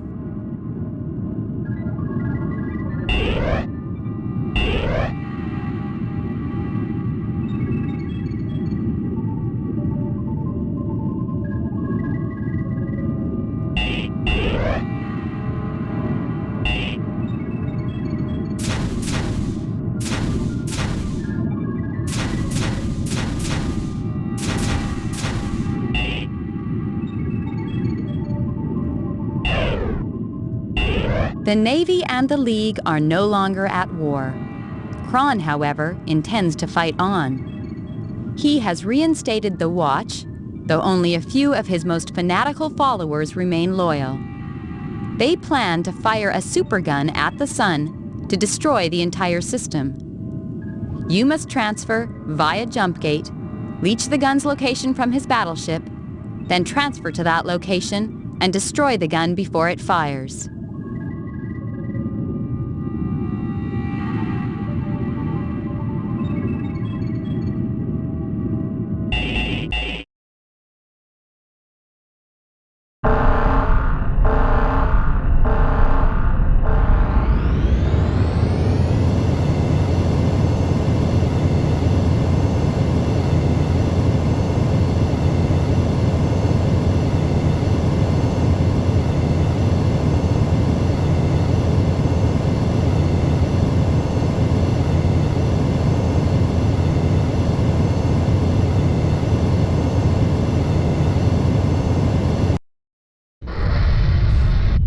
This is Navy operations.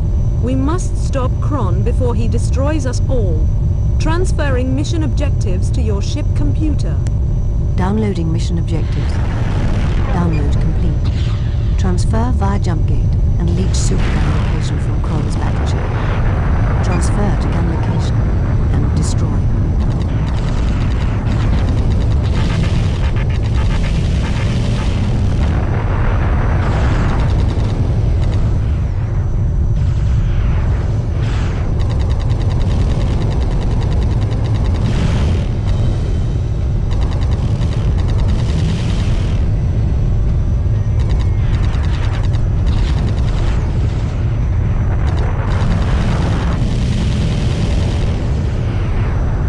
Targeting Navy forces.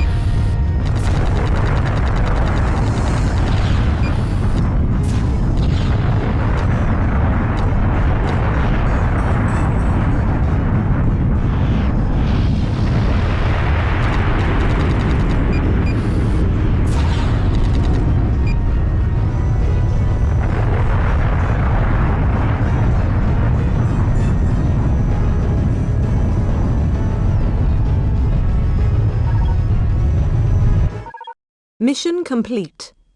Opening jump gate.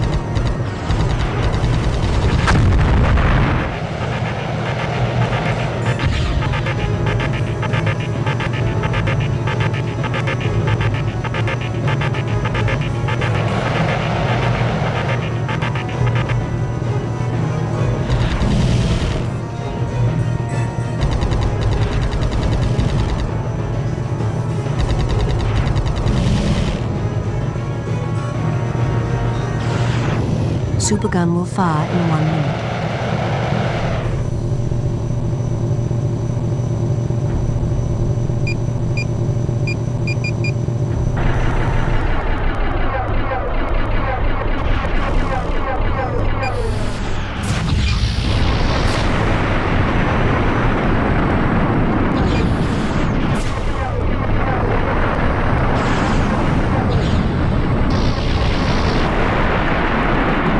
Seconds.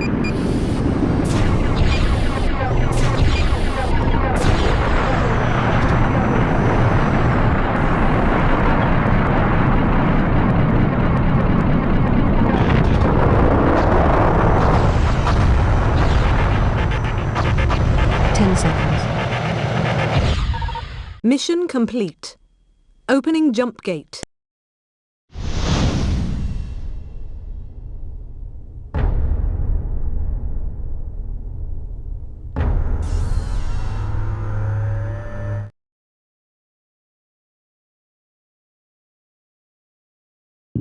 Kron's failure to destroy Boreas has left him enraged. His whereabouts are currently unknown, though both Navy and League intelligence are working to track him down. He remains extremely dangerous. He is committed to destroying the League and all those he regards as traitors.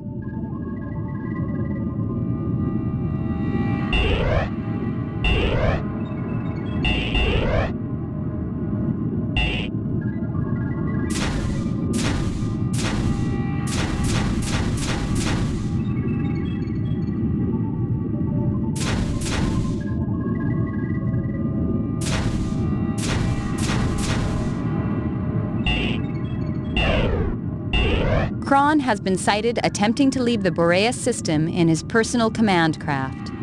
A small personal guard and fleet remains with him. You are required to pursue Kron and eliminate him.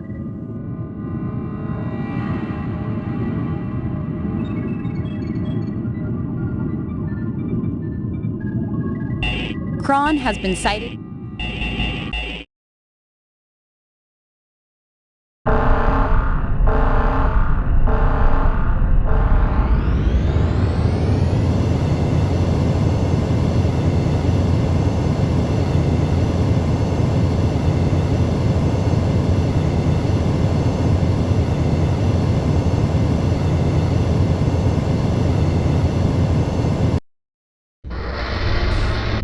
This is Navy operations.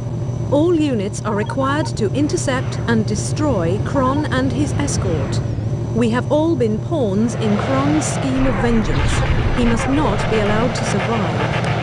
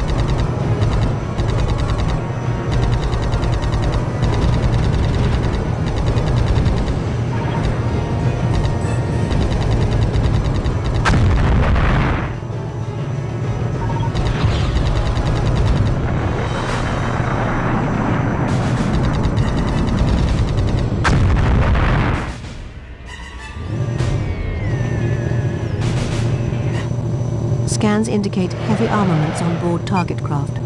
Proceed with caution.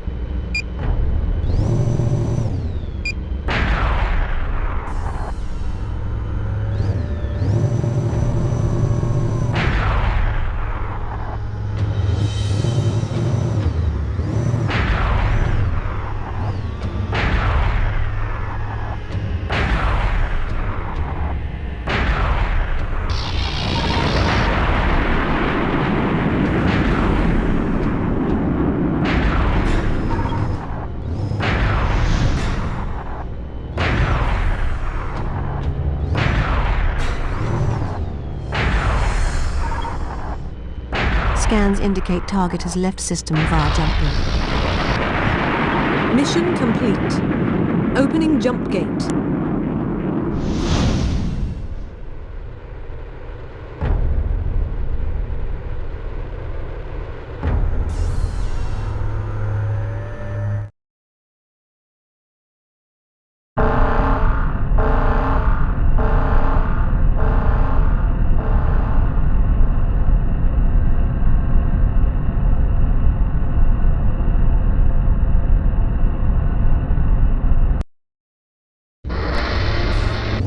Don't make me kill you. Join me, and we can finish the league for good. You betrayed us all, Kron. You used us for your own plans. Kron to Mertens. Believe me, I had no choice. I was a pawn in the League's strategy. They left me to rot.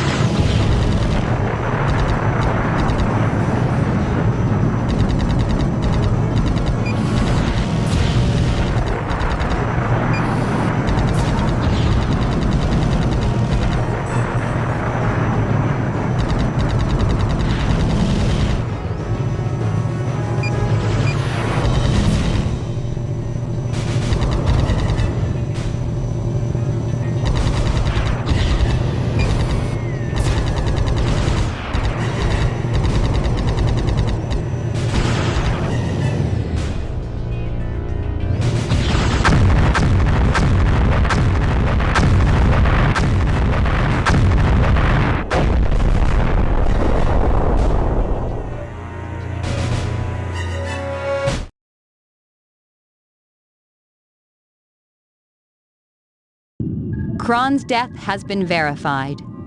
Navy Command can therefore confirm the official cessation of all hostilities. Your actions are to be congratulated.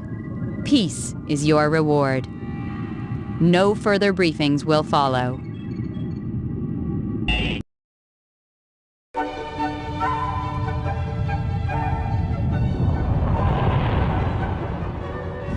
He's dead.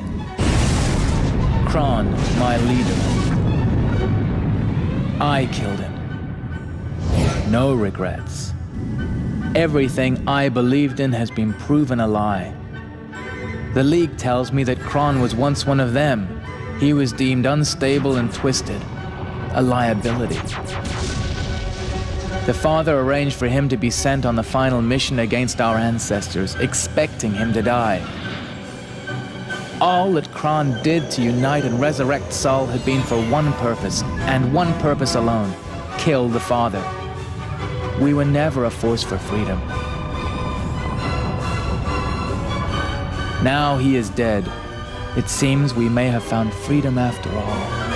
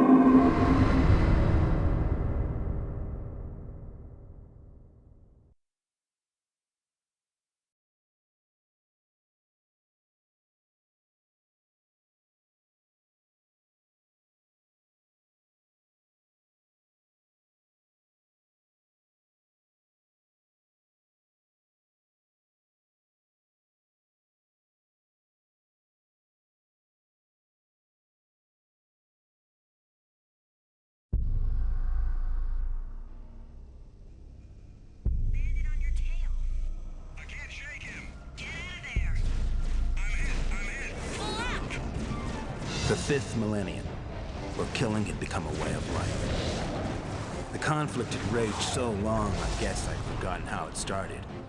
All I knew was this. On one side, the League of Free Worlds. On the other, the Colonial Navy. The result? Total war.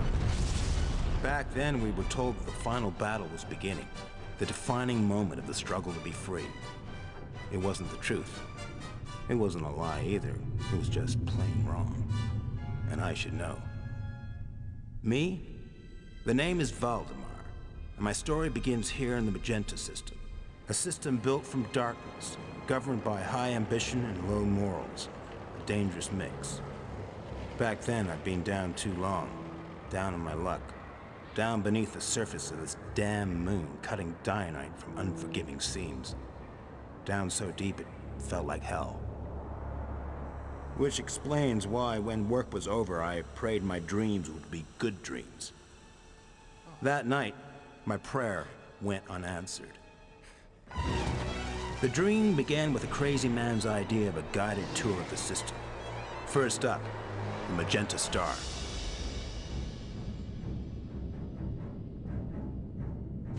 And then, above the homeworld, you see her? The mother of all starships, preparing for her maiden voyage? And check this out. Pirates can be bad for your health. See what I mean? Coming up, our final destination. Right back where we started. Someone, something maybe, was coming for me.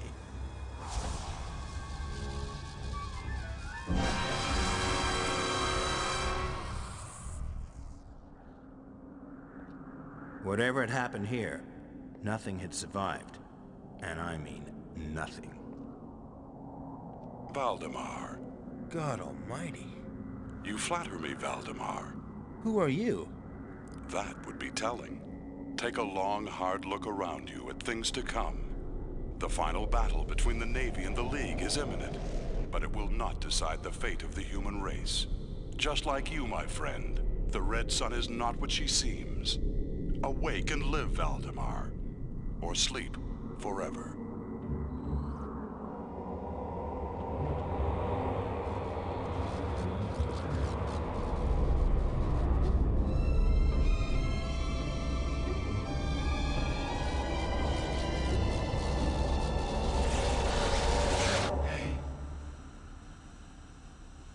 From that moment on, every breath would feel like it could be my last. I was awake. Wide awake. I quit my job. It was time to go to work.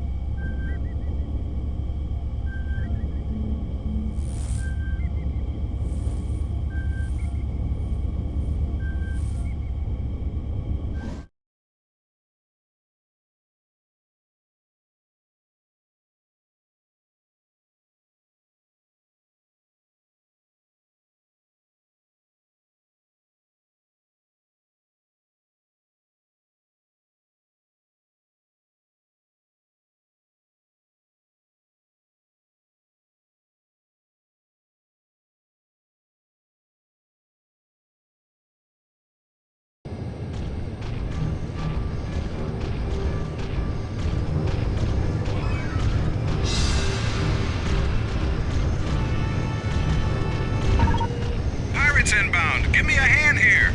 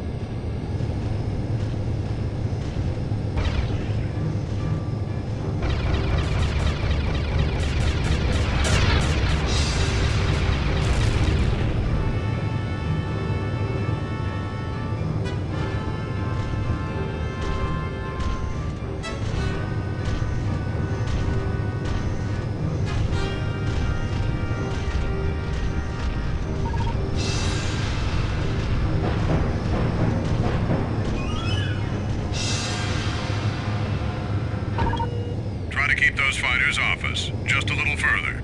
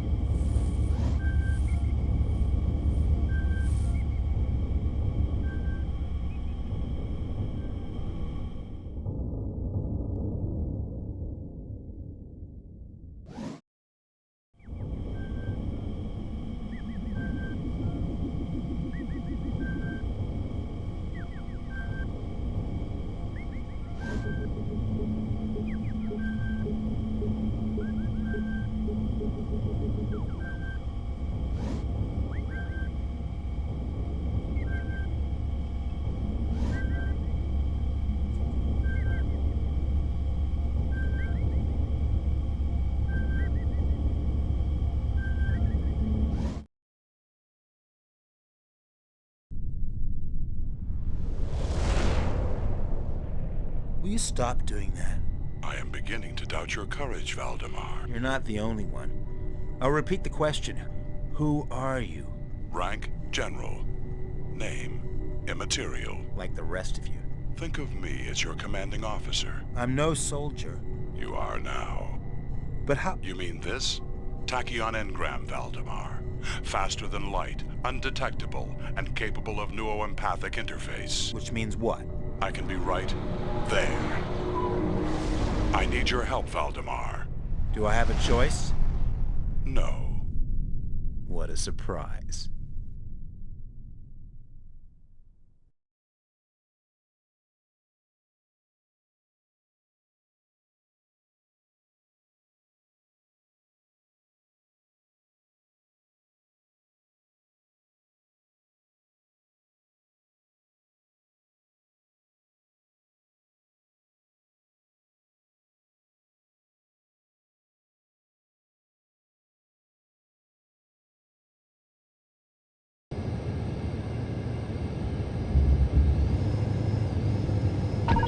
Use your radar, Valdemar.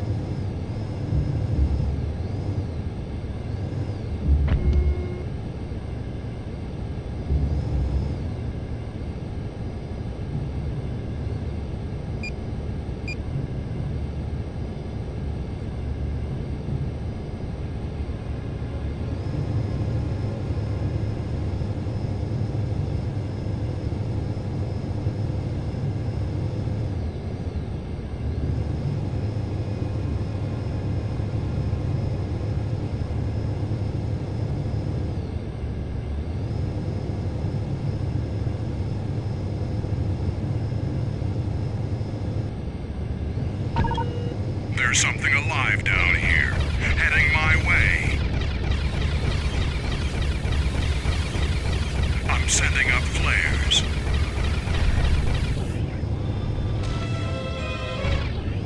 Class D life forms heading straight for me. Hurry, Valdemar. The natives are not happy.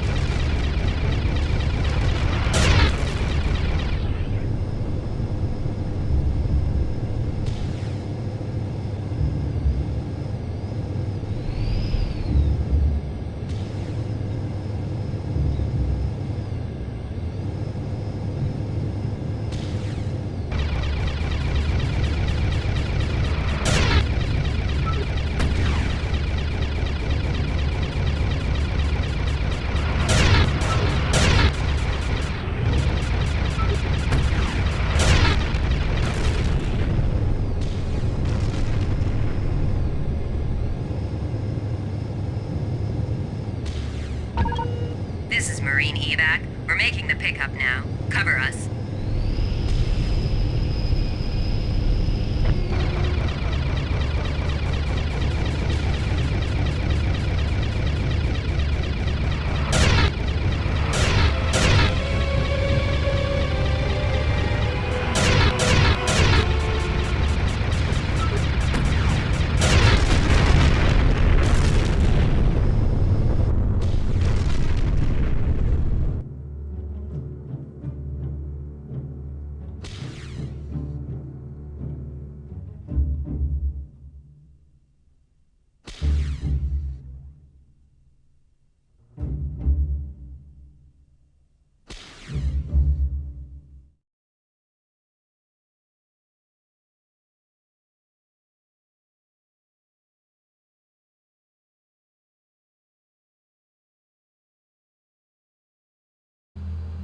Forces of the League of Free Worlds have clashed with elements of the Colonial Navy Fifth Fleet.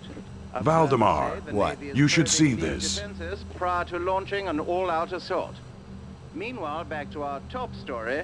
The mother of all goodness, the Emperor Darja, she who rules the Magenta system with the boundless beauty of her mind and body, has revealed the purpose of the Red Sun.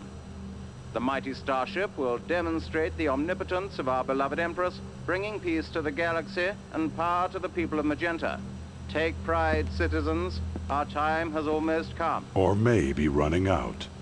Go in search of the truth, Valdemar. Hey, wait, I have another question. You're on your own now. And the question was, why me?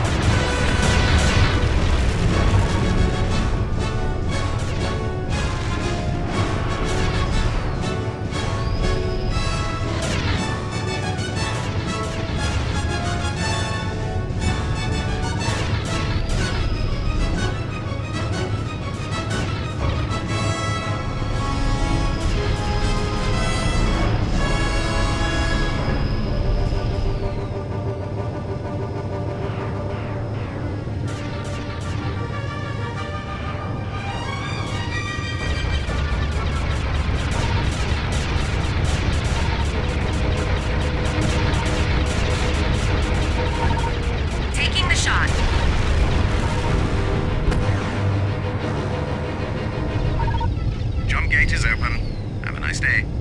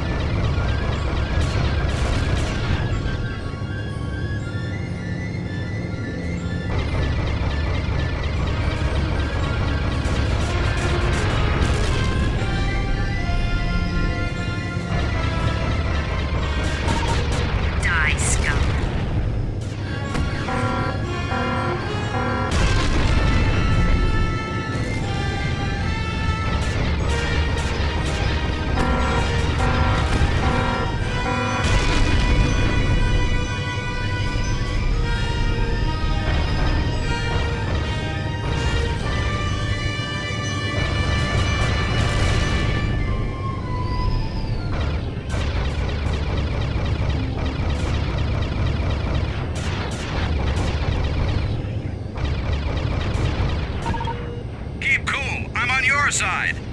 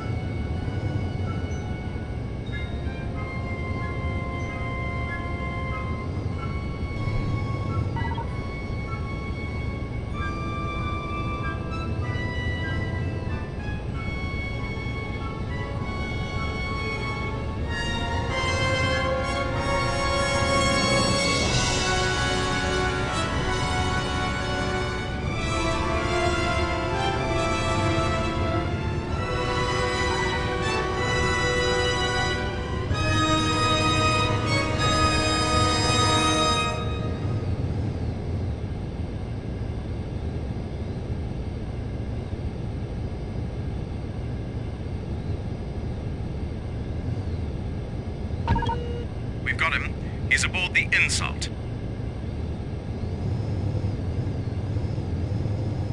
For freedom!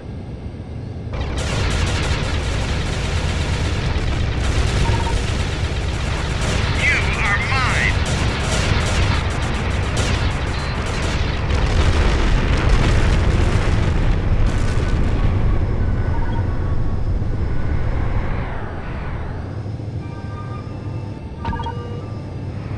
Jump gate is open. Have a nice day.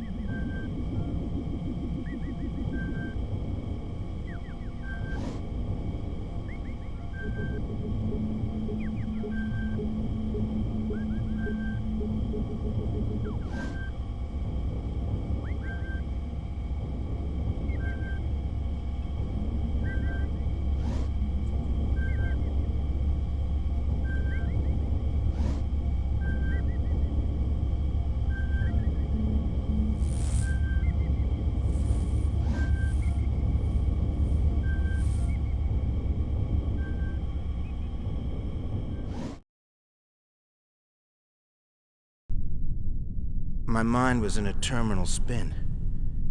There I was, some kind of deep cover agent who'd been triggered by a guy who could infiltrate my dreams and show me a possible future. Me, Valdemar, who kept himself to himself and got through the days one at a time. And then some phantom turns up and says, "Hey, Valdemar, do me a favor, save the universe." And I say, "Yeah, sure. When do I start?"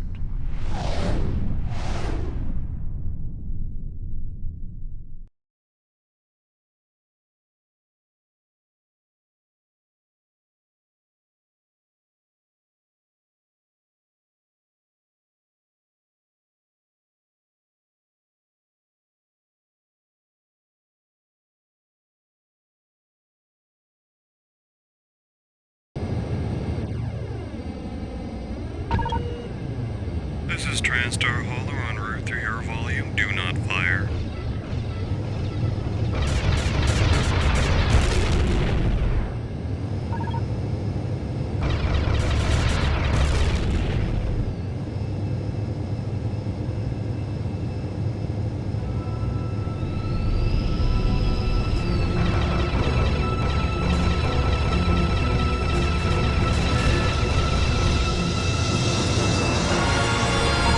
We're taking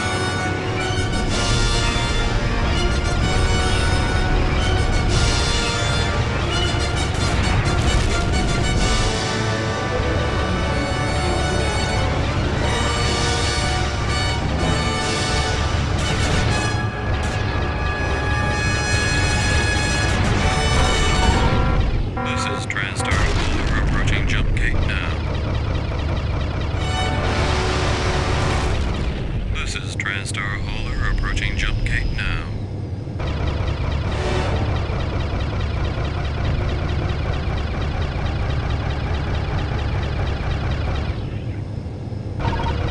Jump gate is open. Have a nice day.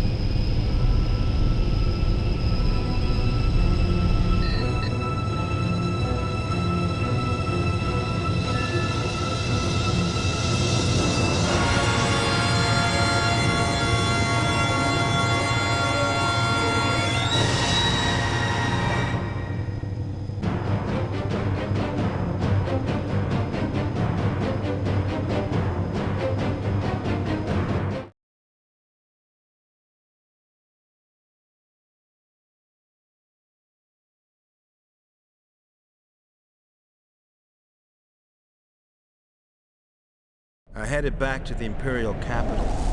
Needed time. Time to come up with some kind of plan. Whoa! Why, you crazy son of a... Hey, why don't you just get some corneal implants, you moron?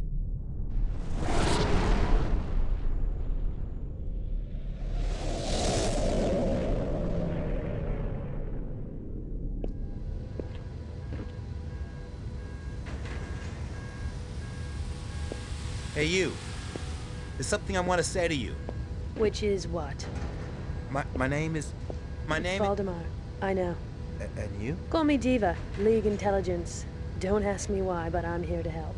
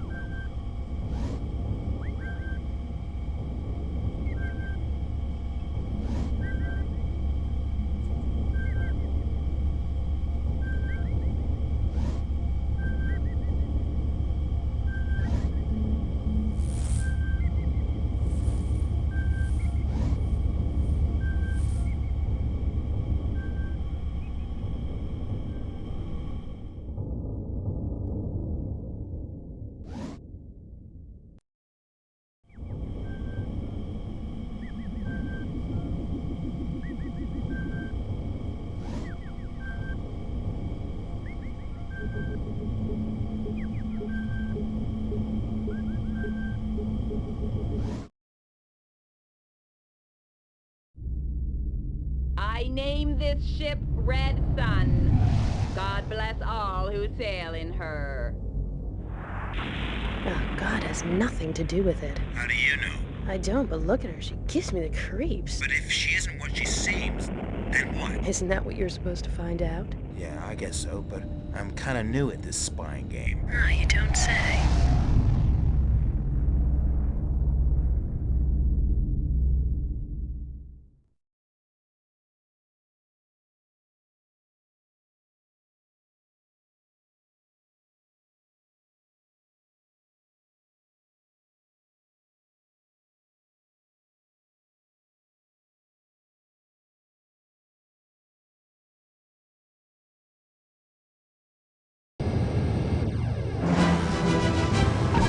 Okay, Valdemar, ready for action. Target the mothership's bay doors.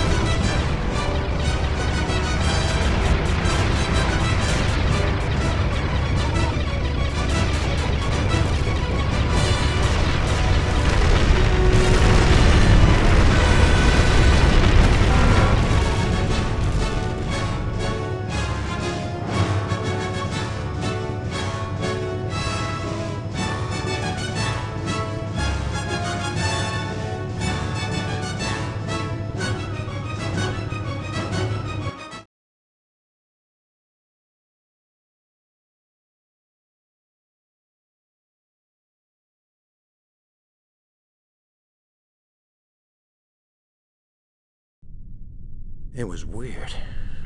There was stuff in my head I just shouldn't know. Stuff about how to stay alive when death seemed the only option. It was as if the General's Tachyon engram had opened up a million secret files in my mind. Every synapse, every neuron were striking sparks so bright, they hurt. We lost the Red Sun, so we headed for Marjorie's kitchen, figuring we'd refuel and try to pick up the trail.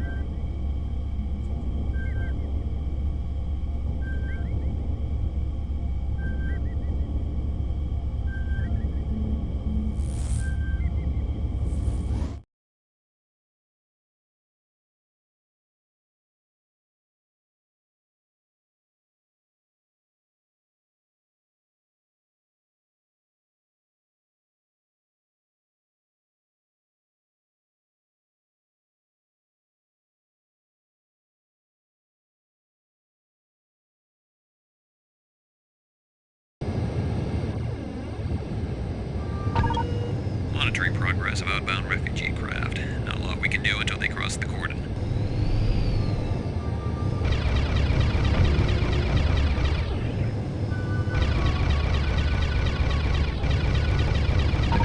Emperor and escorts are leading the convoy off course. Stop them.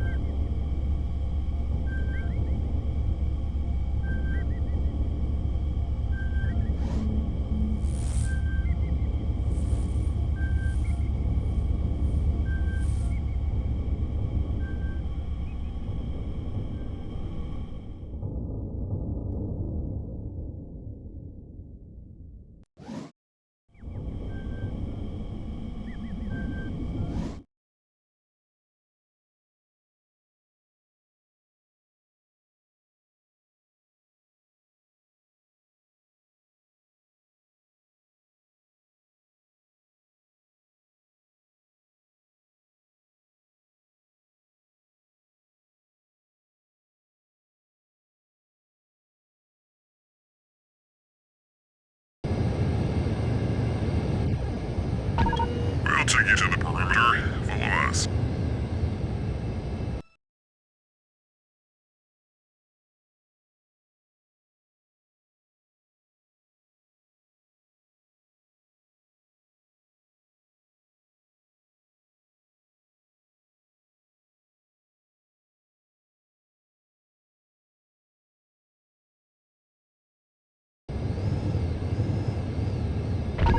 We're picking up evidence of subterranean activity.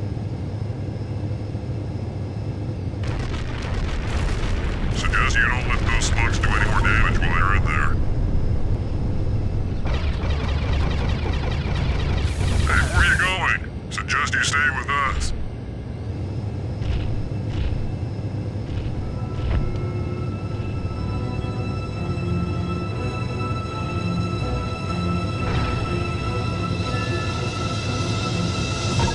You should be able to see the stations now.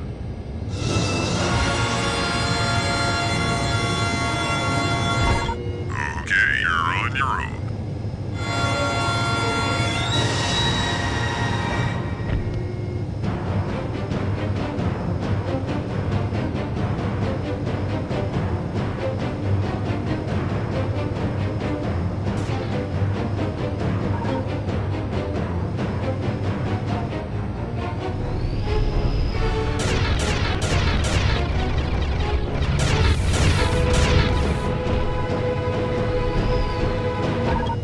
I've got a lock.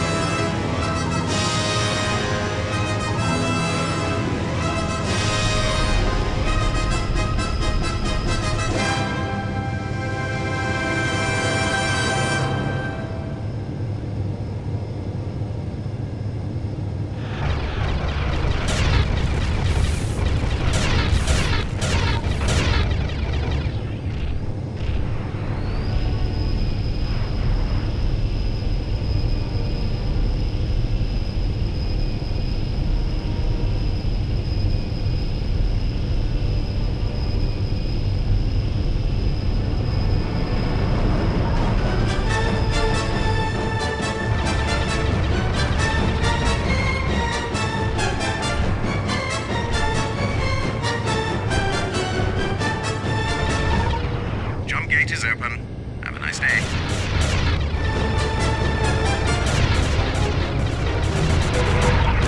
I've lost him.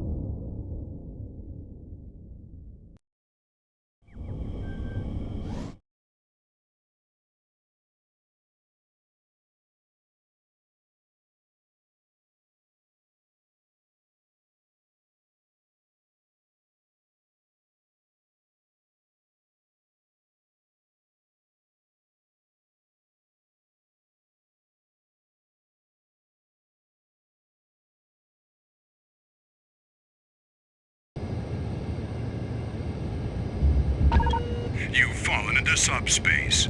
Being here will cause your ship to heat up, so keep to the shadow asteroids.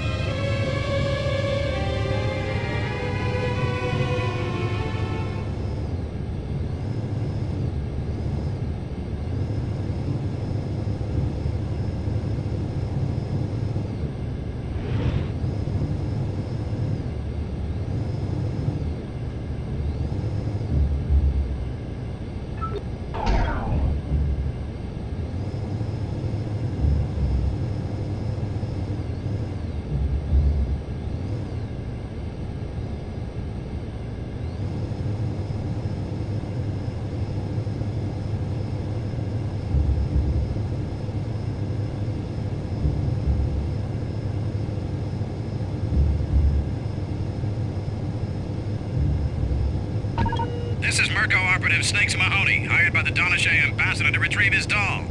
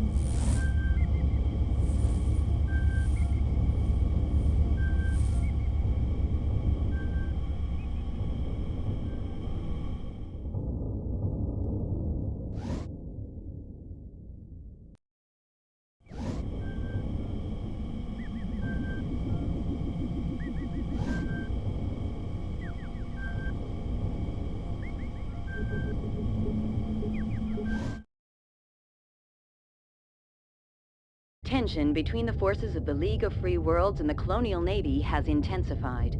Unconfirmed reports say that more than 60 League ships of all classes have been destroyed, with the loss of more than 1,000 lives. The Colonial Navy has claimed that all its It's craft beginning, survived the the recent final engagement. battle. At least We we're counted well them out all of there. out, said the Navy spokesman, and we counted League them all ships? back in. What the hell are they doing? But there are no League ships in this sector. So, gotta be Navy ships flying League colors. They're going to take this place out and point the finger at the League. I'd bet my life on it. You may have to.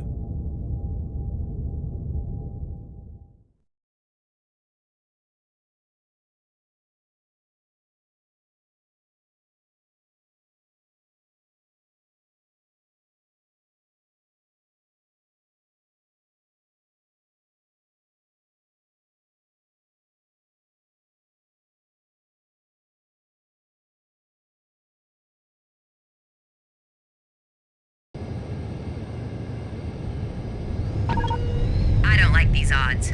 I'm pulling out.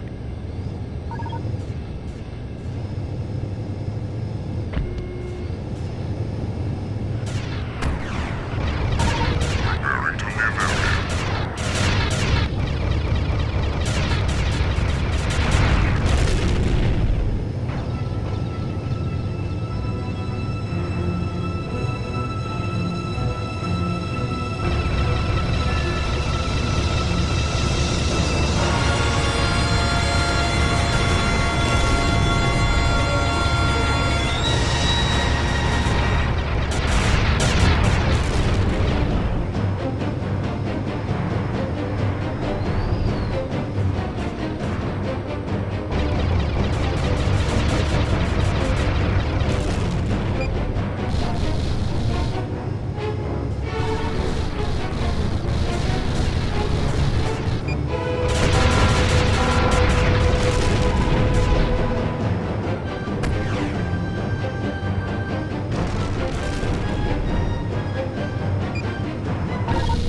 I've lost him.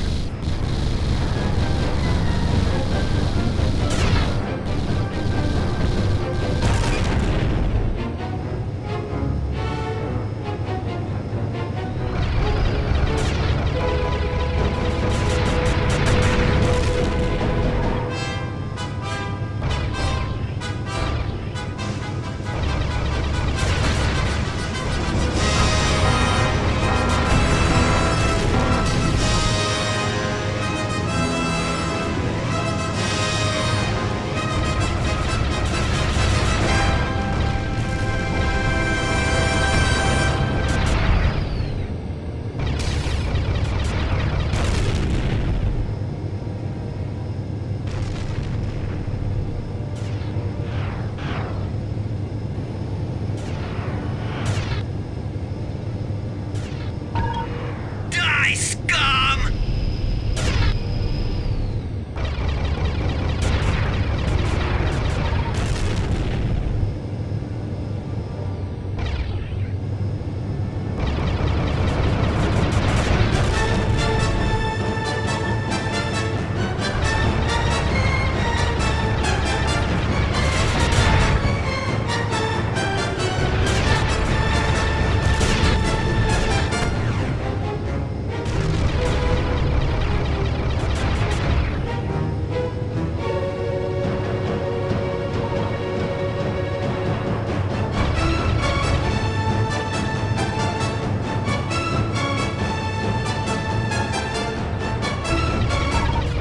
You are mine!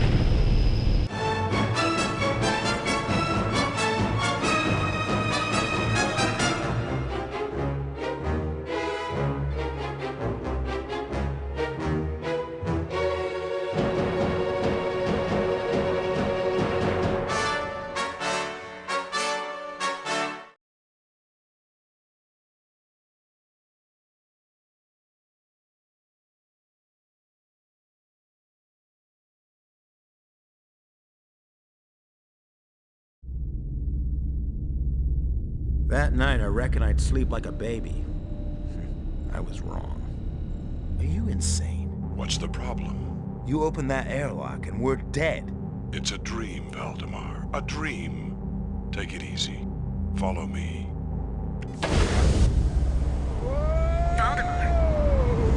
Valdemar, wake up. Thanks for nothing. You were screaming like a baby. I was flying. Flying with the big guy who was going to show me something big. You need help.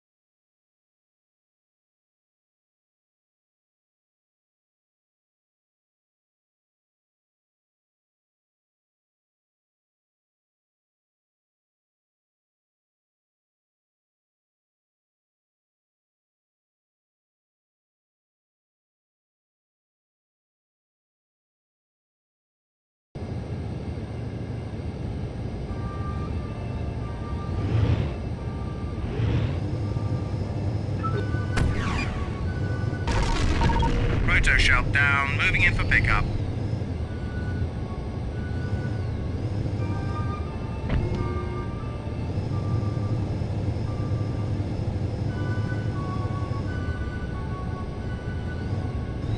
Grounded jelly on board and sedated, waiting for the next one.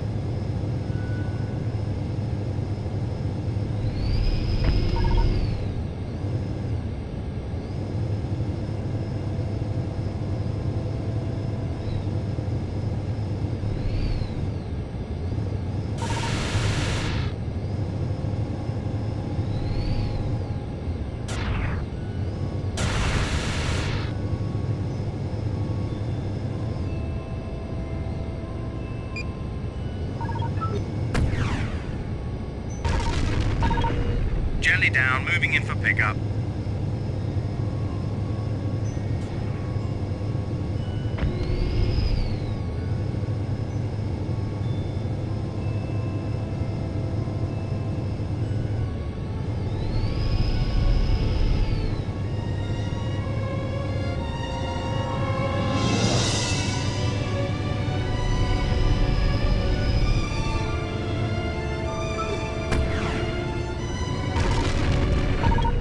Proto shelf down, moving in for pickup.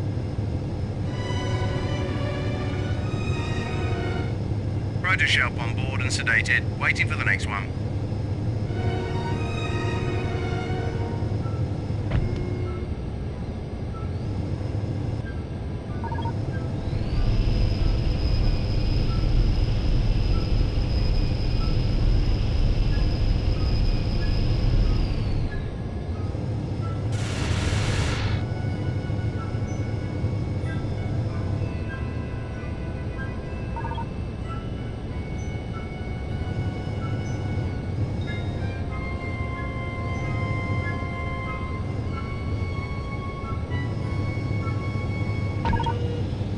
moving. It could be the squirrel shell. Be on the lookout.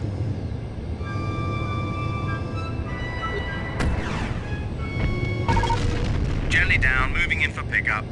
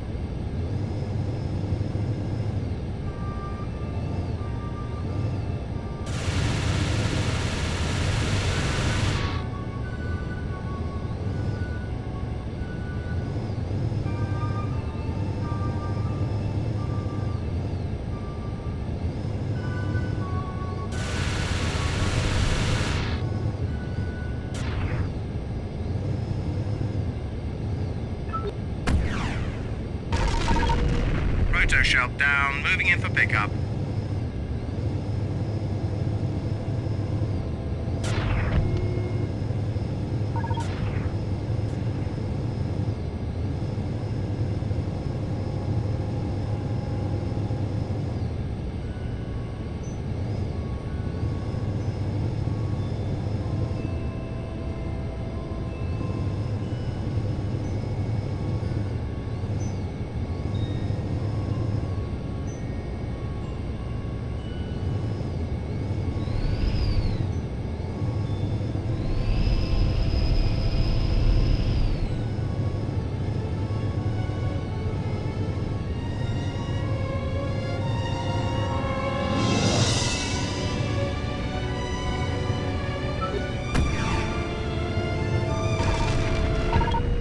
Rotor shelf down, moving in for pickup.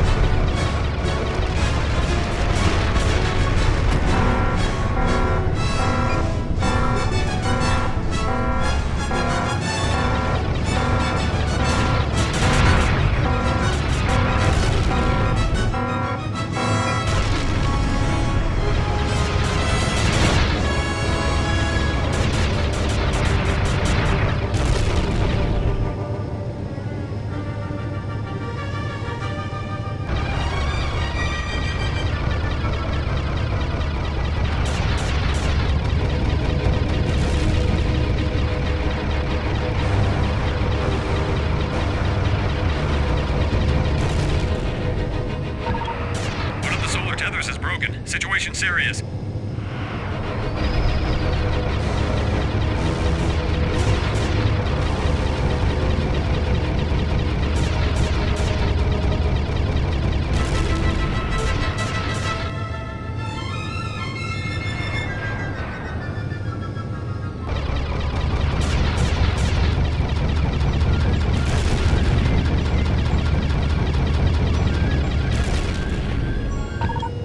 The solar sail is breaking free. We're at the mercy of the sun's gravity now.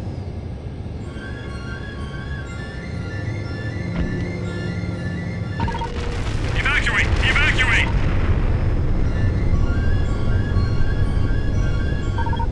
Jump gate is open. Have a nice day. Jump gate.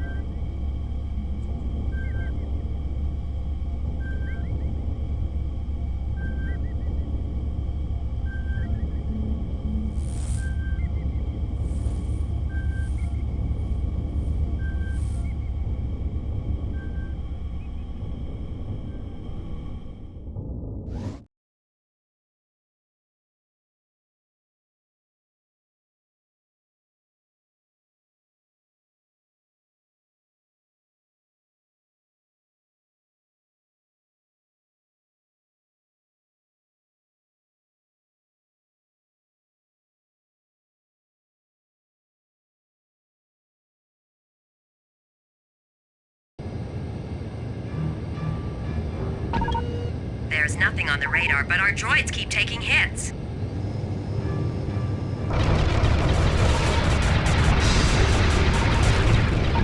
They must be hiding in the asteroids. Flush them out.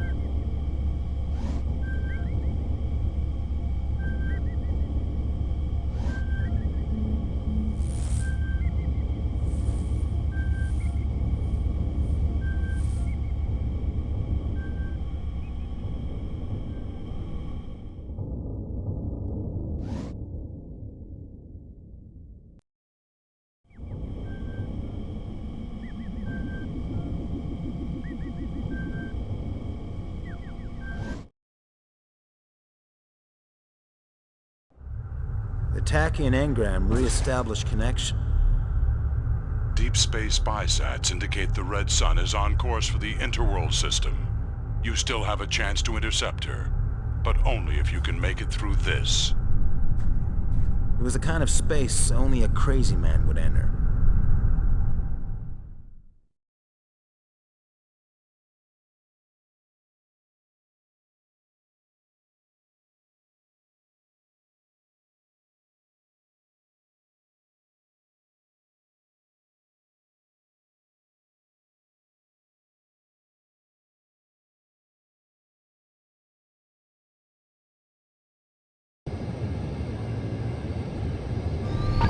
I'll check deeper into the field, Voldemort. You help the mining ship.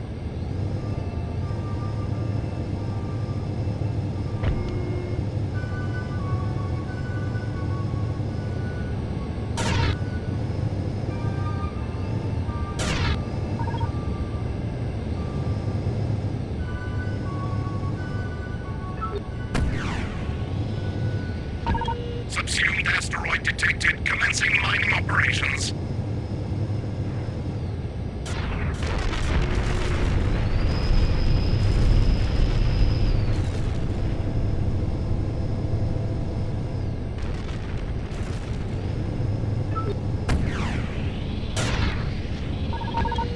Subsumed asteroid detected. Commencing mining operations.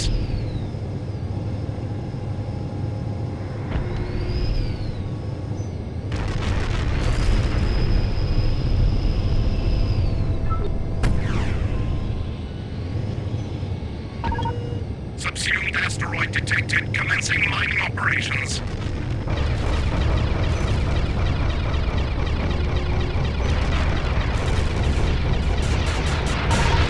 Mining shuttle is under attack.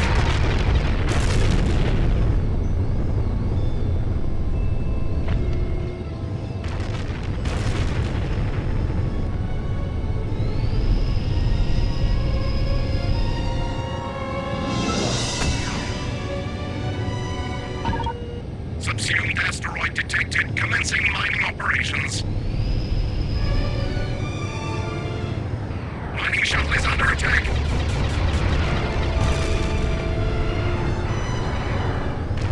Our levels increased. We still need more to fire our engines.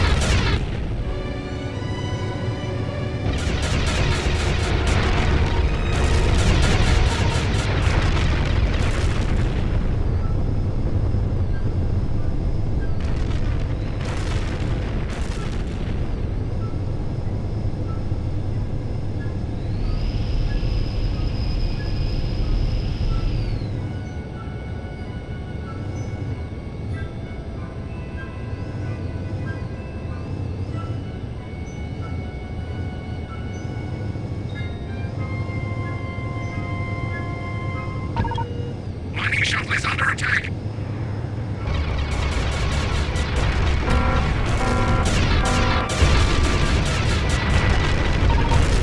Our levels increased, and we still need more to fire our engines.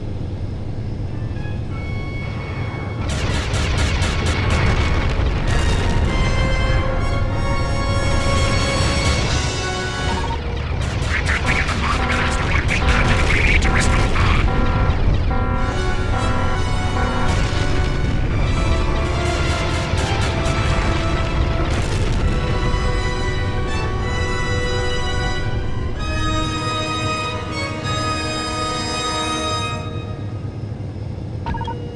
Our levels increased, and we still need more to fire our engines. Power level at full. Firing engines and preparing to leave path of asteroid.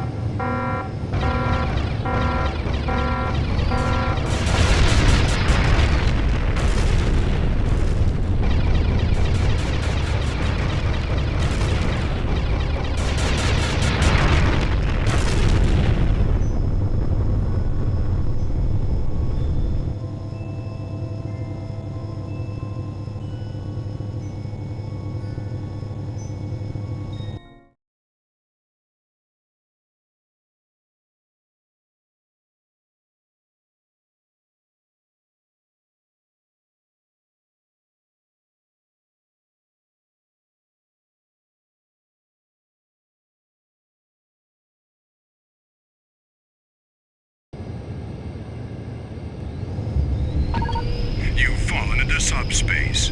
Being here will cause your ship to heat up, so keep to the shadow asteroids. Jump gate is open. Have a nice day.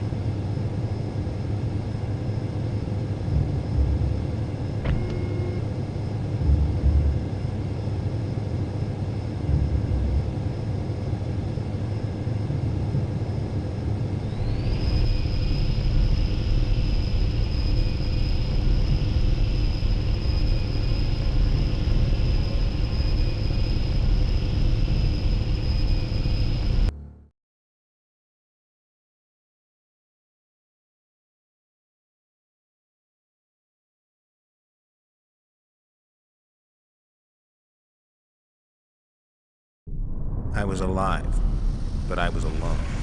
Diva, do you hear me? Talk to me. No response. Well, I figured she was dead. Felt like I was losing my mind. Diva, do you copy? Diva, do you read? Hey, Valdemar. Why the long face? Did you miss me? I'm touched.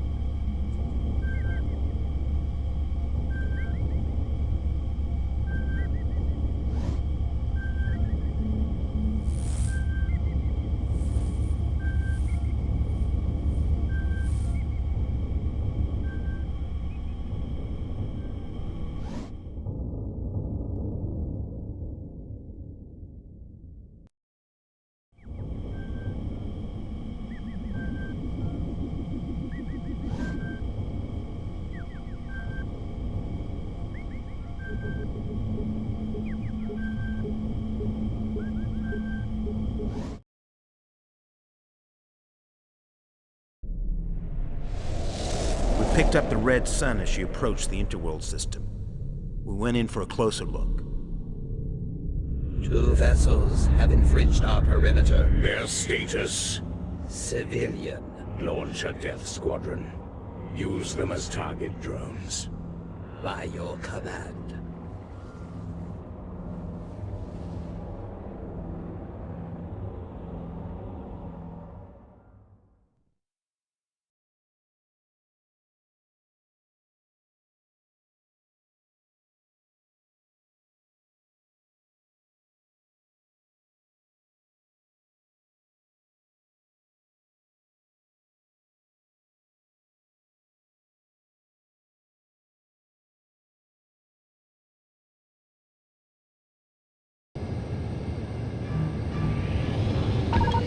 This is Starliner Calculus 3. We're experiencing power drain to our life support and escape system. I'll follow the red sun. You do what you can here.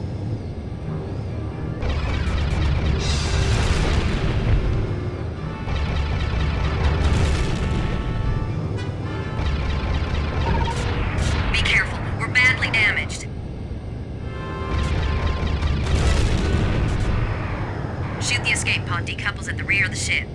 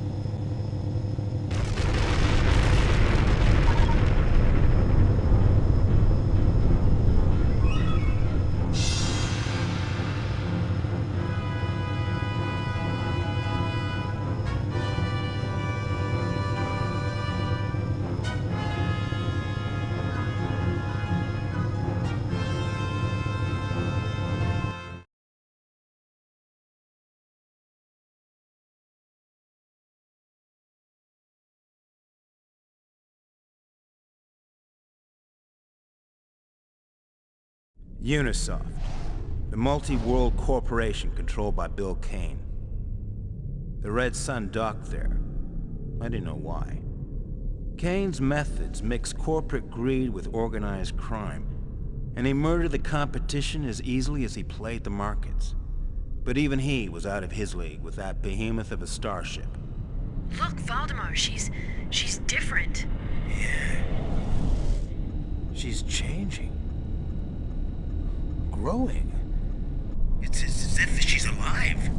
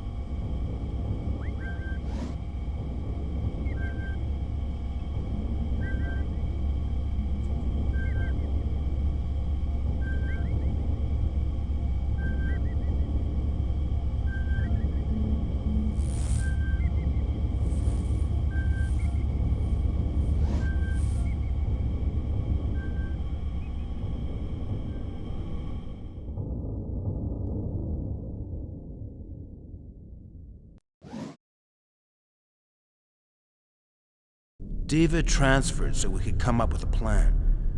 But we drew a blank the size of a gas giant. I figured maybe I could sleep and maybe dream, and the general would show up and explain how I could make a play and avoid shuffling off my mortal coil. Time for bed. Dream on, buddy. Maybe.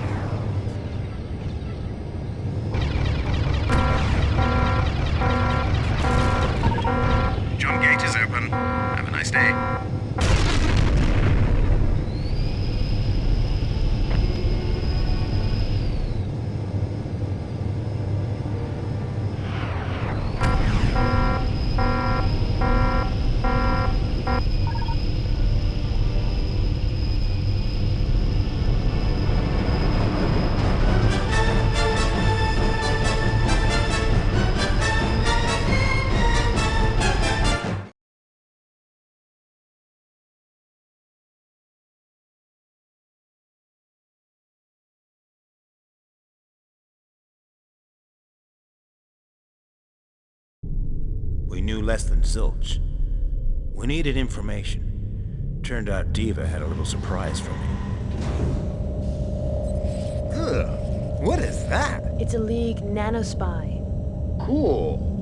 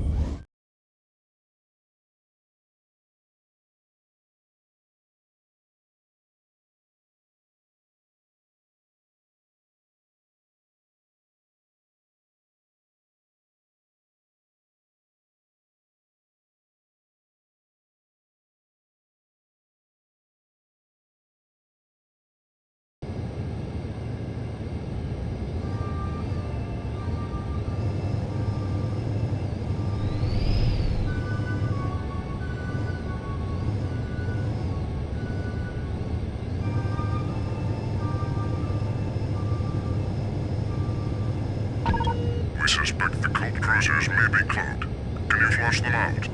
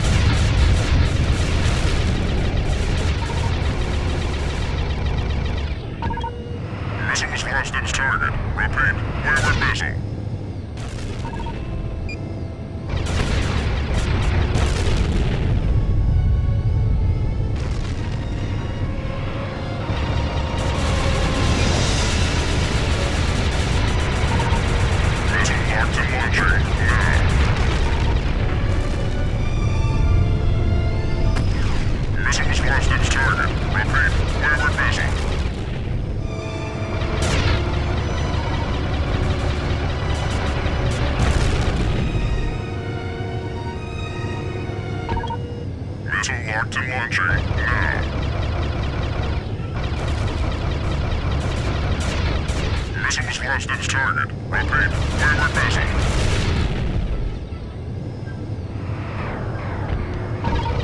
Taking the shot.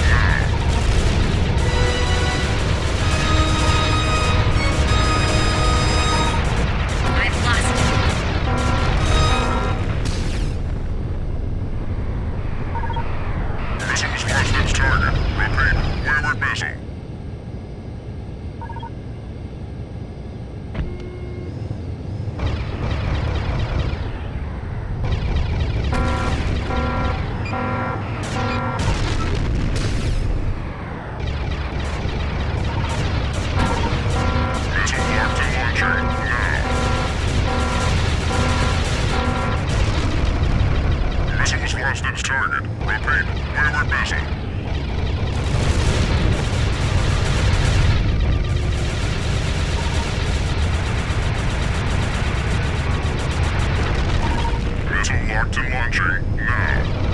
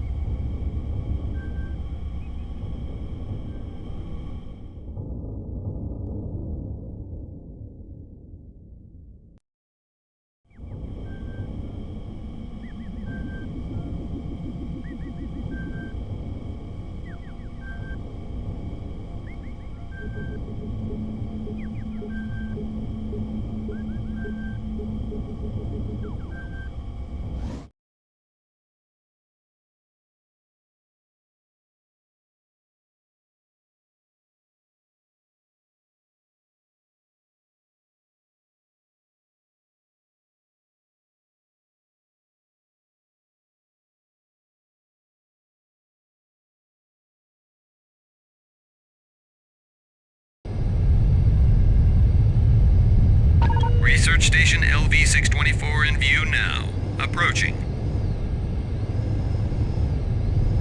Station LV-624, this is return on investment. Do you copy?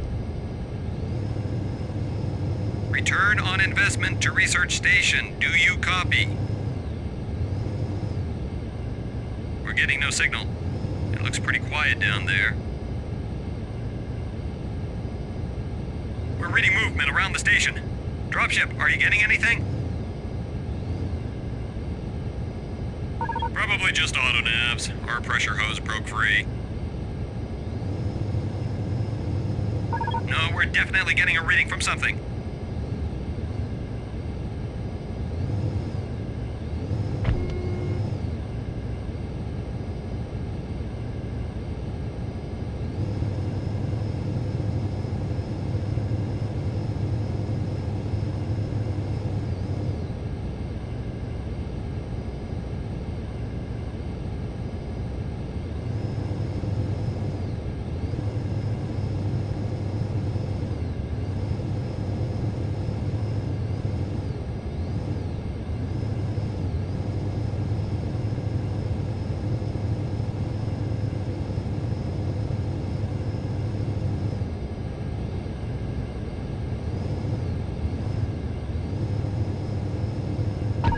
Casualties aboard! We're leaving station now!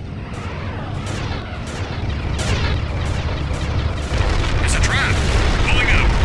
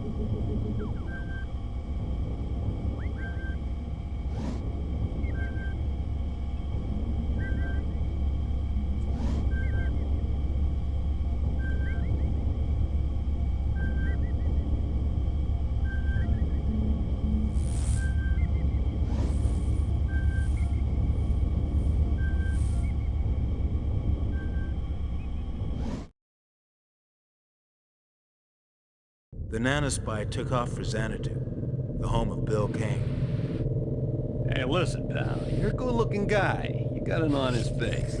But it don't sound like much of a deal to me. It is not a deal, Mr. Kane. It is an ultimatum. We are hungry. Very hungry. And we have no desire to waste time. We require access to your security codes in order to seal the station. As we feed, you will be permitted to leave. Listen carefully, Mr. Kane. Respect my wish, or die. Hey, kiss my ass! Decrypt the codes. Quickly. Human beings, so stubborn, so weak.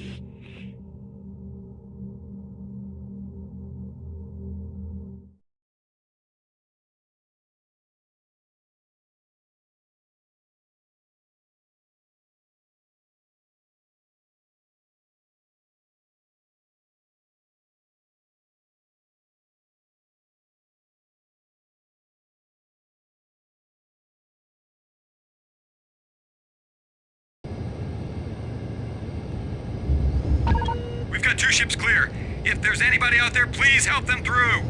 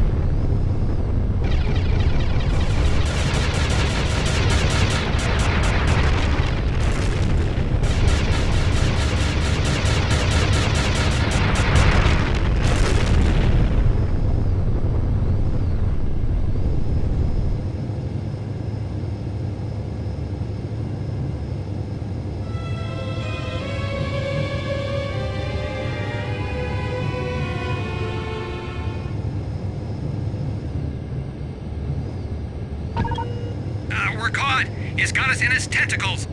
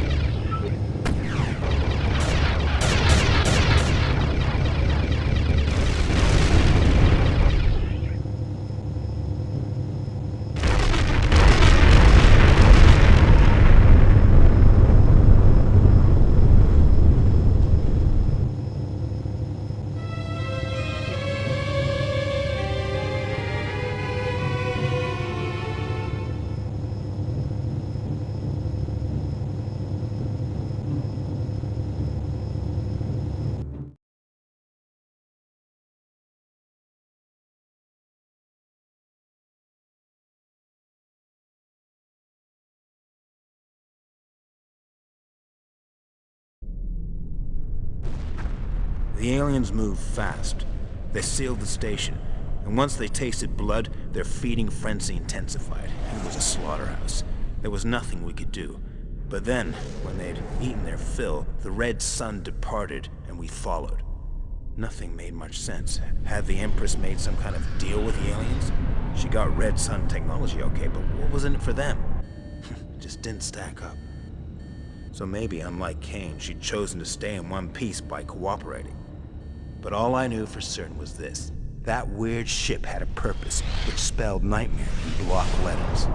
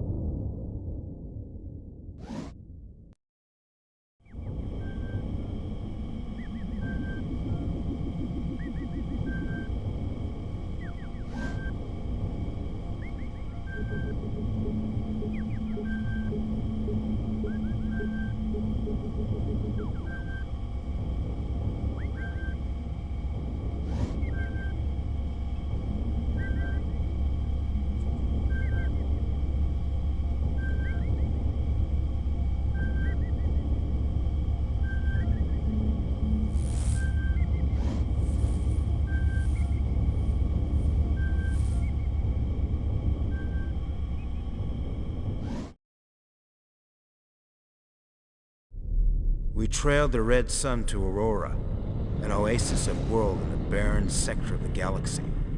The 7 billion people who live there called it paradise. Not anymore. Voldemort, distress frequencies. Listen up.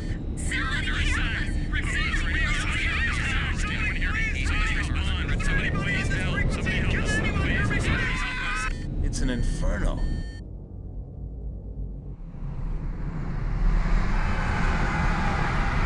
Hey, let's get out of here.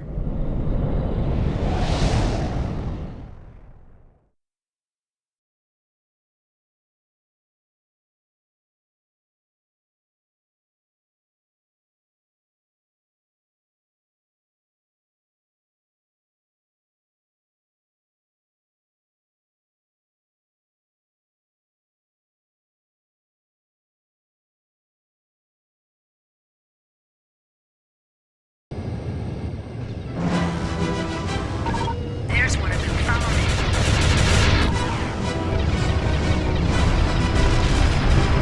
There's so many. I'll run interference for you.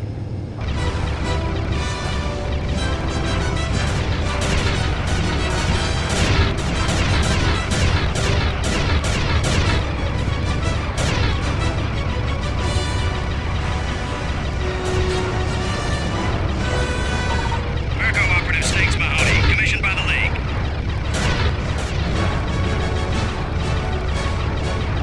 I knew we'd meet again, Flyboy, but this time it's mine.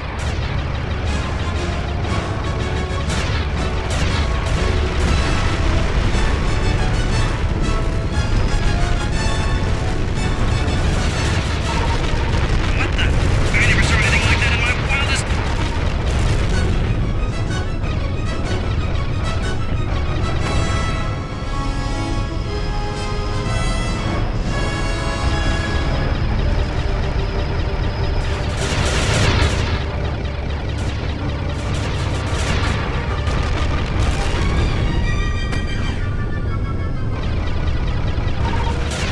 I can't stay with you.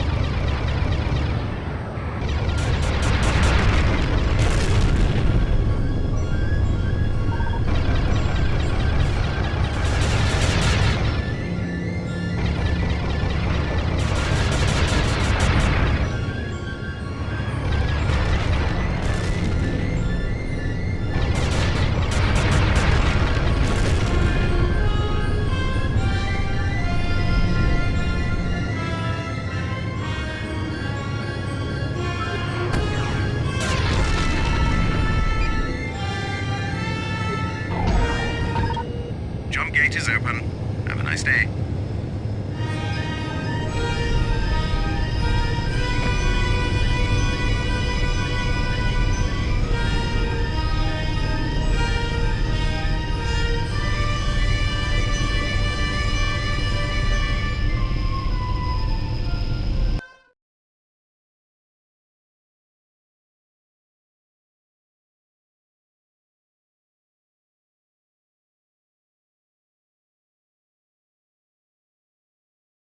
She was the ultimate weapon.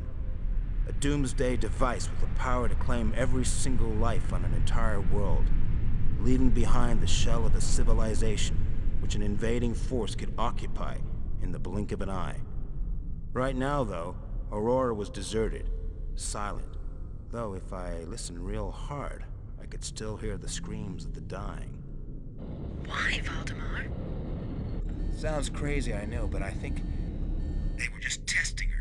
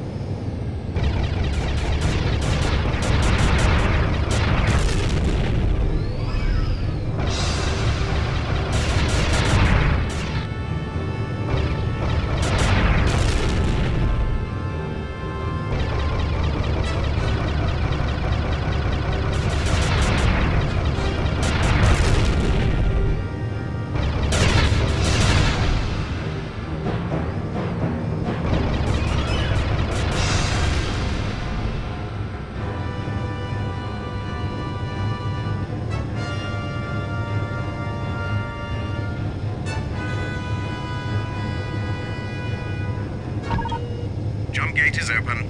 Have a nice day.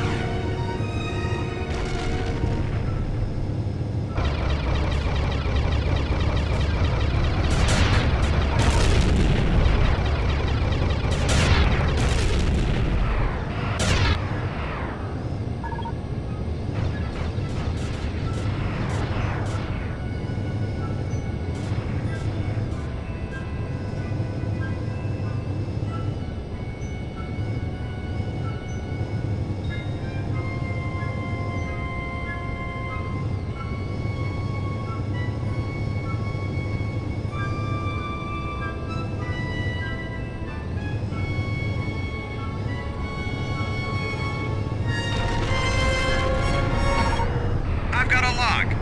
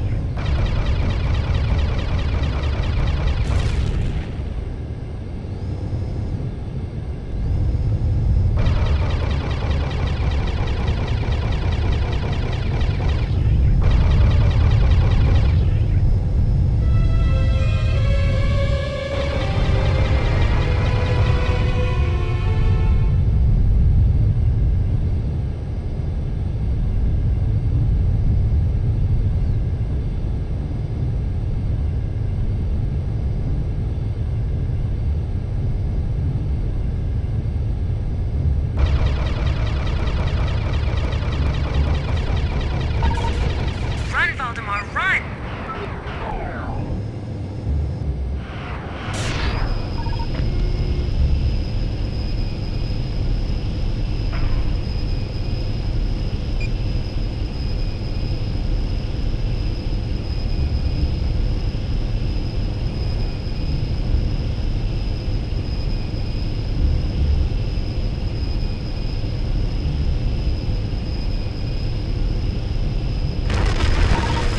Jump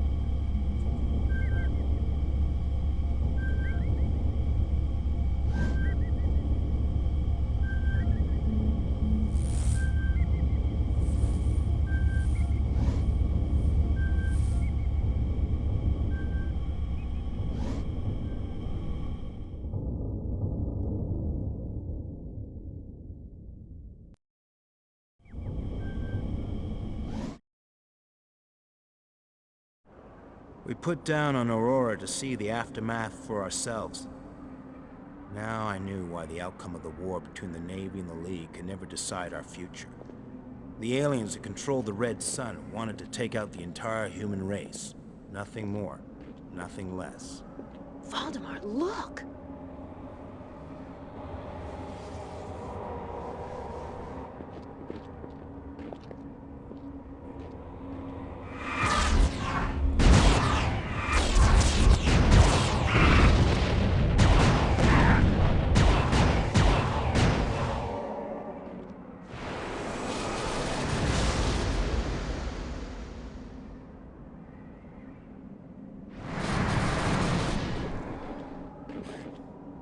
What are you? In your language, the Shahar.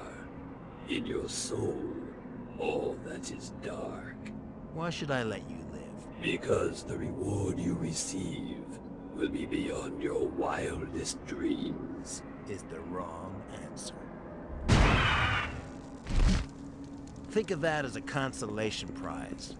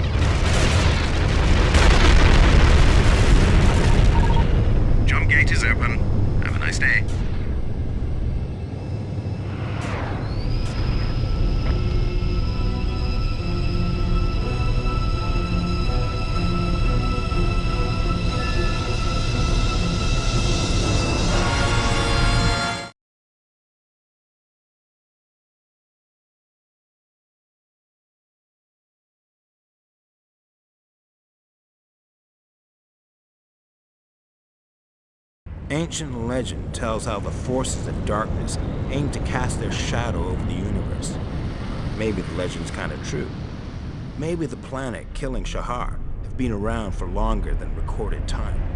And maybe this was the offensive they had dreamt of, the moment when the light of each and every human life is extinguished.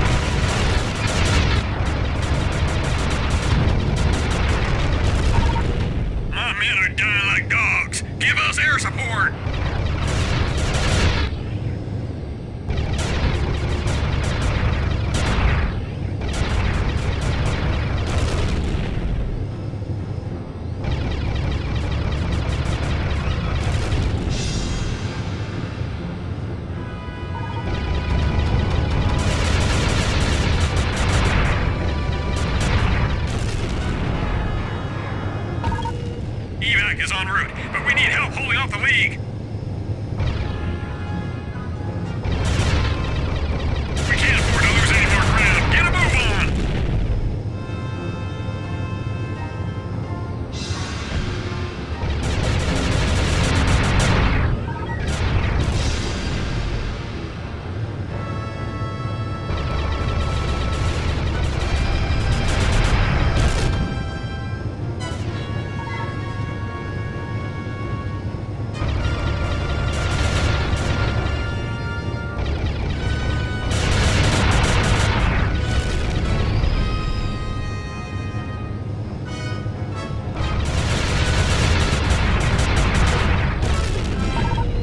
This is Marine Evac. We're making the pickup now. Cover us.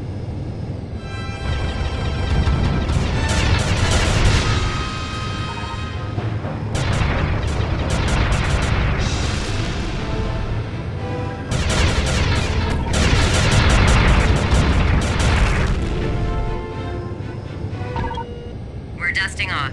Cut us a path out of this hellhole.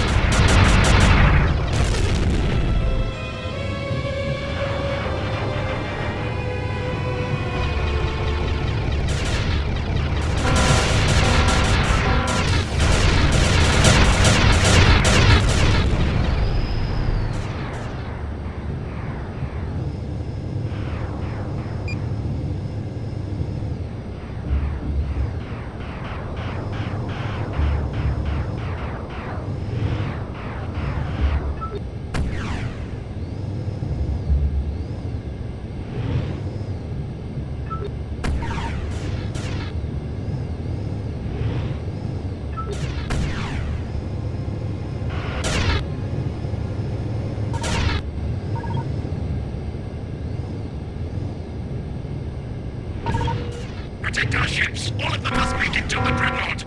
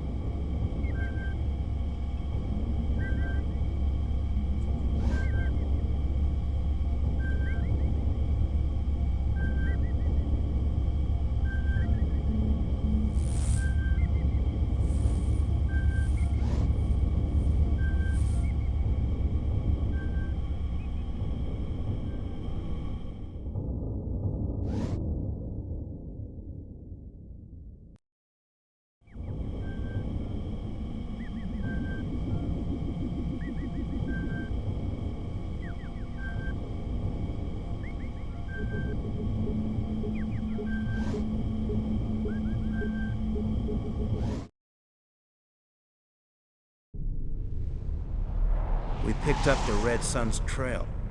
But why, I wasn't sure. She just claimed billions of lives. 2 more wouldn't tax her. Citizens of the League of Free Worlds, I am speaking to you from the battleship Indestructible. The decisive battle has begun. Colonial Navy forces have reached a number of exclusion zones and launched unprovoked attacks against our positions. Total retaliation is our only option. This is our finest hour. I pledge that victory will be ours. The carnage had begun. The slaughter of innocents unaware that a greater evil was plotting our destruction.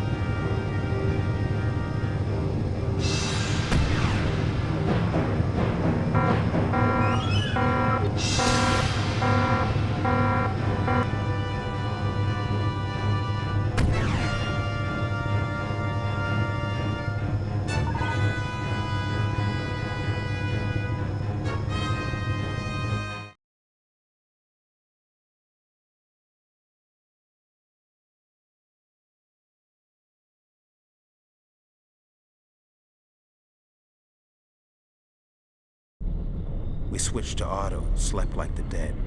It was as if we were putting in some practice for the real thing. So I guess it was no surprise when my friendly ghost put in an appearance. Valdemar, we now understand the Red Sun's mission. She intends to harness the power of the Warpole to achieve a final mutation. The vortex will spread biomechanical fragments to every part of the universe, each the embryo of a killer starship. She must be stopped. She must be obliterated before she reaches the Warpole.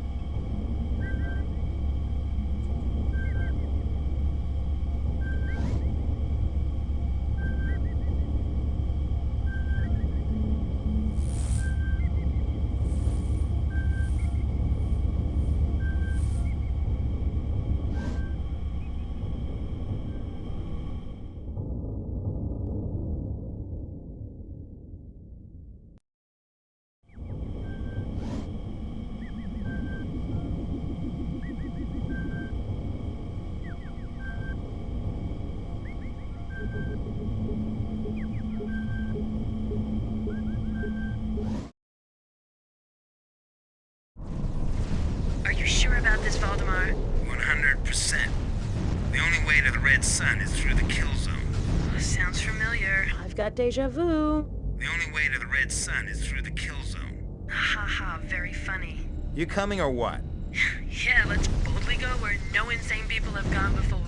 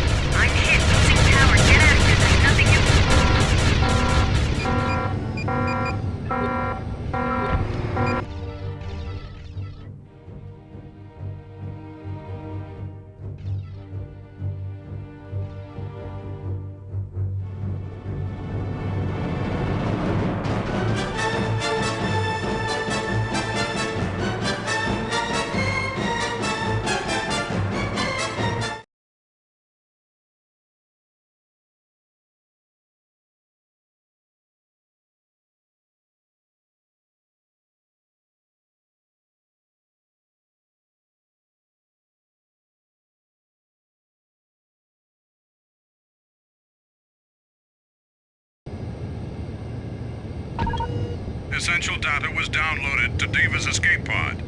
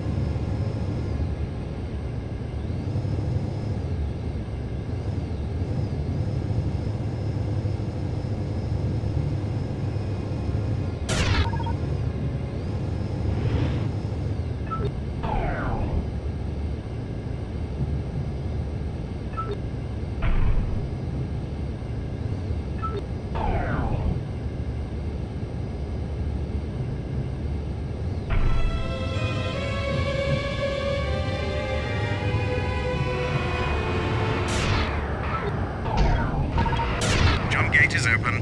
Have a nice day.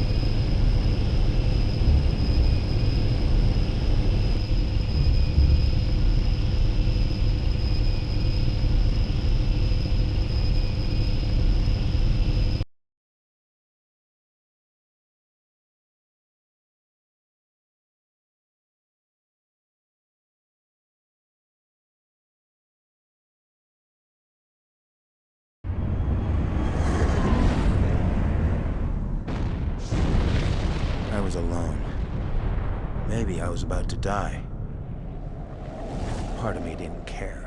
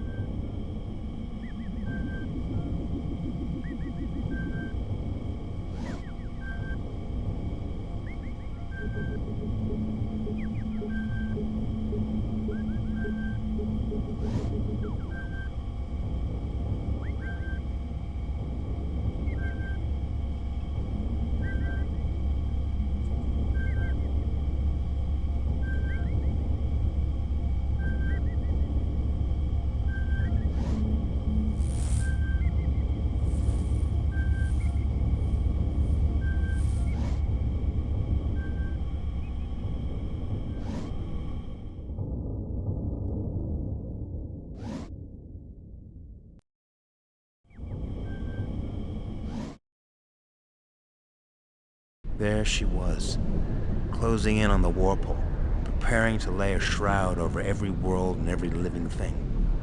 I tried to pray. For Diva, for all the others who were dying out there, for all the innocents on the worlds that might succumb to the planet killer.